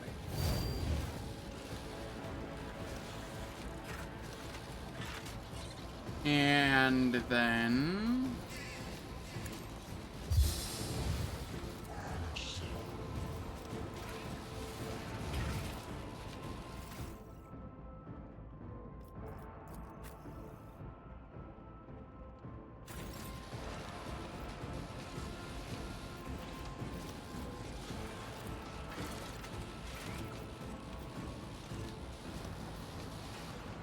For the throne's Sure. glory.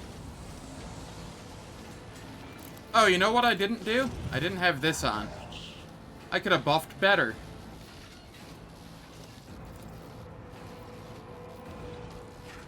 4%.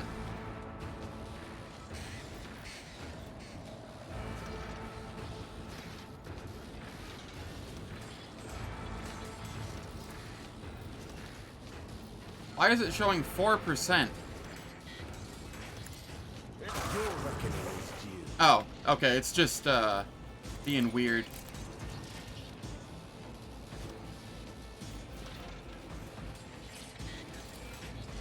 Go on, beast. Do my bidding.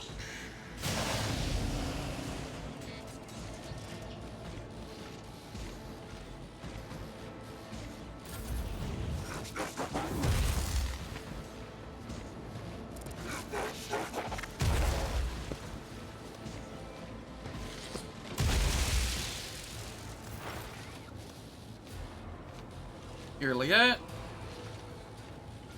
This tedium is hidden from my sight.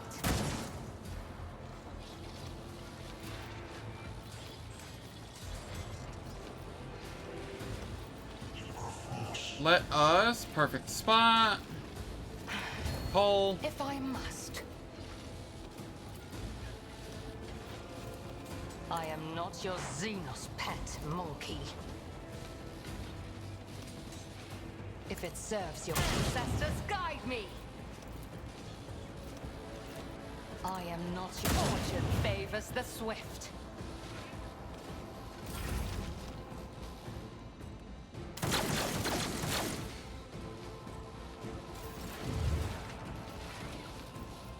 Hey again.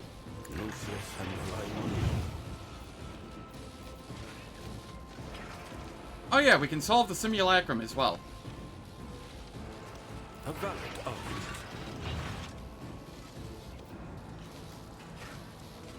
Paradox solved, effect applied.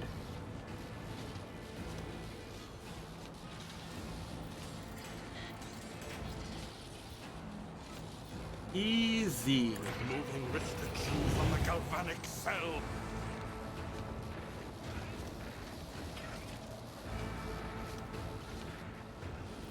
Already Endure. done. All Reckless too rush. easy. Suits my Reckless purposes. strike.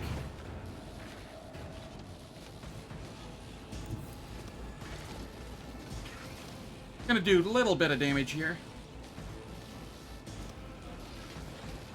Not a problem for me. Yeah.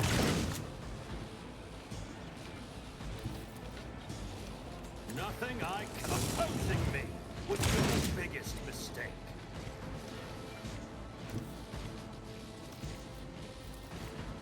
Get over here.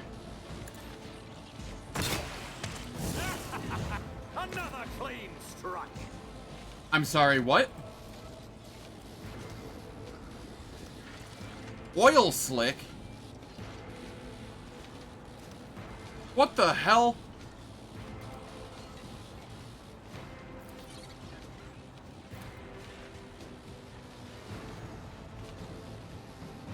The suit of the wolves play tricks on us.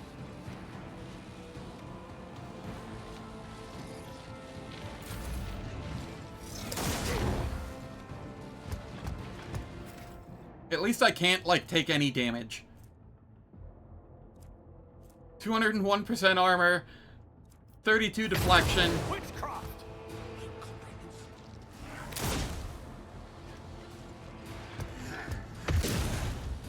Clearly.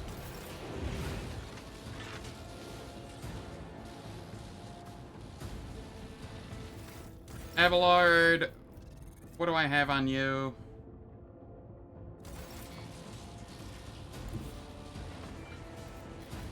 Victory Endure. I will do. Race.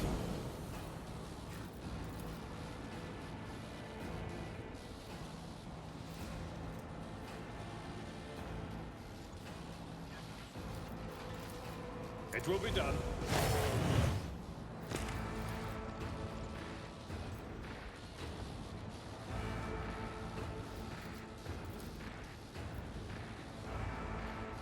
Okay, I can charge again. Indeed. Let me... It will be done.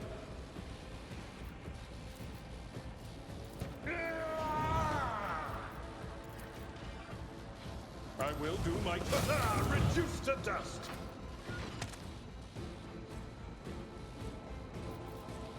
What is this? Get off me? That's fine.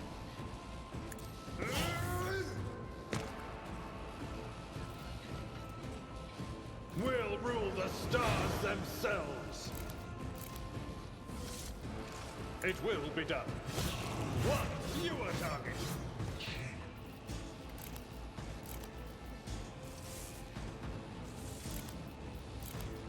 And then I can come up here. Tried and tested tactics are the best ones.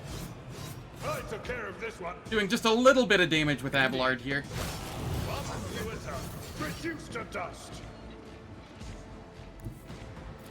At your beck and call. I took care of this one. Follow my lead. Reduced to dust. Sometimes you consult the appropriate treaties on Tactica Imperialis and weigh every step. Sometimes, though, you just fire your biggest cannon and save the day. Blessed Omnissiah, may Maleficent Code never touch your circuitry. Alva 9 turns to you. The Tech Priest's right hand, which he used to wrench something out of the machine, is blackened and melted. Clutched in her curled metal fingers is a strange device made of smooth black material. A low hum resonates from deep within it. Yeah. I mean, it's either he slaps or I slap. Those are pretty much the options. Iliad can slap too, but not in the same way.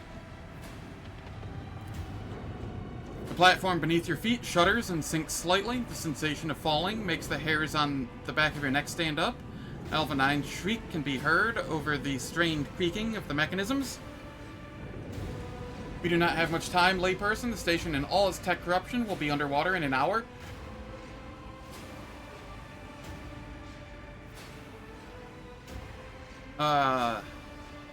Initiating Protocol 17.0. What do you intend to do next? Execute 17.0.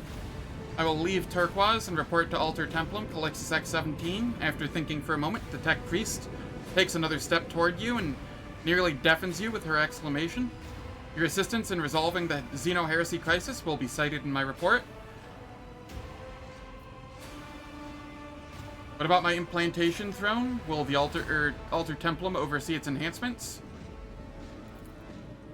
That is something better discussed with the Magi of the Alter Templum. I prefer to have thanks of a more material nature.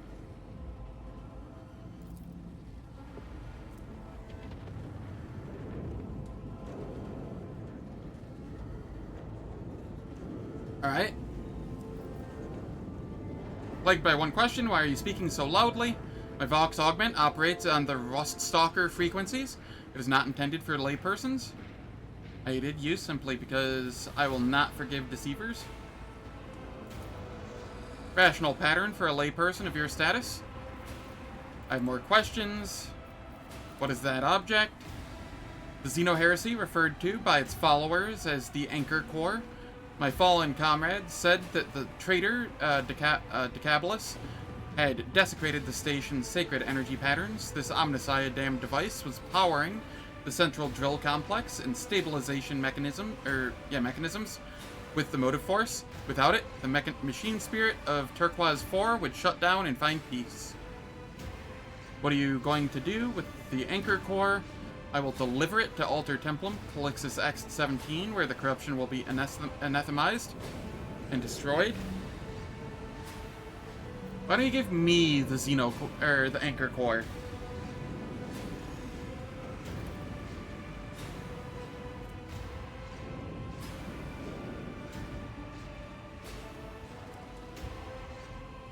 Protocol Alva 9 swallows at the end of her sentence, staring at her blackened hand. The Xeno artifact, clutched in her melted fingers, continues to emit a low hum. The Tech Priest scowls and, with a loud binaric trill, tosses the object to you. Set off for the shuttle. Huge metal platform is barely moving, but you notice the speed with which the water level is rising under the drain gates.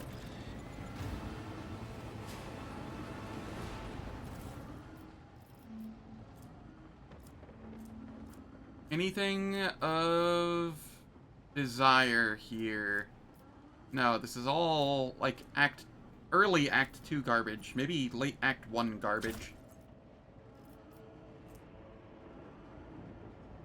Except for this one, which is decent, but, like, I prefer Carnage still.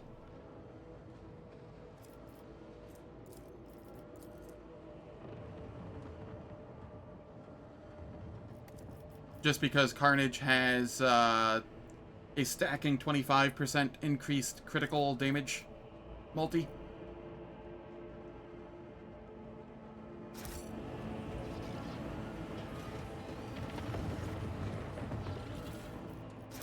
A new challenge for me?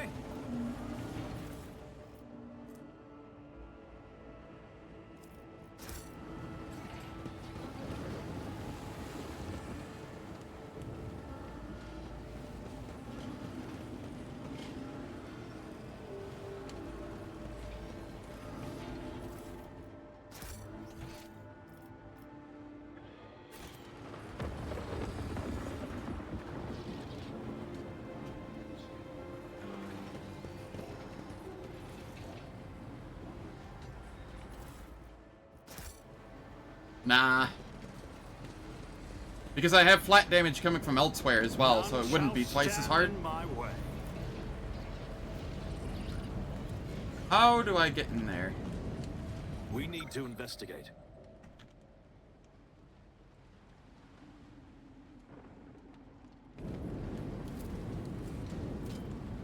Excellence matters.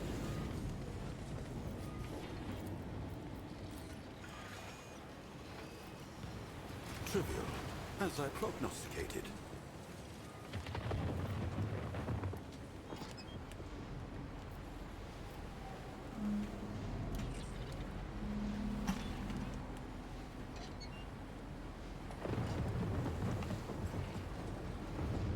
Follow my lead! Do we want it at 0 or do we want it at full?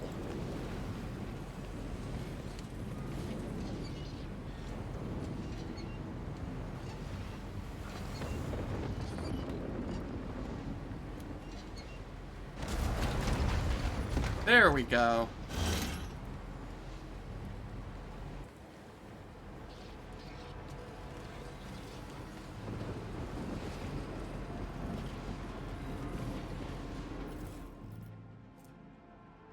Power Mall. Planet of Puzzles. Okay, this one is almost tempting just because of the sheer raw damage on it.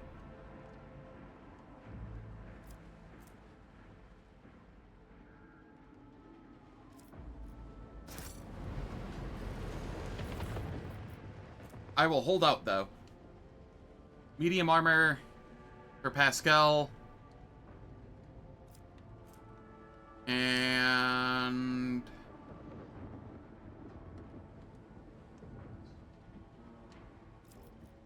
okay. I'll lay claim to the stars.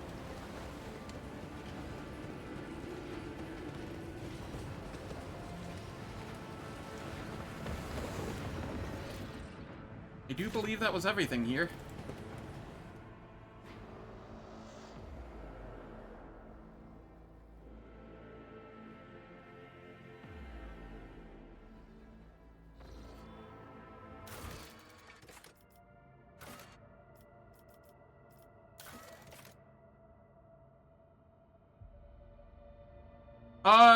Is this time sensitive?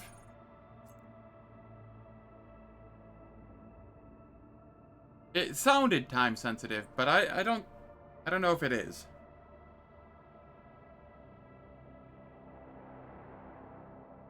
Because I will hold off on it if it isn't. You don't believe so? Okay.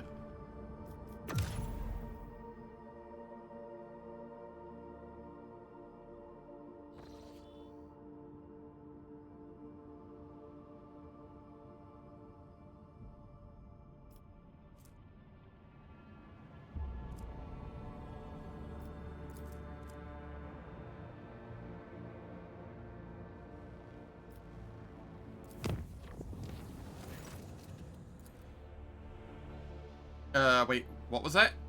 I didn't read it. I figured it was just the normal I got out of the Immaterium.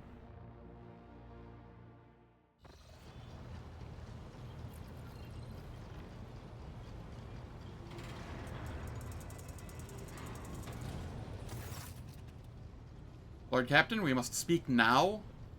You can sense an air of cold aloofness about her.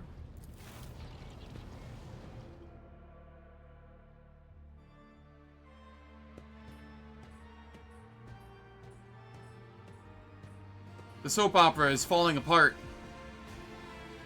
I have given much thought to all that has happened, and to us. Perhaps you do indeed have feelings for me. Perhaps I have feelings for you in turn. But we are not meant to become something more. A time will come when my duty to House Orselio will call upon me. And you have already been summoned to do your duty to the God Emperor and your protectorate. Would it not be better, then, if we ended things now, before it is too late? If I truly am dear to your heart, you will understand. Have I upset you in some way? No, that's not it. I just...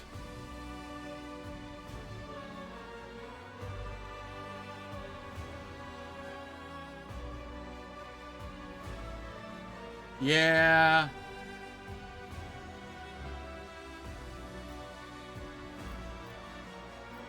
Is this truly what you want? This... I have said so already?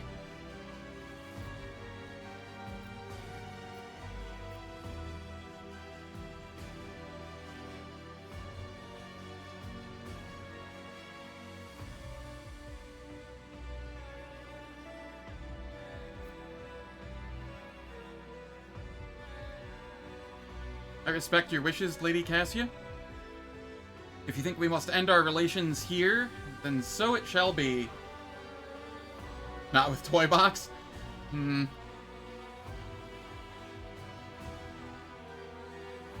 Maybe in a future playthrough I go the full polygamy route.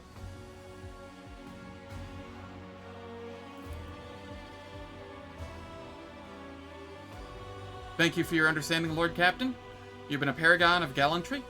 Just like the dutiful warriors in the books I loved reading so much. How cruel it is that life is nothing like a story with a happy ending.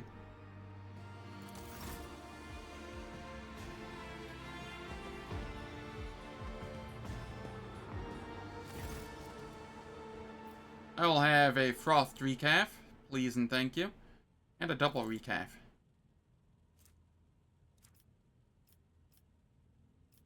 And some Amasec.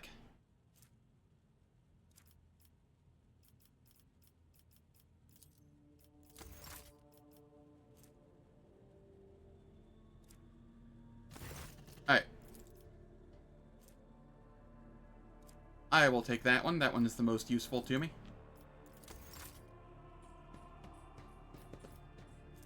Plus ton Agi.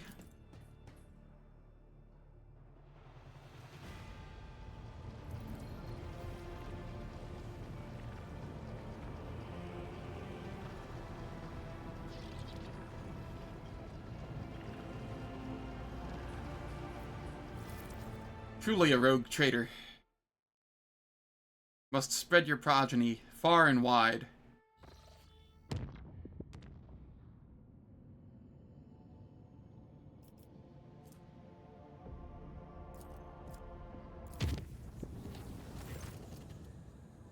Lord Captain, the Master-at-Arms has reported an attempted armed sabotage in the sector Bionica. The culprit used a frag grenade. There are many injured among the staff. Lord Captain's presence is required. Sorbeck and her fighters are already there. Not another word. I shall go there immediately. May the Emperor guide you, Lord Captain.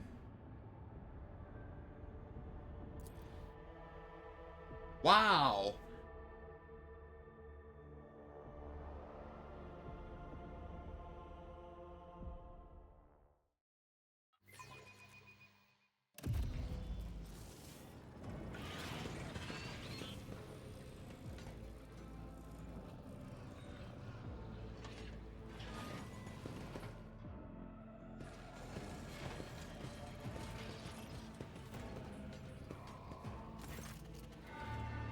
The smell of promethium and burned flesh stings your nostrils.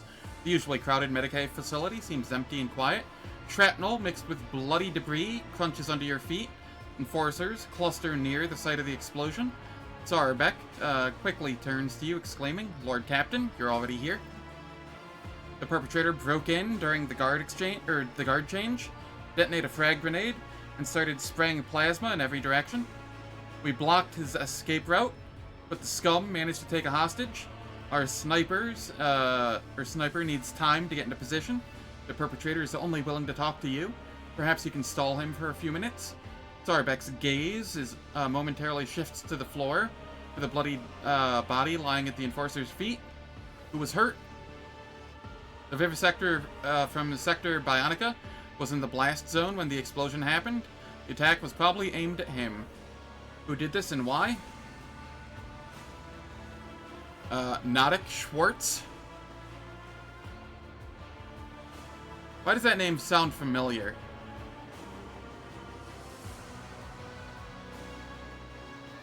Before Zarbeck can answer, a loud voice cuts in. No talking among yourselves. Have I not made myself clear? Eyes on me, you bastards. The guards part slightly, and you see a man clad in Voidsman's armor. Most of his skull has been replaced with a cortical implant that gleams. Ah, he was the very first guy. Okay.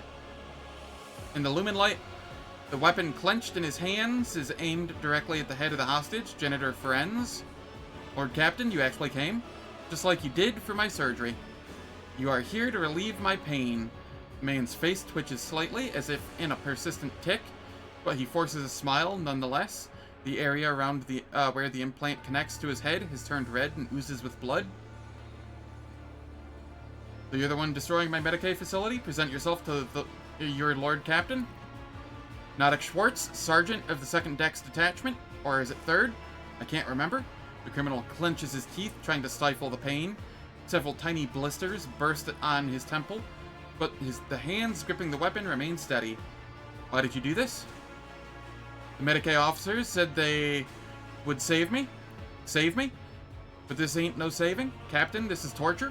The man's face twitches uncontrollably again, and his eyelids flutter.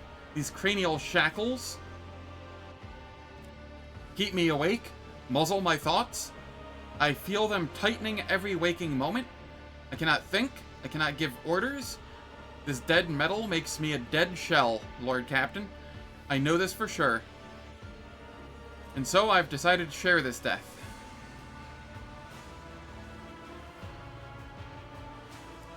Are you the same Voidsman I ordered to have the cranial implant installed? Or... You were there, Lord Captain. I remember. You took away the pain. You ordered them to install.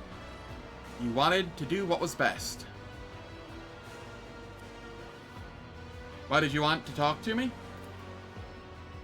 You should know that your Medicaid officers are, what your Medicaid officers are doing to your people. Did you, plan to kill Vivisector Martinex? I did. The cranial shackles keep you from sleep, keep you from oblivion, but take a heavy toll.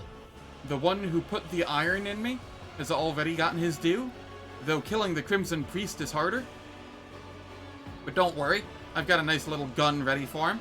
The man eagerly points at the weapon with his chin. I step closer.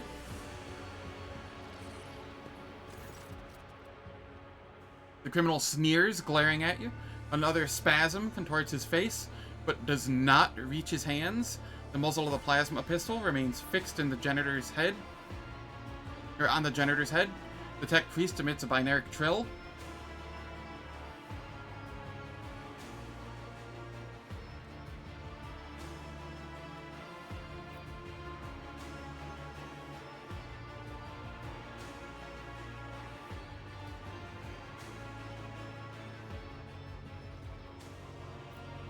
The servants of the God Emperor put the pieces of your head back together, and this is how you repay them?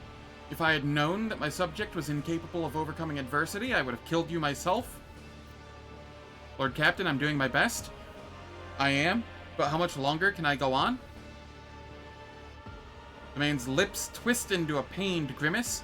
and he closes his eyes for a moment. Fresh glob of pink mucus spurts out from the inflamed seam between his skull and the implant.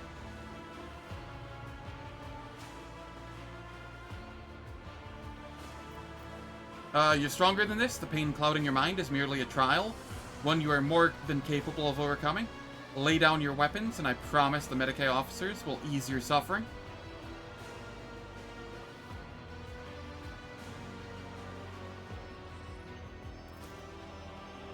The sergeant's lips twist into a strange parody of a smile. I think I heard you say that before, Lord Captain. Before the pain set in, I was even worse back then. Or it was even worse back then. But when you appeared, I felt better. I don't remember why. I only remember that you came. He twitches, his weapon lowering agonizingly slowly. I believe you, Lord Captain. You wouldn't allow it. You wouldn't hand your men over to the metal. I believe in you. The man's seizure-twisted face relaxes, and the weapon slips from his grasp and falls onto the floor. Driven mad by pain, the Imperium soldier slowly sinks to his knees. His body still twitches with chaotic spasms. His gaze fixed straight ahead. He resembles a broken servitor.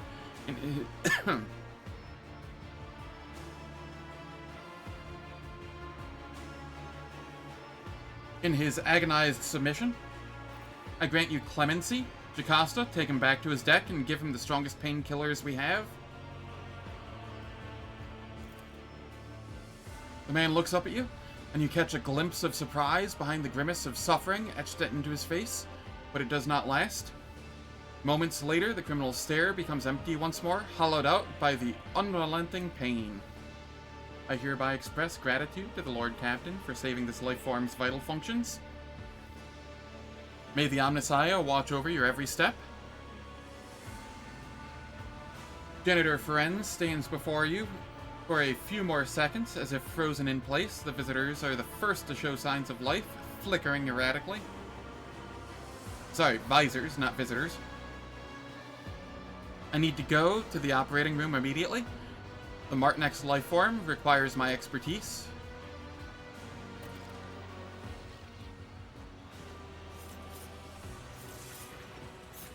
I won't tolerate weakness.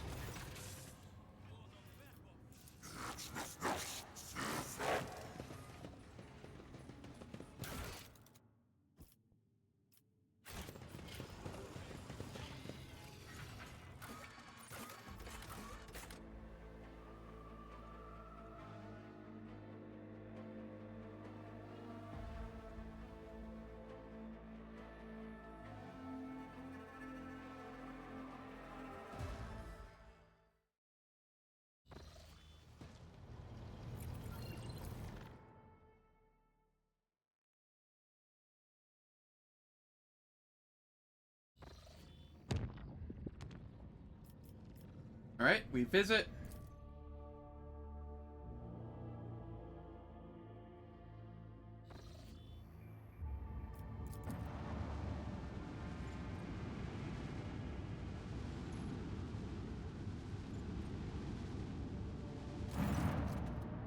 Lord Captain, Alter Templum, Calixis X-17 is ready to make contact to discuss the agreement between you.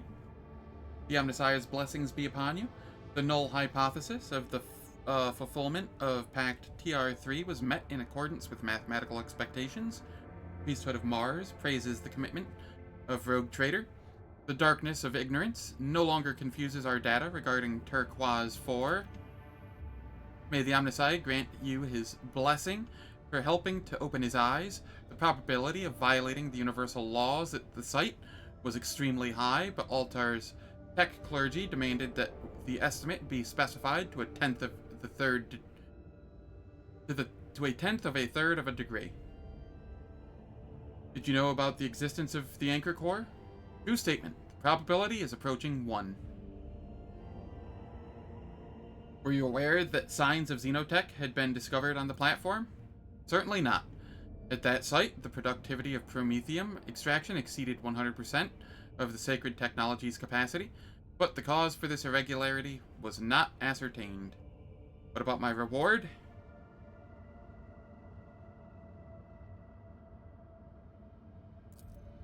Altar Templum, Calixis X-17's tech clergy sends data of the sacred rituals necessary for a specialist to elevate the machine spirit.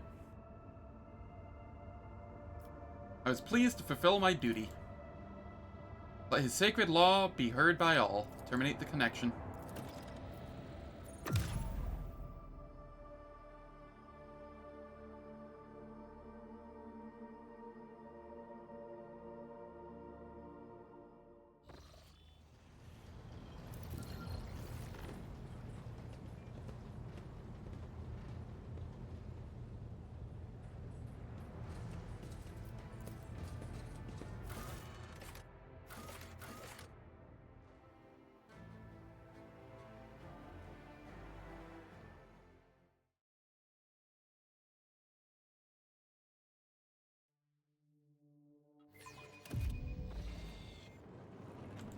It's about time.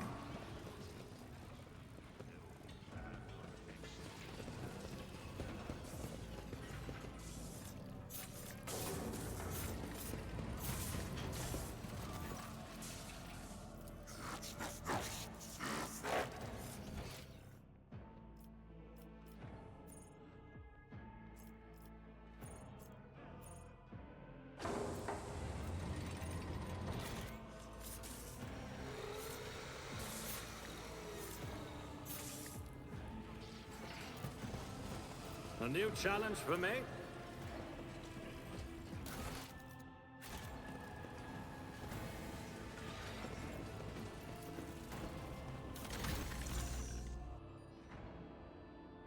Alright. Can I put the new ones in?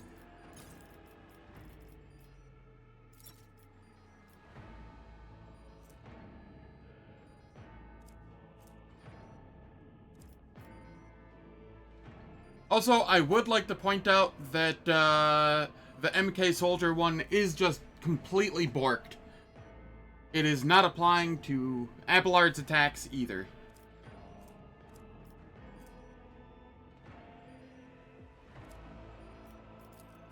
Yeah, that's how it's supposed to be, right?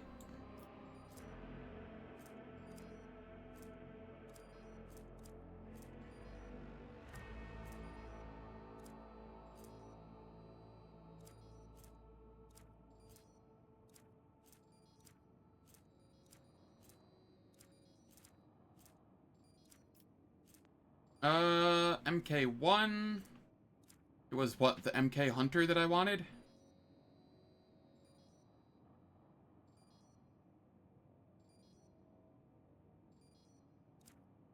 No, this... I didn't have the upgrade for this, did I?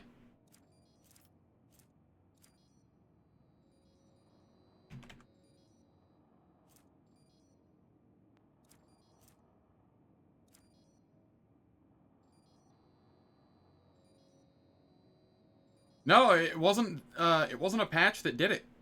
It was in the middle of, like, a stream that it happened. It was working one fight, and then the next it wasn't.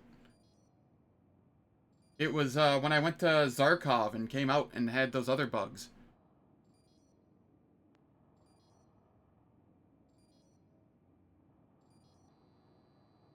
Where, like, my, weapon sets were bugged as well.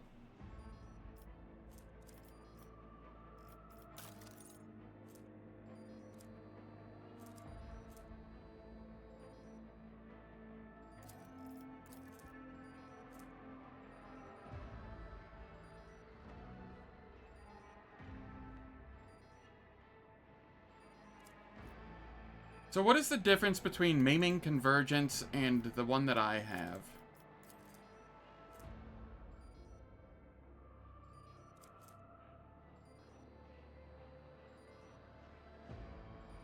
Two plus Agi bonus divided by 3.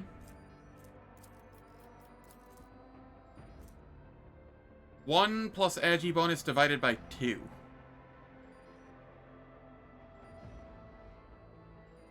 I see. So it scales better with Agi.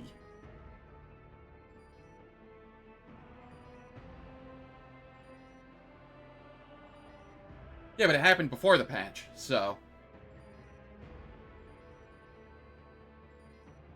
How's it going, Zep? Hope all is well.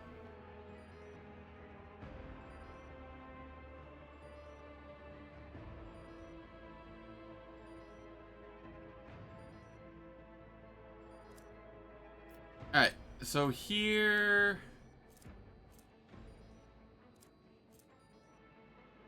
What is my agi bonus? 7? So it would be 3.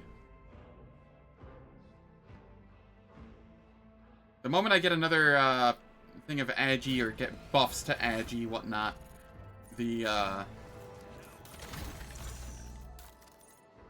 this one gets better, so.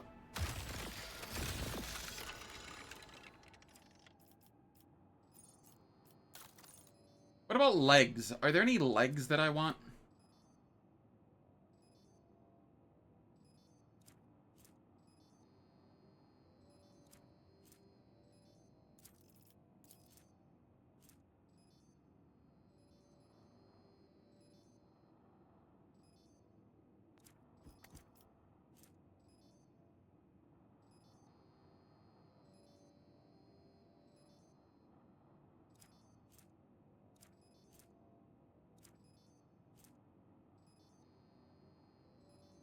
I could go for the jump maneuver.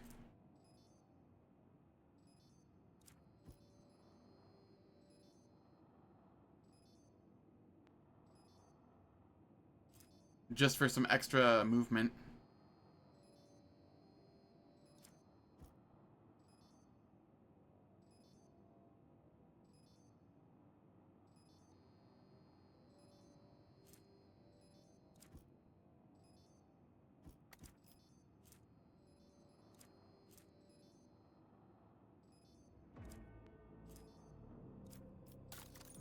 Okay, what do we have here? Cerebral Inverter. MK2. We want this one. It is just a straight upgrade.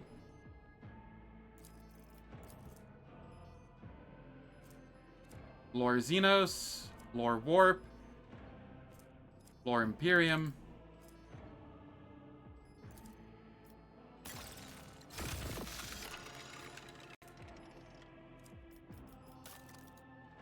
And then over here, I want the optimizer, I think.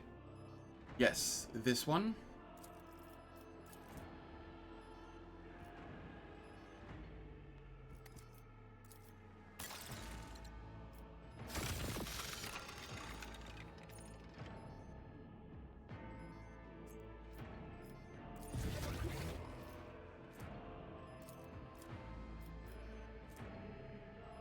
There we are. We leave this galvanized.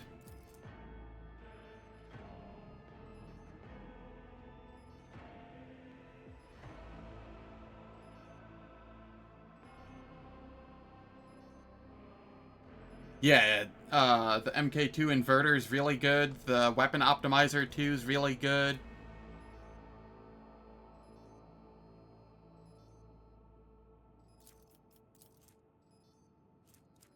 It's divided by 5s. Yeah, that's fine.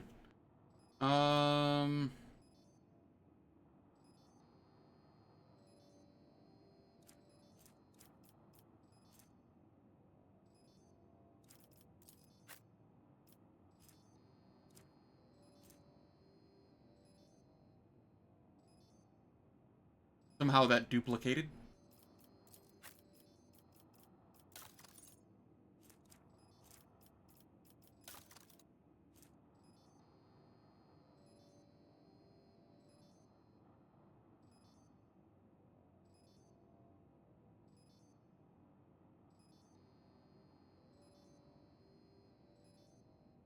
I might give myself another arm at some point.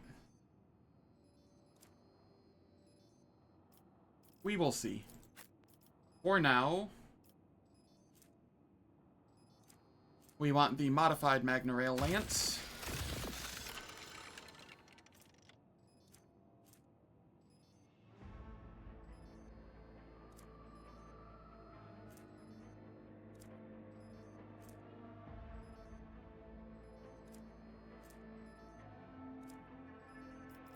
And then we come over here.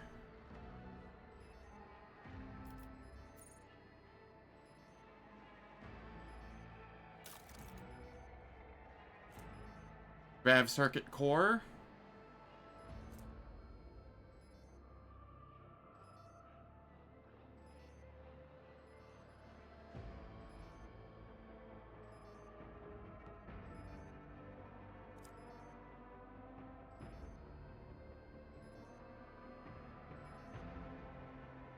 Yeah, that makes sense.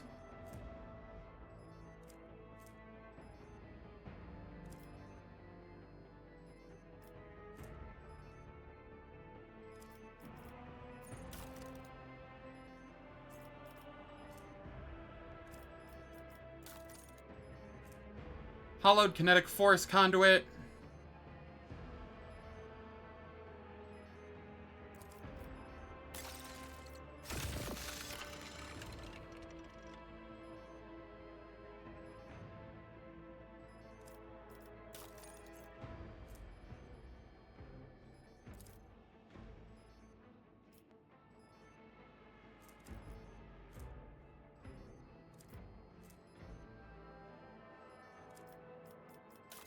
And then we can get the Majoris here, which is more armor, more deflection. And if he has lots of potential energy, the bonuses are doubled.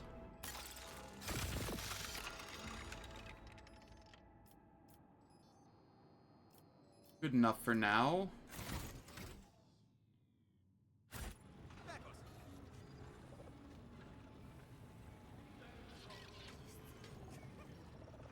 That's funny. Alright. Now, unfortunately, the stream is going to be a little shorter today. Between my throat and I was relatively sick to my stomach last night, and I didn't sleep well because the fireworks, I feel like I should take a shorter day and just get some extra rest and hopefully be better for tomorrow. That is probably the best call. So thank you all for stopping by. Very much appreciate it. If you enjoyed what you saw, please hit the follow button or the subscribe button on YouTube. And I hope to catch you all tomorrow for more Act 4. Take care and have a wonderful day.